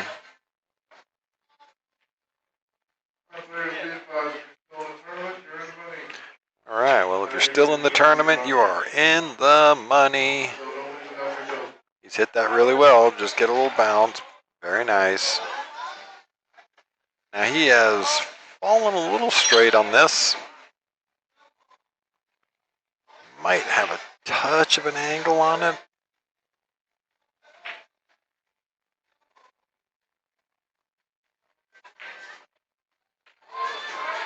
Oh, wow, he had a lot more on that than I thought. Yeah. He was able to move that cue ball really well with the follow.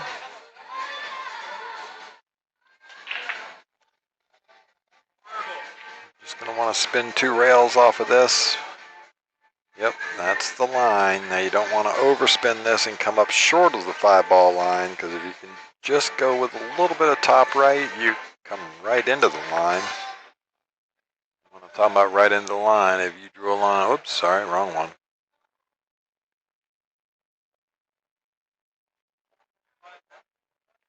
Oh, he's overcut it. Oh, it still fell. Wiped its feet a bunch.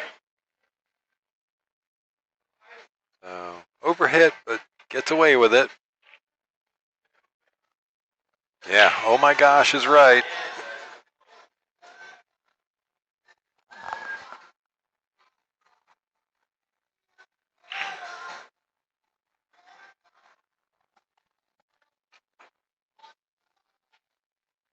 Completely miscues. He was trying to really get a bunch of draw on that.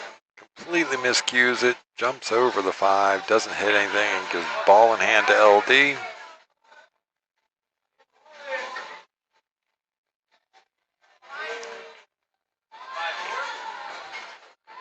Yeah. Not much to this one, so LD just going to want to get on the north side of the... Thank you so much. I appreciate that.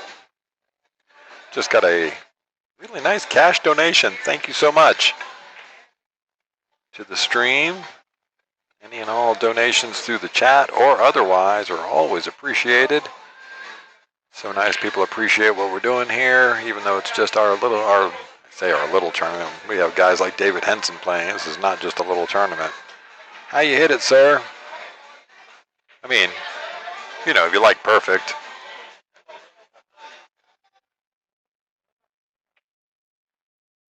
Yep. Just knock it down. It's funny, you know, some players, and not that LD was expecting it, but LD, so his name's David. He's been called Little David for a long time, and I'm not sure why he's Little David. I'm assuming there was a Big David at some point, whether it was his dad or somebody else, but he's, when I first came on the scene here at Skinny Bob's, he was introduced to me as LD, and then it was Little David.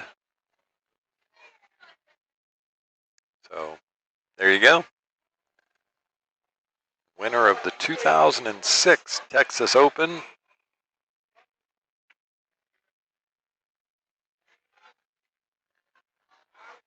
That man will play anybody on the planet.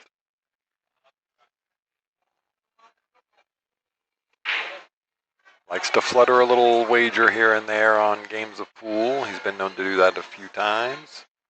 A few games of cards, or just about anything you can think. He will put a proposition on with you. All right, so no shot on the one ball here. He might just play the kick from behind, kick the one ball down the table.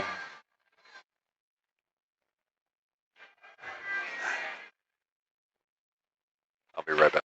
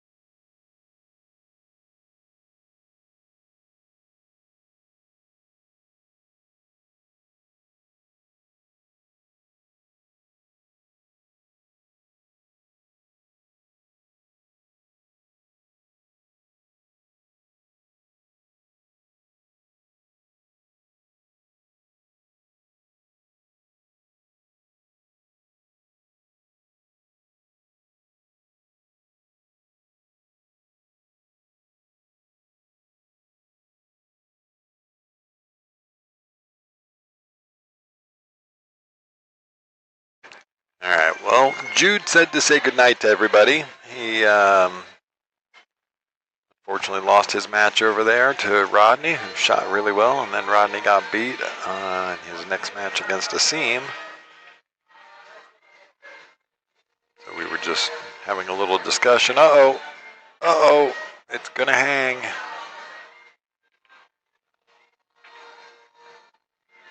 So yeah, Jude is our league director as well for the BCA League on Tuesdays and Wednesday nights, which we start our playoffs for the winter session tomorrow.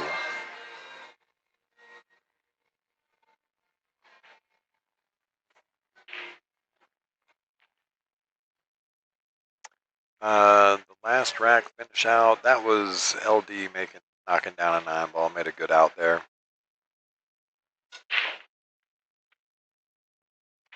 Okay, so he gets that to fall in. He's in a really good spot here on this 6-ball. Just straight follow this. Shoot the 7 to the bottom left corner as we look at it. He was making sure that he was not going to get anywhere near that side pocket. Punch stroke, shoot the 9 in the same pocket. Is he going to get there? Yep, he got there, all right.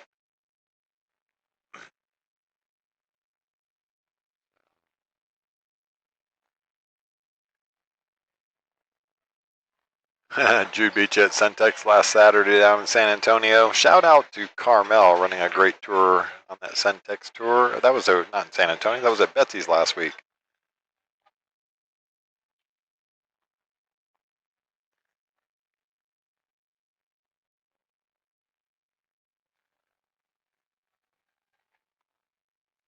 All right, so LD takes that one down, goes up 2-1 in this hot seat match here.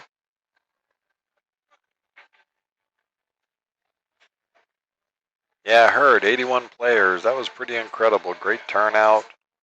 Way to show out for Carmel down there at Betsy's Billiards. I'm not sure which month is Centex going to be here. I really should look at her schedule. Here at Skinny Bob. Look at the 9-ball in the side pocket. That is one way to tie this thing up 2-2. Golden break.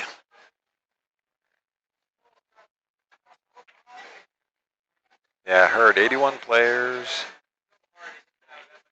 A lot of players showing out from Skinny Bob's down there. June 20th. Okay, cool. Well, I look forward to that. I think I'm pretty sure I'll be in town for that.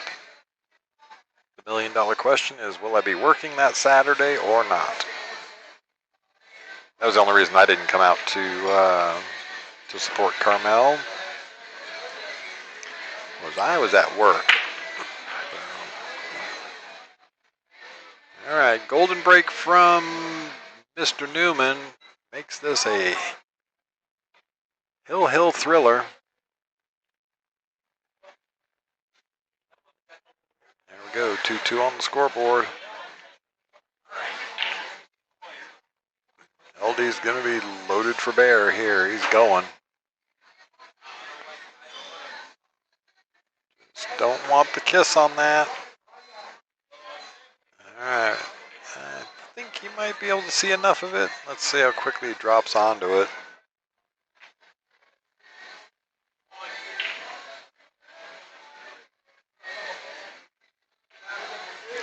How you hit it, sir?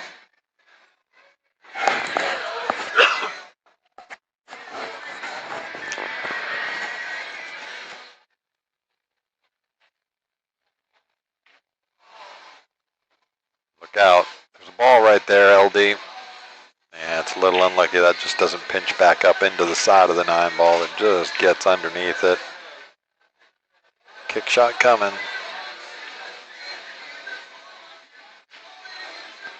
Yeah, he was definitely trying to make.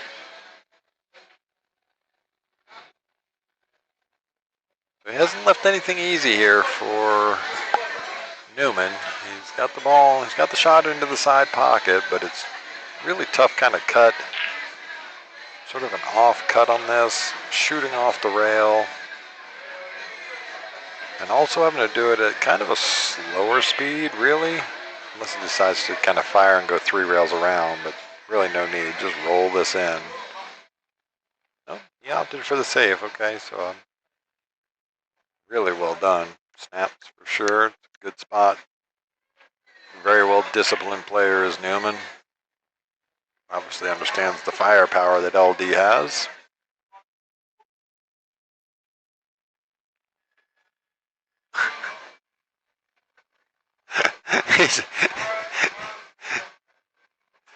LD says, "Can I borrow your jump cue?" And Newman says, "Yes." How about that?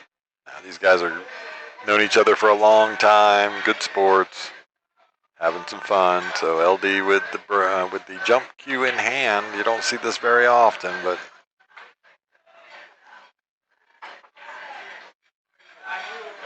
they did pretty darn good. Nothing easy for Newman here. Obviously the 5 goes. Just good sportsmanship there with Newman, allowing him to use the break cue. I mean the jump cue rather.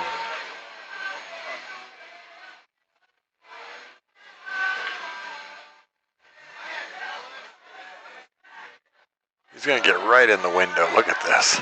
Oh my goodness. We were talking about that me and Newman were talking about that last week, you know. How many times you get in the window.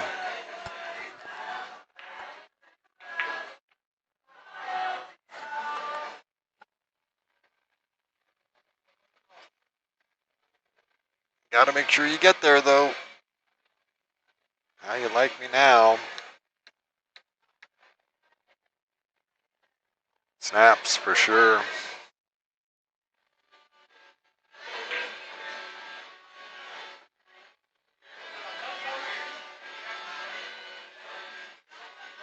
Well, let's.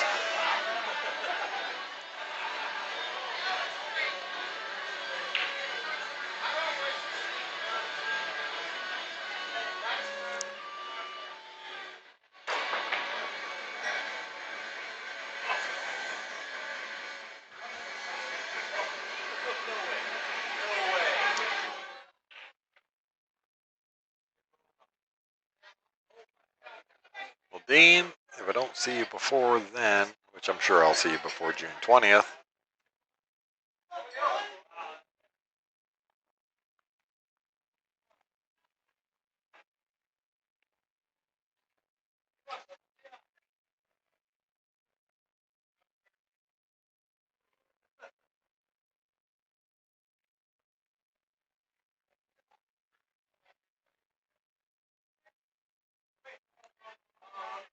Yeah, so he's just trying to see. Gonna try and go 4, 5 rails in behind this 5 ball, I think, is what he's looking at. Nope, he was going right into it. Oh, what a shot. Gonna get a little unlucky on where it falls.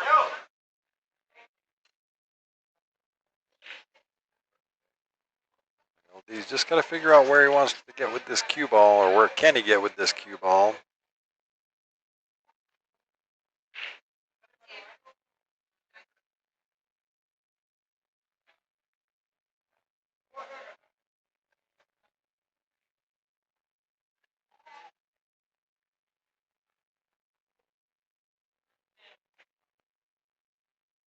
Oh, he's not going to be happy. Unfortunately, pushes that straight to the rail. Safety coming right behind the 9 ball for the cue. Yeah, saw that one coming. Might be in the window, though. Look out. Taking a peek. Hasn't decided which cue he's going to grab yet.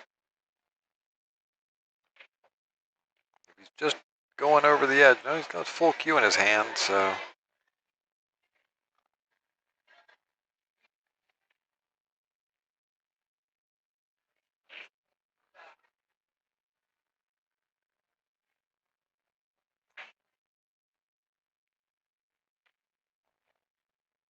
But I will definitely plan on June 20th, Dean, to be here. Support Carmel with the Centex Tour. Big shout out to my good friends Lonnie and Lisa with Backwards Billiards, doing great stuff streaming all of those matches. Oh, just going to miss that 6 ball. That could be the end of the road. Ball in hand to LD.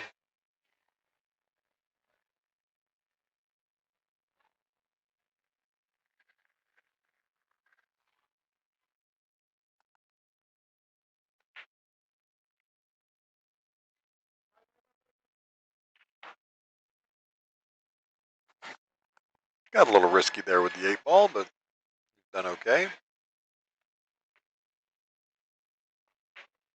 Yeah. Roll this in the side, 9 in the corner.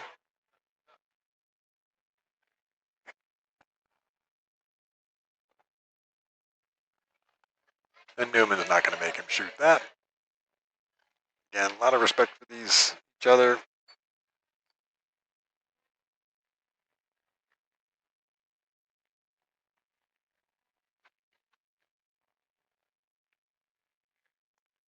LD will take that one down, 3-2 for the hot seat match. Hill Thriller.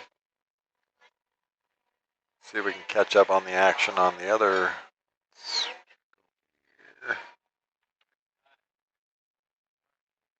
LD takes that down, wins the hot seat. Asim Grover and Robert Walker knotted up 1-1. Mark Impson and Joe Elliott. Same thing, 1-1. Matt Wong waiting for the winner of that one. 7 players left in this deal. He's going to have a little while to wait, so you might get him here in the stream booth. It is 12:15. We have about an hour and 45 minutes left to try and get through, what do we got? 1, 2, 3, 4 matches, 5 matches. So we'll see. They might just chop up the end of the tournament. Seems to happen a lot because we get so close to 2 o'clock in the morning. Everybody starts getting a little tired around that, around this witching hour.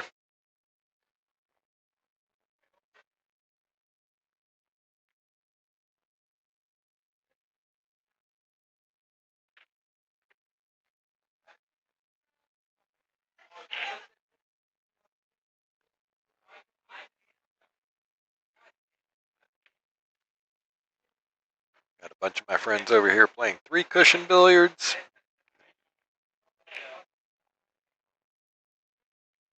Jonathan. All right, let's see. Let's jump over to one of these other tables. We got table number 5. Nope, that's Matt practicing. So table number 2 is live action. This is Asim and Robert Walker.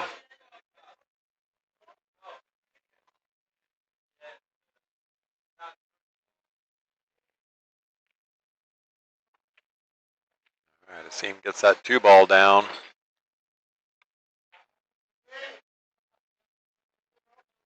Looks like he fell pretty straight on the 3 ball, which is good. He can just stop dead for this.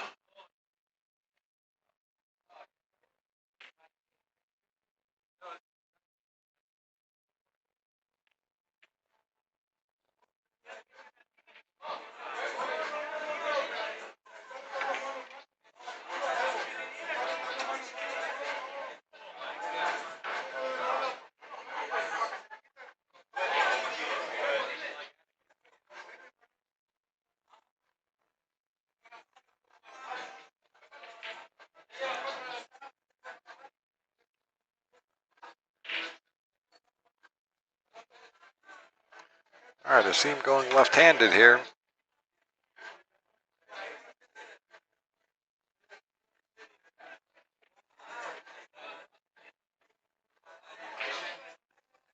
And would have liked to have gotten a little bit further on this, but he's okay. Just needs to control the cue ball here and stay away from the scratch. Hey, are you on TV? I like to.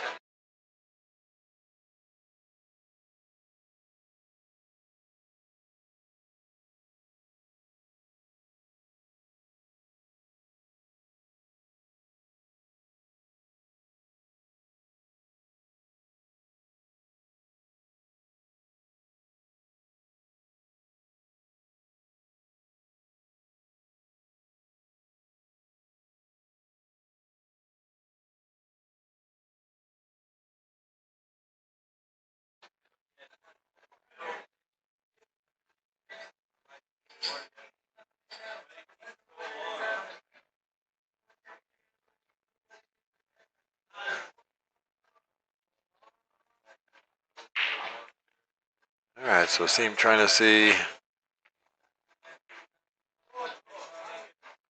he can go, if he can get 3 rails around, come up between the 8 and the 9 or around the 8. Really tough because he's kind of steep on this. Oh, unfortunately just rattles that. He's going to give Robert a chance at this. Leaves the 6 hanging in the pocket.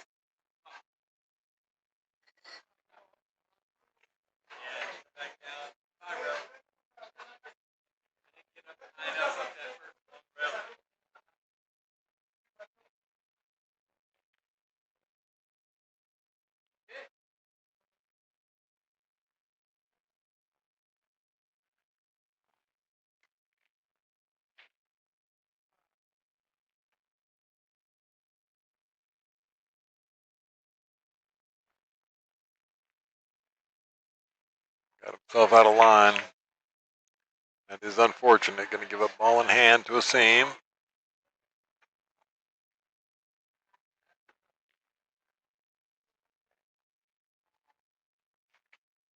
Yeah, well, anybody still out there in the chat land or watching the stream, thanks for hanging out with us all night, watching some great pool that we've had on the stream table. We're going to keep going here.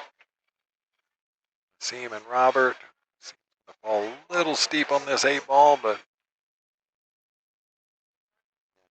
good friend of mine, Asim, played the chip tournament together on Monday night. Sort of middle of the pack. We had a couple of unfortunate rolls, but he's really good at hitting that shot with that little bit of inside English. Well done.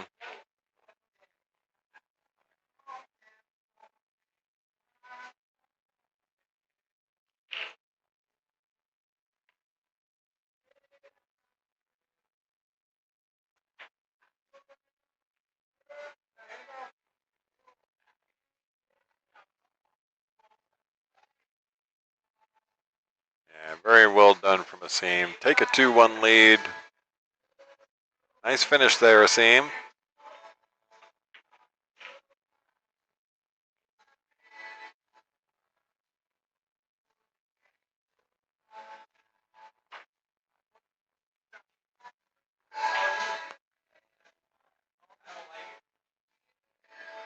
So we have the match mark, and I can't remember the other gentleman's name. I'm so sorry. Mark Impson and Joseph Elliott, that's right, over on table number 4. This match on table number 2 are the only 2 active matches at the moment. Matt Wong, you can see him over on the back left table there on table number 5. He's just trying to stay warm because he's waiting for the winner of this match that we're currently watching.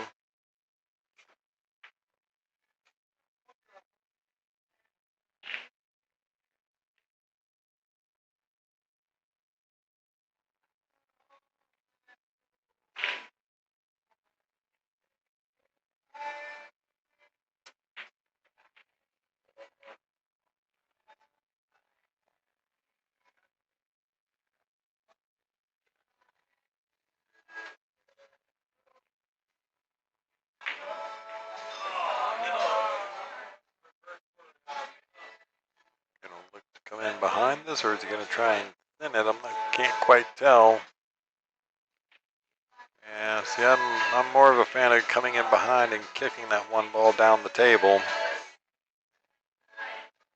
Just a lot more better things happen for you.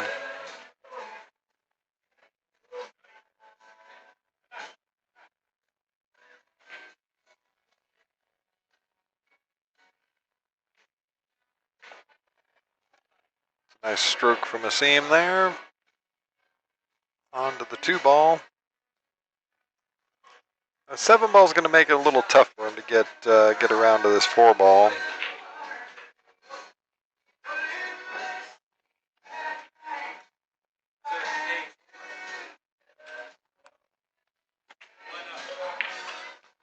Yeah, good stroke, but the 7 ball definitely was going to be a nuisance. So I'd imagine he's going to find a good attempt at a safety here. See how he handles this.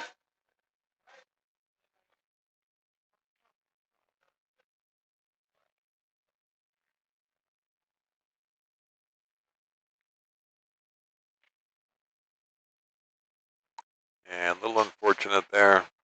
Trying to get in and nudge on that 5 ball, use the to get the 7 as a blocker. Just came up a little quick on it and ran into the 7 ball. So the 7 ball being pesky twice for him in that same shot. Robert just gets a little snappy on that one, leaves a shot down the rail for a seam on this 4 ball. Yeah, just plays the smart safe there because he couldn't really hold the cue ball for the 5. Was definitely going to put the 7 between them.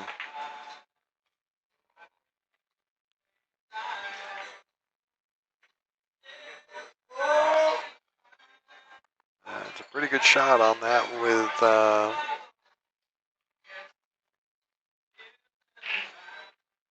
all right, jump cue coming out.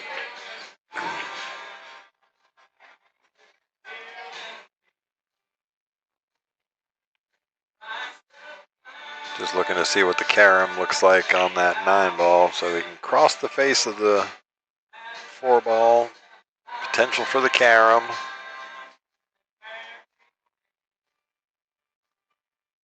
A little steeper there, Asim. Yeah. All right, so he's going to leave Robert a shot here. It's going to get pretty nestled to the rail. This is a tough one, going past the side pocket on the rail like that.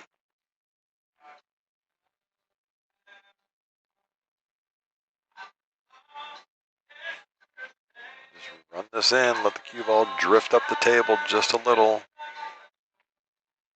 Hit it to perfection.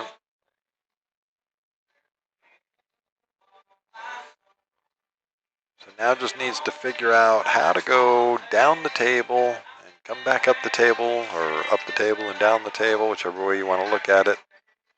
I guess it's up the table and down the table because I always call that north. The way we look at it anyway.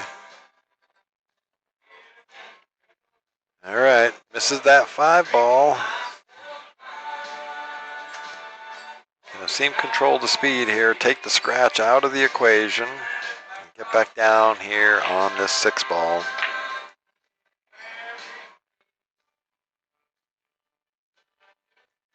Just get anywhere down in this lower right quadrant of the table.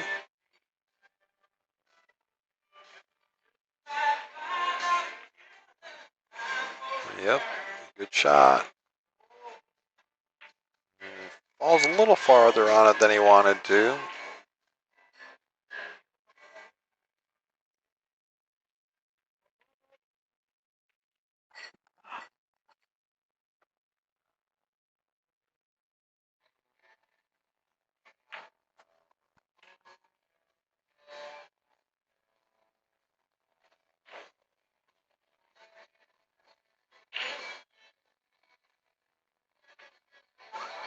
Yeah, knocks that down really well. Just nudges the 7 ball where he's back cutting this a little bit. It's okay though. He can get enough. He can get enough draw spin on this. He can sort of just run straight up the table, past the 9 ball.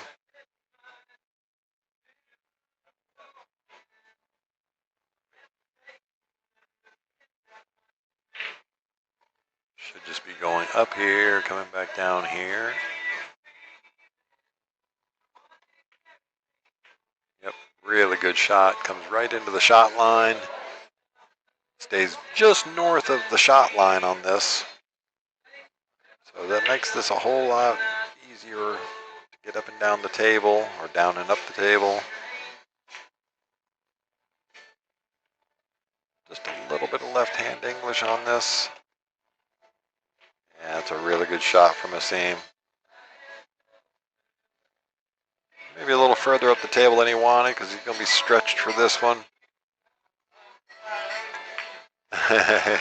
He's just going to go ahead and give him that 9 ball.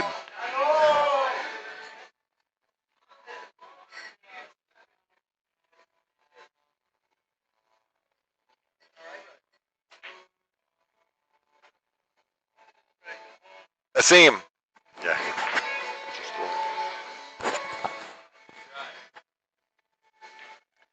All right, Robert said he was tired and was going to go ahead and give that 9 ball to Asim. Byron, still here, my buddy. Thank you so much for hanging out with us in the chat on the stream. I do appreciate it. Make sure you guys let all your friends know to log in, subscribe, hit the like button. Let's get the algorithm cooking on this wonderful live stream we've got here at Skinny Bob's in Round Rock. Asim just wanted to prove to himself that he could make that. All right, so we should be moving back over to the mainstream table there. We should be. Take a look over here. Oh, well, we're still waiting for Mark Impson and Joe Elliott. Mark Impson's up 2-1.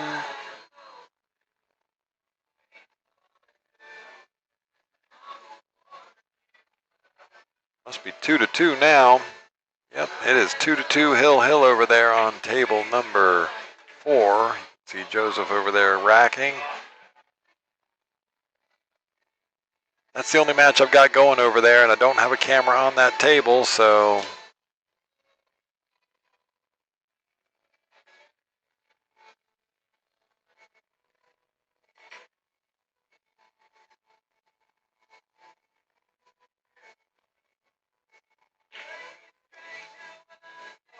I don't even remember what shot this was. I recorded a couple of shots earlier. That was...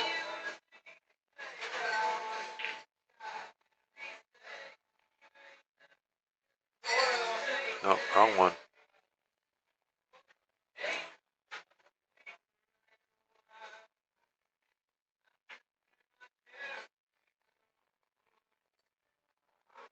Sorry, I'm messing around with this. I need to just go ahead and get that out of there. Move.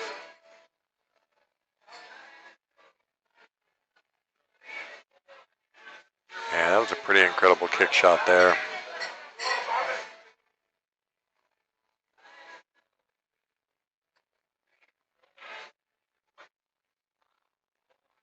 Last week, jump shot on the 2 ball. Look at this thing. Check, please. What a great shot that one was. Anyway, while they're playing that last rack over there,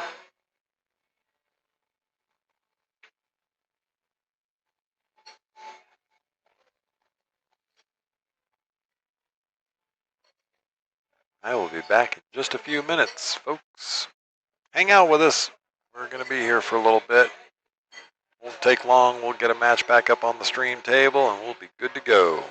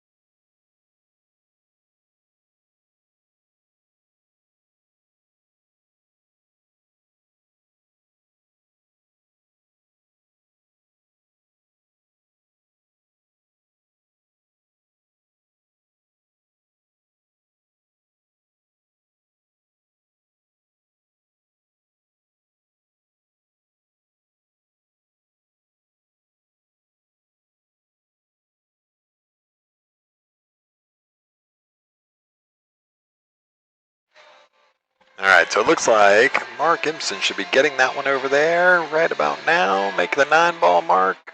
There you go. So Mark's going to win over there against Joseph Elliott. And we are going to get a match back up over here on table number 1 now.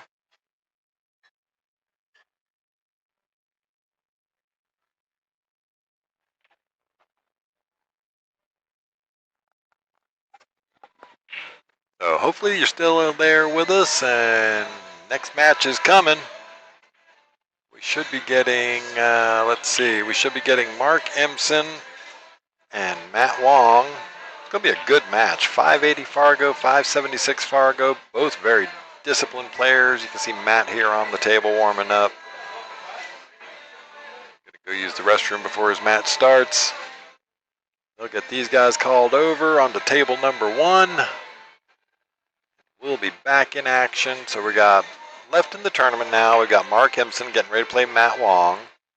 The winner of that goes on to play Asim Grover. The winner of that is going to play David Newman. Mark and Matt, table 1.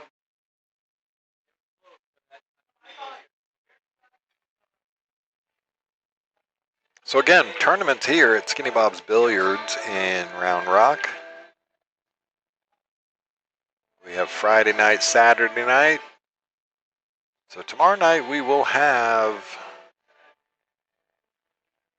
the tournament, of course, and break and run pot. $15,000 in that break and run pot now.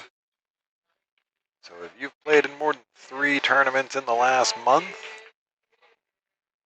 you are eligible for the whole pot, which means $1,000 a ball is what it's going to look like. So serious money on the line for that break and run pot.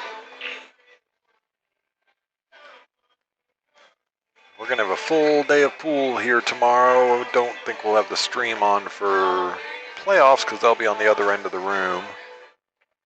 We're going to play the league playoffs on table 6 through 16. So good luck to everybody on my team. Now, good luck to everybody in the playoffs tomorrow. They've all done great to get there. Lots of money on the line for that because it's over $10,000 total payout this weekend for the winter session of the 9-ball leagues. Tuesday and Wednesday night 9-ball.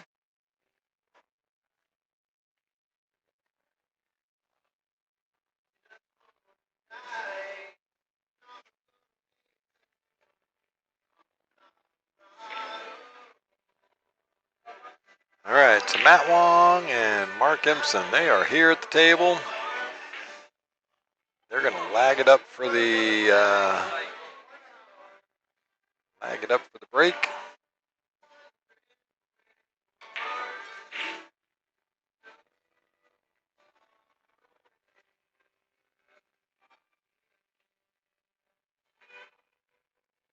Oh, look at these 2 lags. How good is this? Wowzers. Matt Wong's going to get it. They both hit incredible lags. And we are back in action on the stream. Sorry for those that were watching and we had a little bit of a lull in the action, but here we go.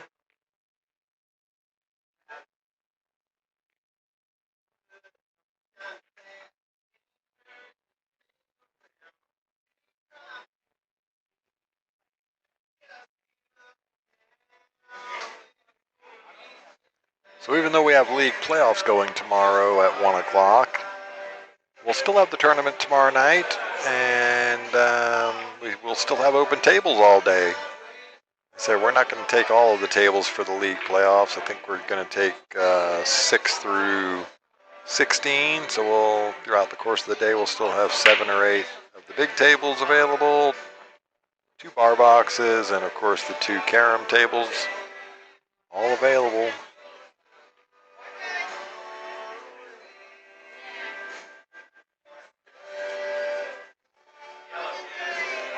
Or if you just want to come out and watch some great team action, there's going to be some great play going on.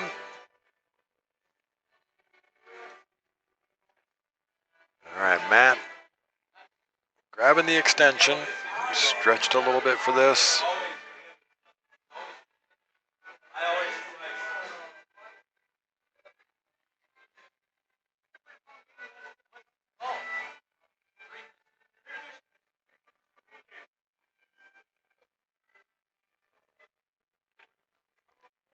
Don't overdraw. Okay, yep.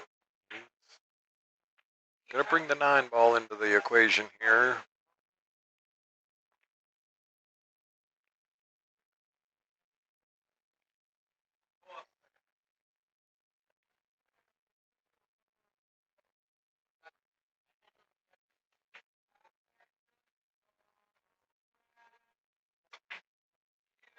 Just a big stroke check this one. Just trying to draw the ball straight across the table.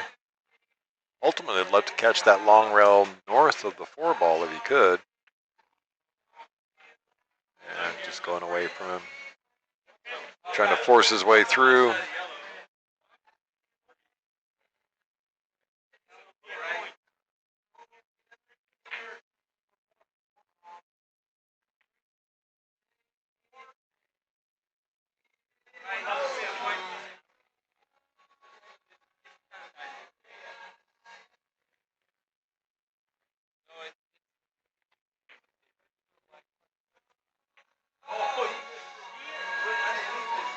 Mark going with a nice containing safety there.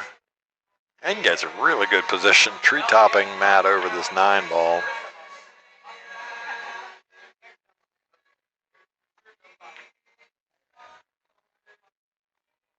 Get the 5 ball between them.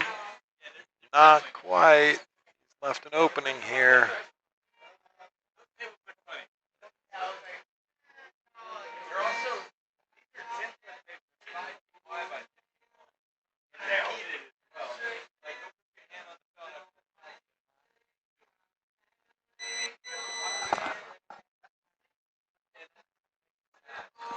All right, Mark on this 2 ball. Just slide it down the rail.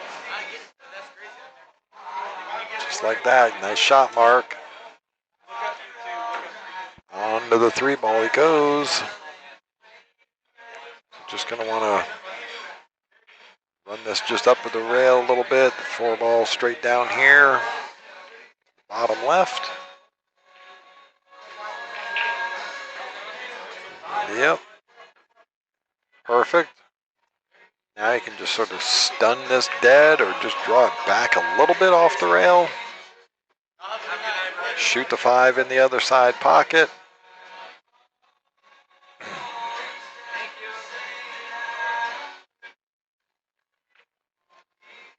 All right, 5 ball is on.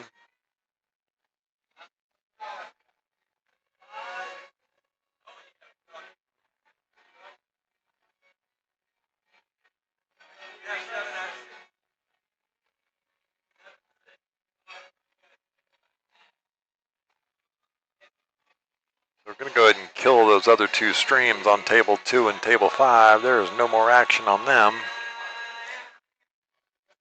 Nice shot from Mark. Wanted to get a little further down on this. Now he's got a little speed control issue here. Should still be okay. He's going to end up back up by the side pocket here, making this cut on the 9 ball, but see how good you got with your speed control. You might go up and down the table twice. It's actually a pretty good option.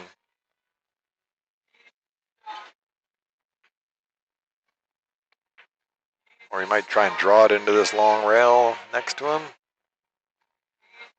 Yeah, let's see, he's going to end up by that side pocket. That's okay. Got a shot on it right here into the corner.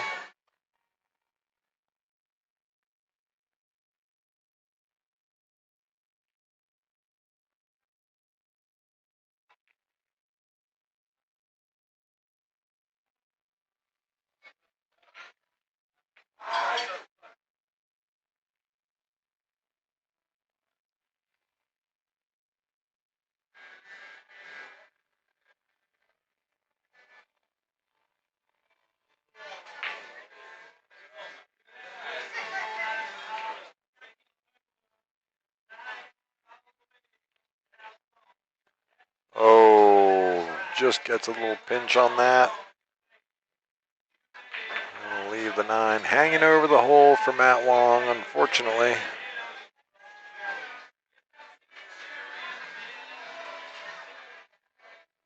This is that time of night, we're getting close to 1 o'clock in the morning here, so it's that time when fatigue sets in a little bit.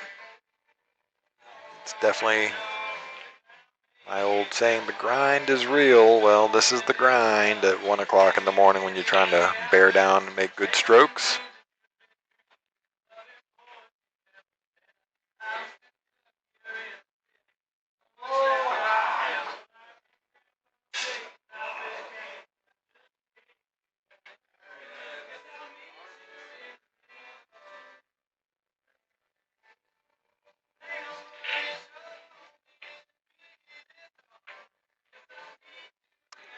All right, so Matt Wong gets the first one.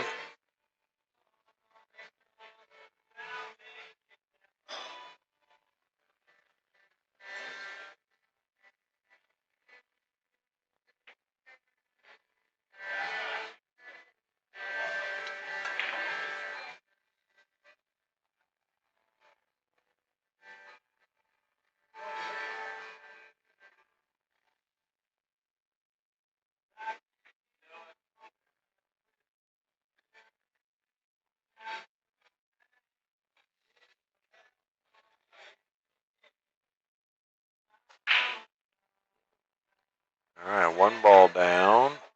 2 and the 4 get tied up in a really weird spot. I see a push coming from Mark.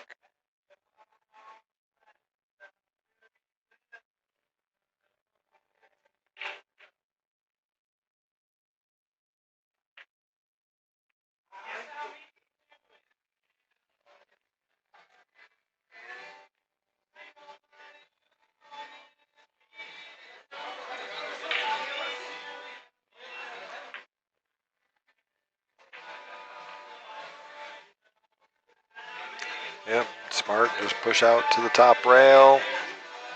Let Matt figure out what to do with this mess.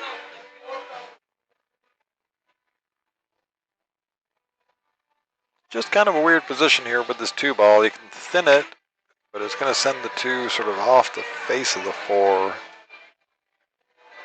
And trying to look to see if there's any kind of carom off of this 2 into the 9.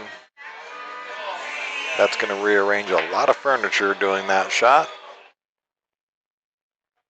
I think that 9 might be a little too far down the rail for him, but let's see.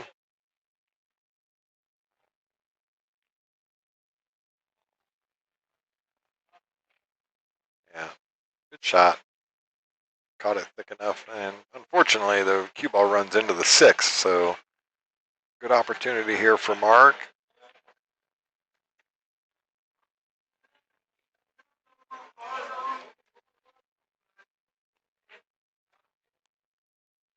Yeah, it's a tough one to come 4 rails around the back of this 3 ball, but let's see.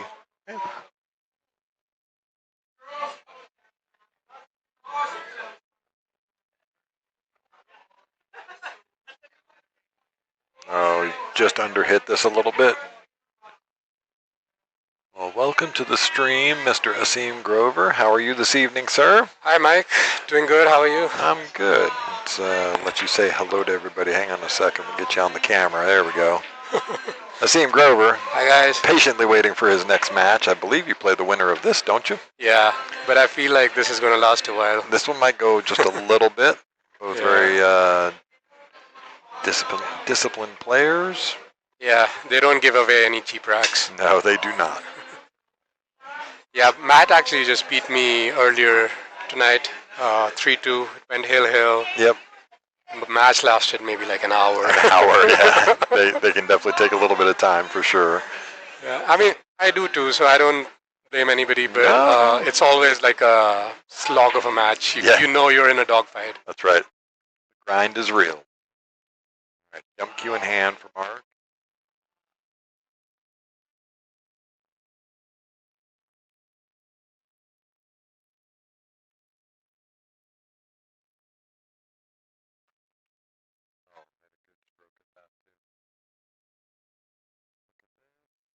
Get coverage with that 5 ball.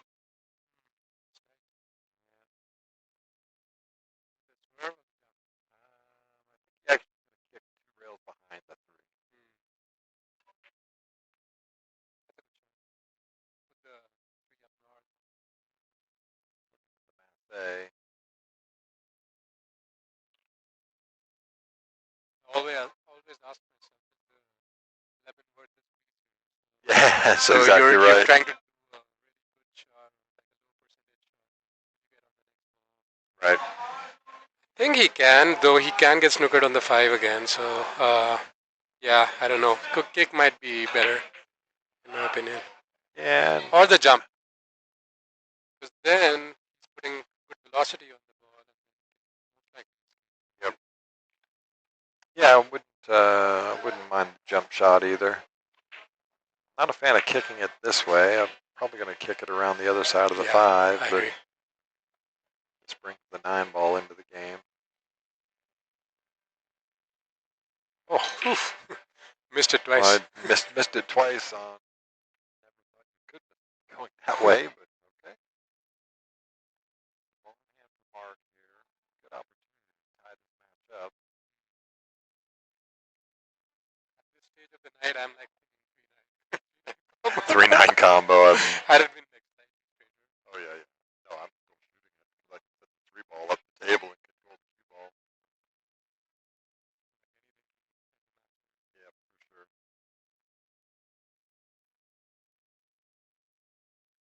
Big factor when you get to this 1 o'clock in the morning kind of time frame. Fatigue is a big factor. I feel like after a long week, most people work for a living, Yep. like thing full time. That's So full time. I guess everybody pretty much full time job. Yeah. Mark has the benefit of being retired, so they're actually, him and Carrie are heading back up to Washington State next week. Oh, okay. So they were just visiting, or? Yeah, they came down for a couple of months. Their daughter lives here, so during the winter, they get out of Washington, come down here, down to Skinny Bob. And of course, been very regular here for the last 3 months, I guess now. They're living the dream. Like you escape Texas when it's hot. Yep. They come back when it's better. Migratory bird. Yeah, snowbirds they call it.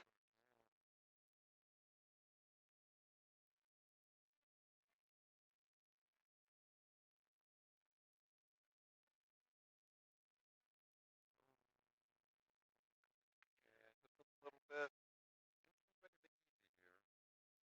The same thing I do. Like when I'm trying to like slow roll it. Yep. We were talking about that the other night when we played the Scotch doubles together. Yeah. The little inconsistencies that you can get with The slow roll. With the slow roll, for Even sure. a hint of the like hitting off center just throws the ball off.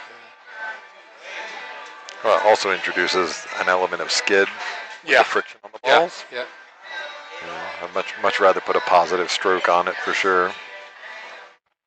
Yeah, but sometimes you got to do what you got to do, right? It's like if the shot is that and there's no way you can hit it hard, then what can you do? Yep.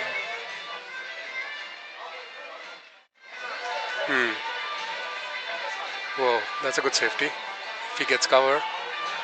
And it's popped out. You can see it there, so. Still a tough shot. Oh, yeah, no doubt about it. Cueing off the rail, right? Yeah, cueing off the rail. Having to catch it pretty thin. Scratching the side comes into play here. Yeah, you would want to put right on it, but cueing off the rail makes it really tough, right? Yeah, it just massays away from it, doesn't it? And also, like, he's like glued to the rail, so he can't see much of the cue ball. Oh, he tried it. Oh, good shot. Played that really good. He's going to get short side on the 6. How about that? Kind of a weird spot, right? Like an inch north, he would have been perfect. Yeah. Inch north or even south. Inch south, yeah.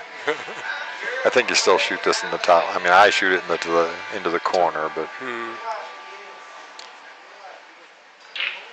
Minimize the cue ball movement, right? If you. Yeah. Whatever you're comfortable with, the key is to make the ball, right? You can handle, like maybe play safe of the 7, but if you leave it in the opponent's hand, that's like the worst case scenario, right? Yep. So, yeah, just make the ball which way you're comfortable.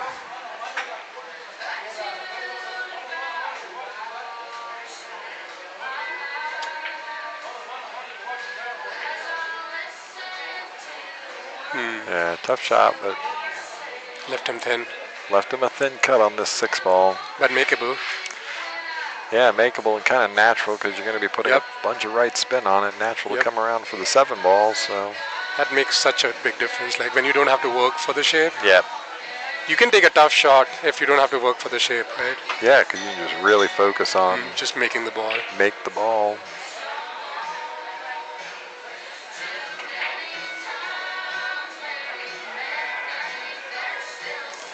He hit that really good. Get away from the 8 ball. Pre-topped? Just a little bit. Yeah. That makes such a big difference on this shot because he has to draw it, right? Yeah. Had enough room between the cue ball and the 8 ball though, where he can still get in there. Just awkward. Good shot. That's pretty sporty right there. Hit it with authority. I like it. Yep. And just roll this one in.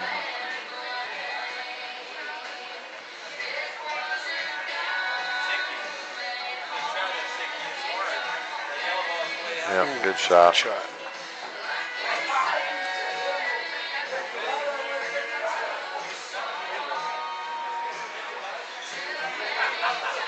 All right, so Matt Wong's going to take a 2-0 lead. Matt's playing really well tonight. He's, shooting really, really well. Who's in the hot seat? Is it Newman or? No, it was LD won the hot seat. Newman has the end of the elimination bracket. Somehow I don't know if we're going to get to that match. We'll get to your match. Hopefully, yeah, in the next track. Yeah.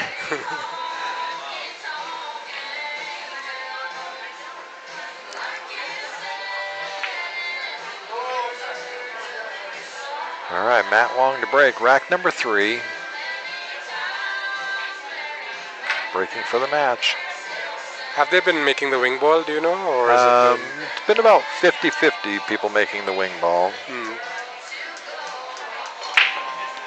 Yeah, Matt makes that pretty consistently. I don't know how. Like, I do the same thing, but I miss. Yeah, I was playing him, and he would make he made the wing ball on like all occasions. Every one of his breaks, yep. And I never made a ball, I think. All right, 1-7 combo. Yep. Now this one you don't want to hit too firm because you want to just keep the one right in the pocket there. Oh. You would have liked it to drop. I was going to say, you might have actually liked that to drop.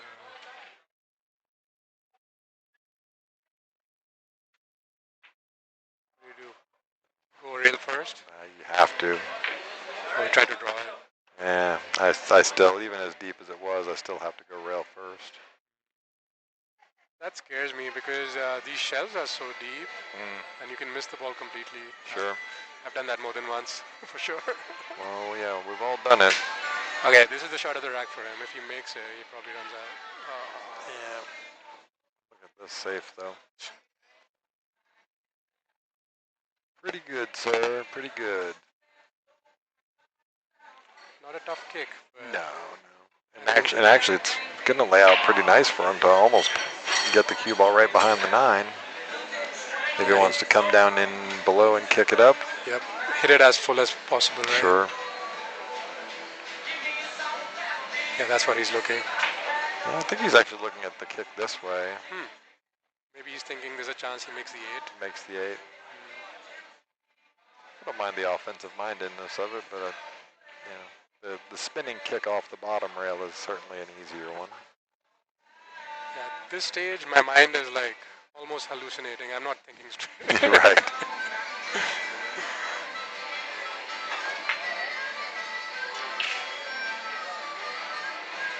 Yeah, I mean, it's offensive. If he makes it, he's in great shape, yeah. Most likely he's going to land on the 2 somehow.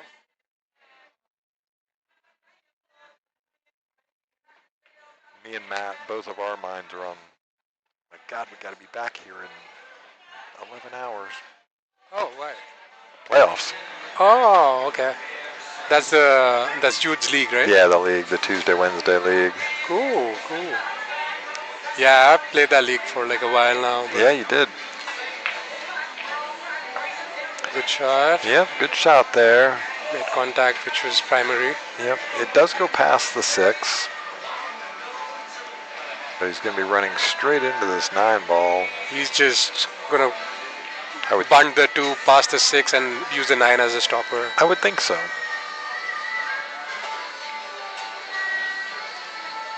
Yeah, even if he can make it past the 6, position of 3 is tough. Right? Unless he wants to play for the bank. Yeah. Or just take the safety off of the 3. I mean, you could try and play this with enough top to sort of push through the 9 ball, but that certainly makes the making of the 2 ball tough as well, because that's not just an easy shot.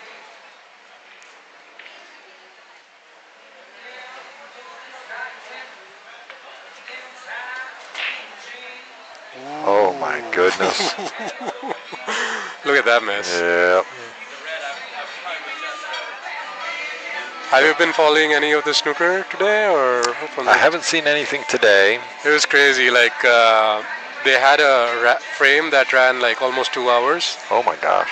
Yeah, the black ball was stuck in the corner like that. Yep. And then all the red balls were surrounding it. Oh my gosh. And the referee had to give a warning that they just kept bunting it. Kept bunting. Yeah. It was crazy. It's the craziest frame I've seen in a while. Yeah, it's good. Woo! Yeah, I was gonna say, I think it's jammed up. Yeah, I don't mind him going for it though. Yeah, he hasn't left anything. But they are definitely jammed up. Now you can bank this 3 ball down towards it if you really want to be. But if they're jammed up, then do they go? The 8 definitely goes. You really hope the 9 goes. You really want the 9 to go for sure. I don't know if you take it on or not. Yeah, I don't think there's an easy save, so you might as well go for the bank. Yep.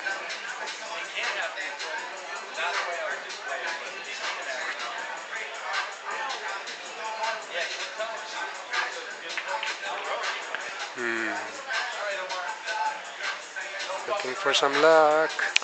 You got it. You got it, yeah. You're tough. What do they call it? The Chinese snooker? Yeah.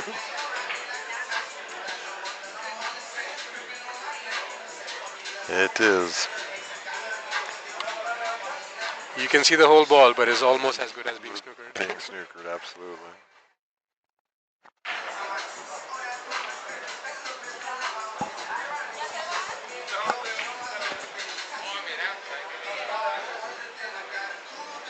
What's he looking? Oh, he's trying to go 3 rails with the cue ball and leave the 3 ball up north. It's either that or you bank the 3 ball down towards it, which I'm a bigger fan of the 3 railer, except you just can't get that much on it. Yep. So hard to get this much on it.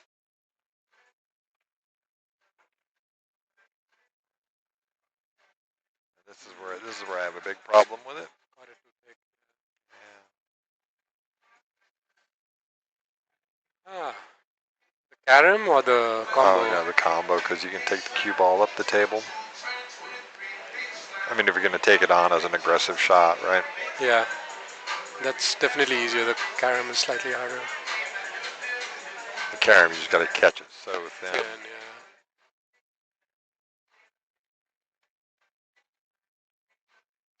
Overcut. Missed it.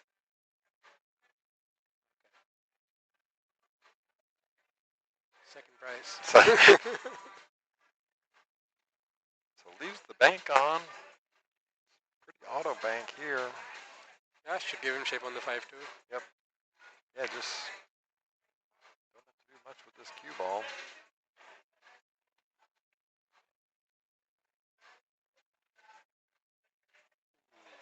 Catches the point, and now it's carom time. Yeah, because even if he makes it 3, getting on the 5 is not easy, right? Sure. He might try a 2-way, try and make the 3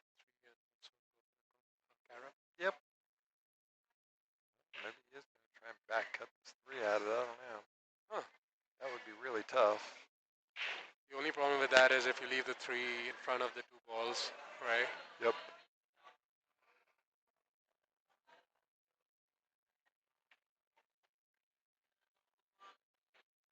Yeah, I'm a bigger fan of caraming this. I agree. Because you're separating the 2 balls, right? Yep. Taking the 3 away from danger just in case you miss it.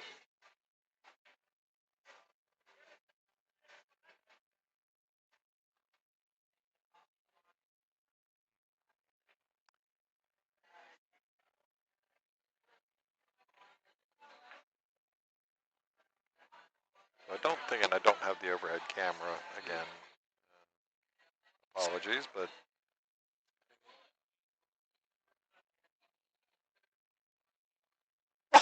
oh my gosh, look at this. That's crazy. And Andy almost gets it hooked. Now this one you just smash, right? I don't know. I don't think it goes. I think both the balls are jammed. I think if you hit it firm enough, it goes. I mean, he hit it. Mark hit it so Pretty firm. Pretty firm. So it might be jammed. It was a situation similar to this in the snooker today. It's like so funny.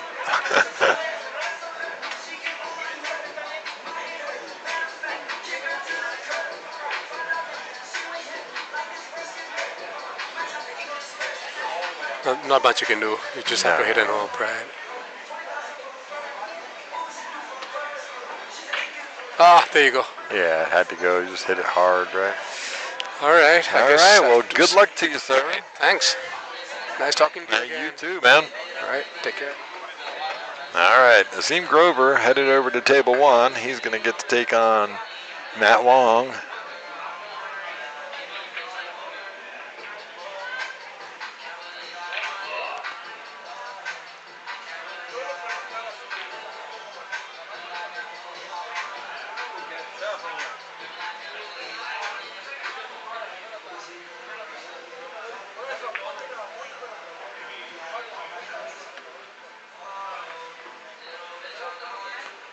So we are going to move on, and hey, Stefan, sorry, just saw your chat there. Welcome to the chat this late wee hours of the morning. Yeah, I've been having some audio issues all night, still trying to figure out how my settings got changed a little bit, but I'm just going to go with what I got right now and mess with it tomorrow when I'm here during the day. Absolutely. Stay in touch. We will. Yeah, for sure. Look forward to you guys coming back. All right. Sorry, Carrie came over to say bye because they are headed back to Washington State, I believe, on Monday. Or tomorrow, or they didn't say when they were leaving, but I know they're headed back up there. They were supposed to leave last week. So we will definitely miss them around here. They are a treat to hang out with. All right, here we go. Matt Wong and Asim Grover. Waiting in the wings is David Newman.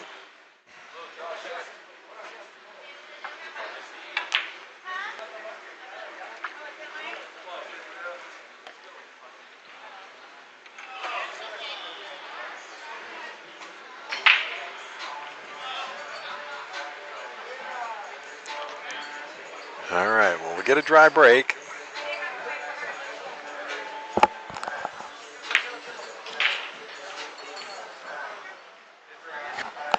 And Asim has a look at the 1 ball. It does go past the 2.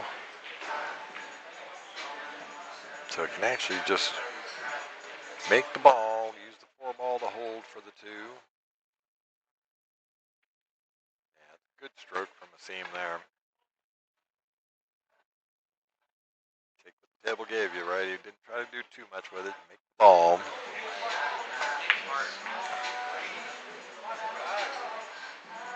I don't think he can get around without hitting this 9 ball. He might just try and draw straight across the top of it.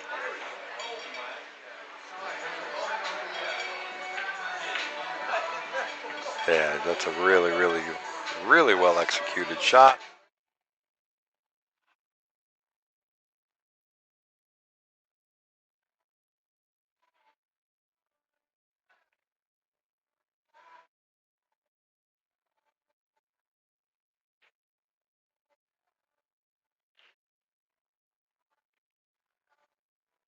Well done. Look at the speed control here. That is really good.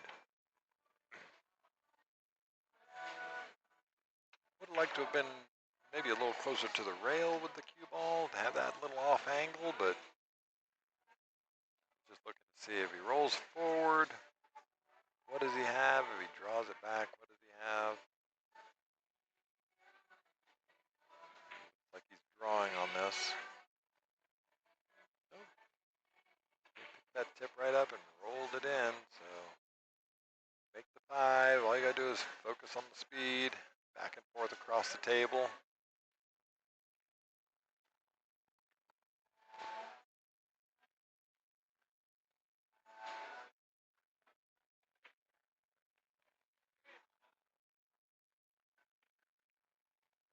Yeah, tough shot. It's gonna leave a shot on this 5 ball here. It does go past the 8. It just really require great positional play to go across the table and back. You know, you make the 5 down here, and you sort of let the cue ball drift with that thing, and then spins it back up the table. That's the hope.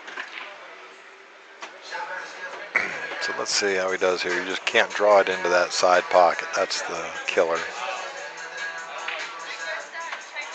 Oh, and he jams it up and gets ridiculously lucky. Good roll.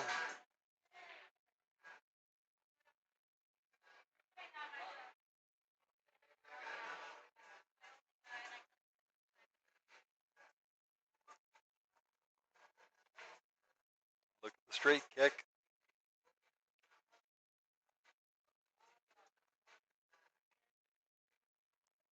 8 ball first, yep. All right, it's a ball in hand for Matt Wong.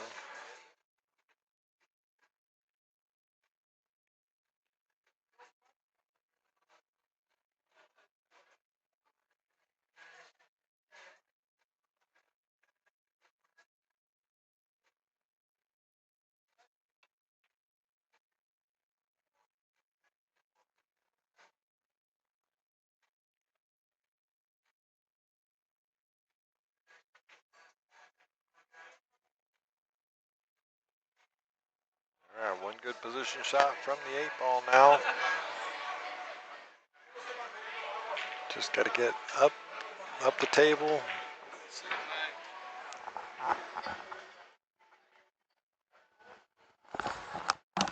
Mark, a pleasure, sir.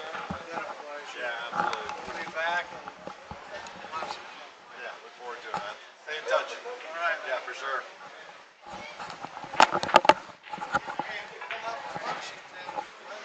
Yeah, for sure. Yeah, sounds good. All right, well, good night and farewell to Mark and Carrie Impson. Head back to Washington.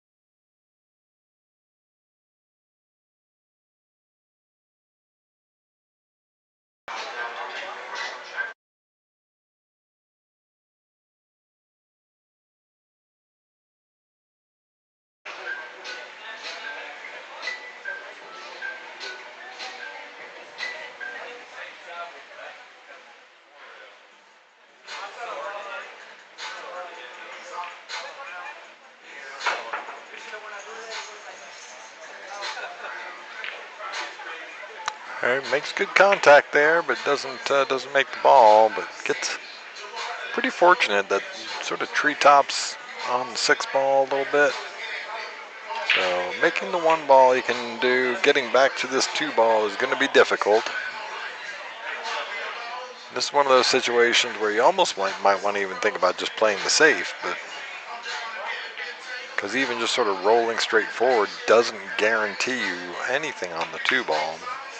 Not even shaped for playing a safe.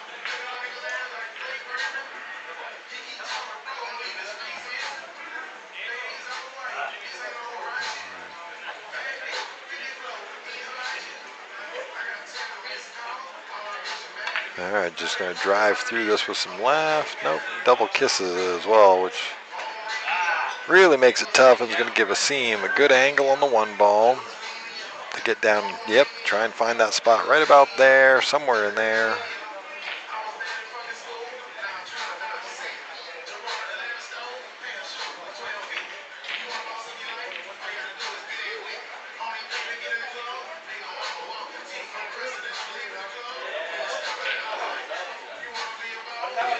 And that's about perfect there, Asim. Good shot.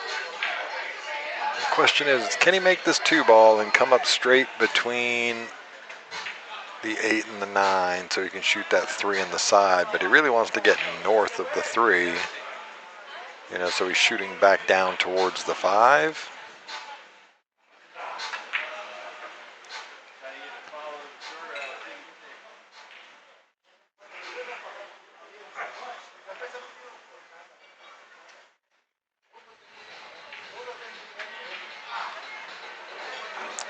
He's hit that really well. Did he get up far enough? Get up far enough. Don't get straight in. He's not going to be happy there for sure. You either got to go one or the other.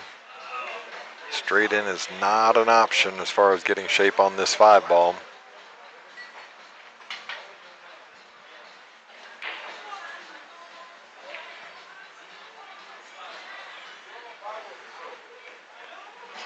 I have to say, if you could cheat it with some inside spin, that's a different game altogether. And here comes the 5-9.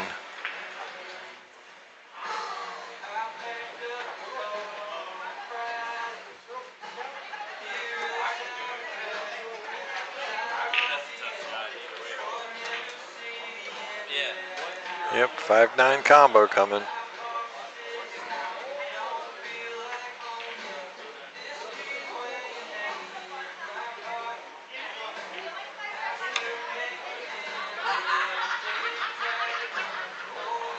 Oh, overcuts it a little bit.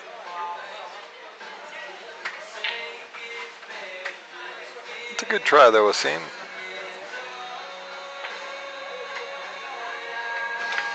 So Matt going to try and play the little spinner, 2 rails around the corner, that top left corner, shoot the 6 into the same pocket.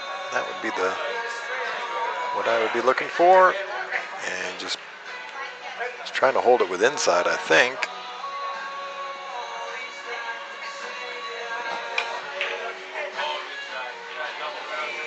So it doesn't leave anything easy for Asim on this shot.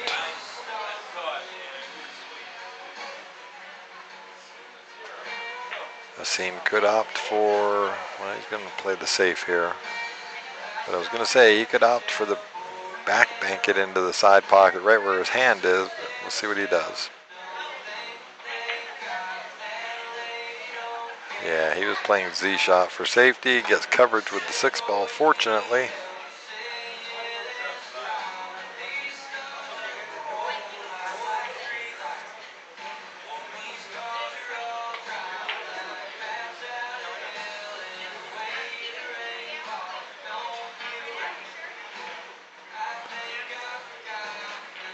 Yeah, didn't want to do that.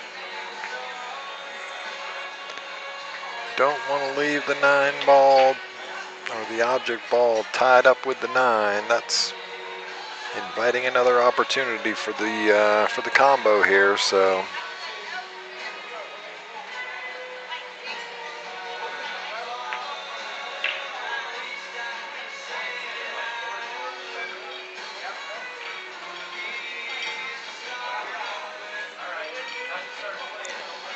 oh my goodness, and he's safe on the 5 ball, but it's going to leave a very weird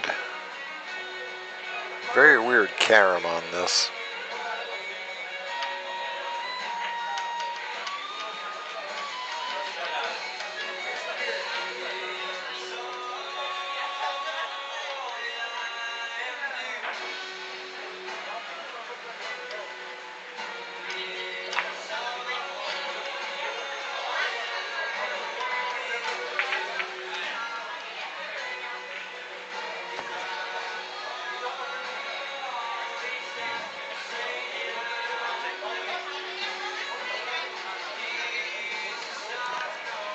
All right, leaves a shot on for a seam here.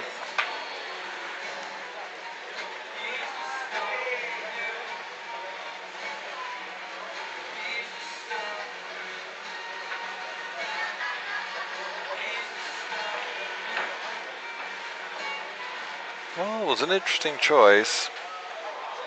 I think it might have actually followed the 5 in here, because this one becomes really tough now.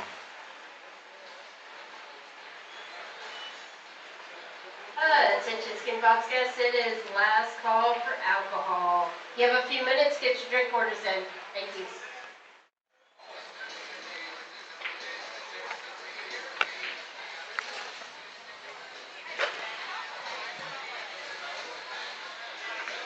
Yeah, it was always going to be tough to get on to the 7.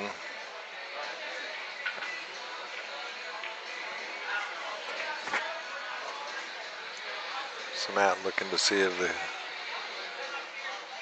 the carom is on, then great.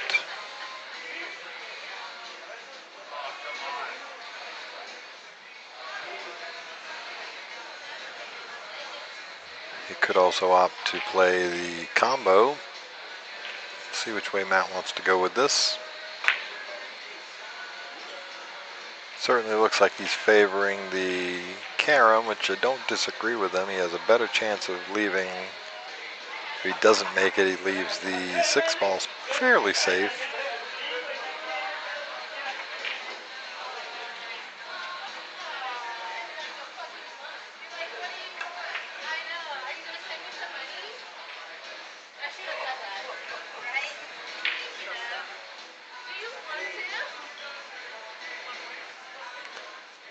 It's just a really good shot there.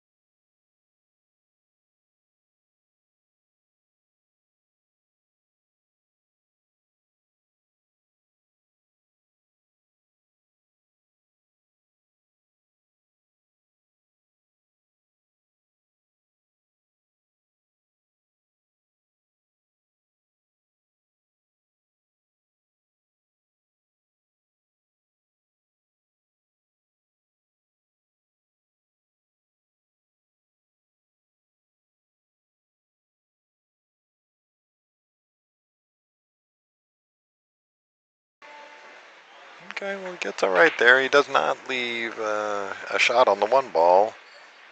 Kick shot into the back of it. If you can hit it really, really, just got to make sure you get to a rail with the one ball, but you might get lucky here.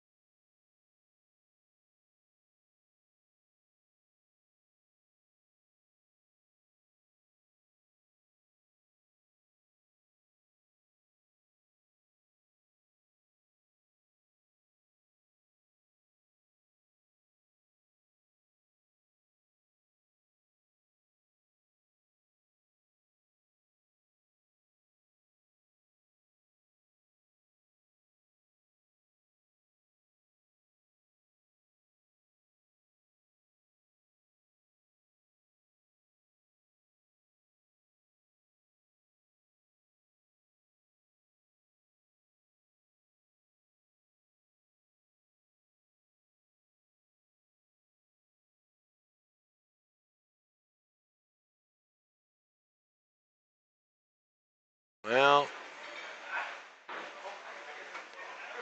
played the right shot. Got a little bonus reward for it.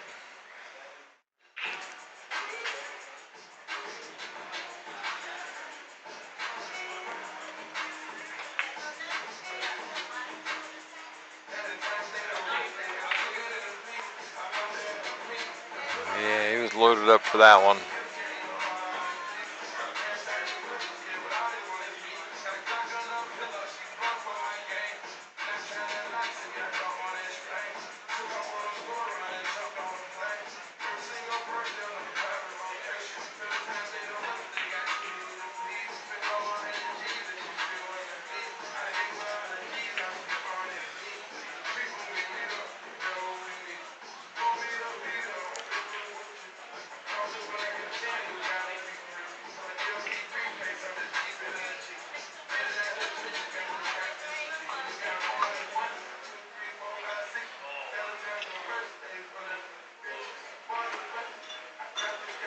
Yeah, he was trying to play the safe there. Didn't quite get there. He's going to, even though he is tree-topped over this, he doesn't have to do much with the cue ball. Just run it into it, make the 3, naturally on for the 4.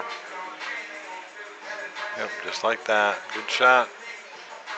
3 rails around off of this, or even 2.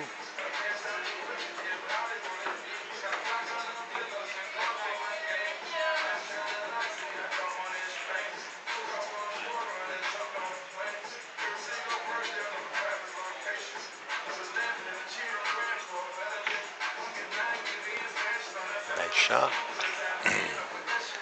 Just knock this down, you'll fall naturally on the 9 ball. So just bear down and make it. Don't have to hit it firm, just have to hit it positive. Kind of like that right there. It's a beautiful shot.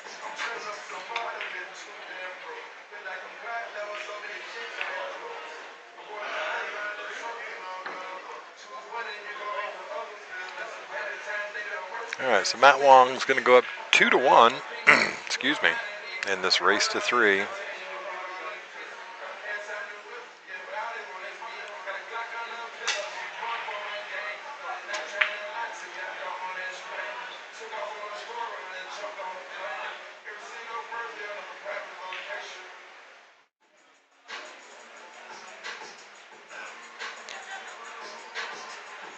All right, so Asim Grover to break to stay in this match, down 2-1.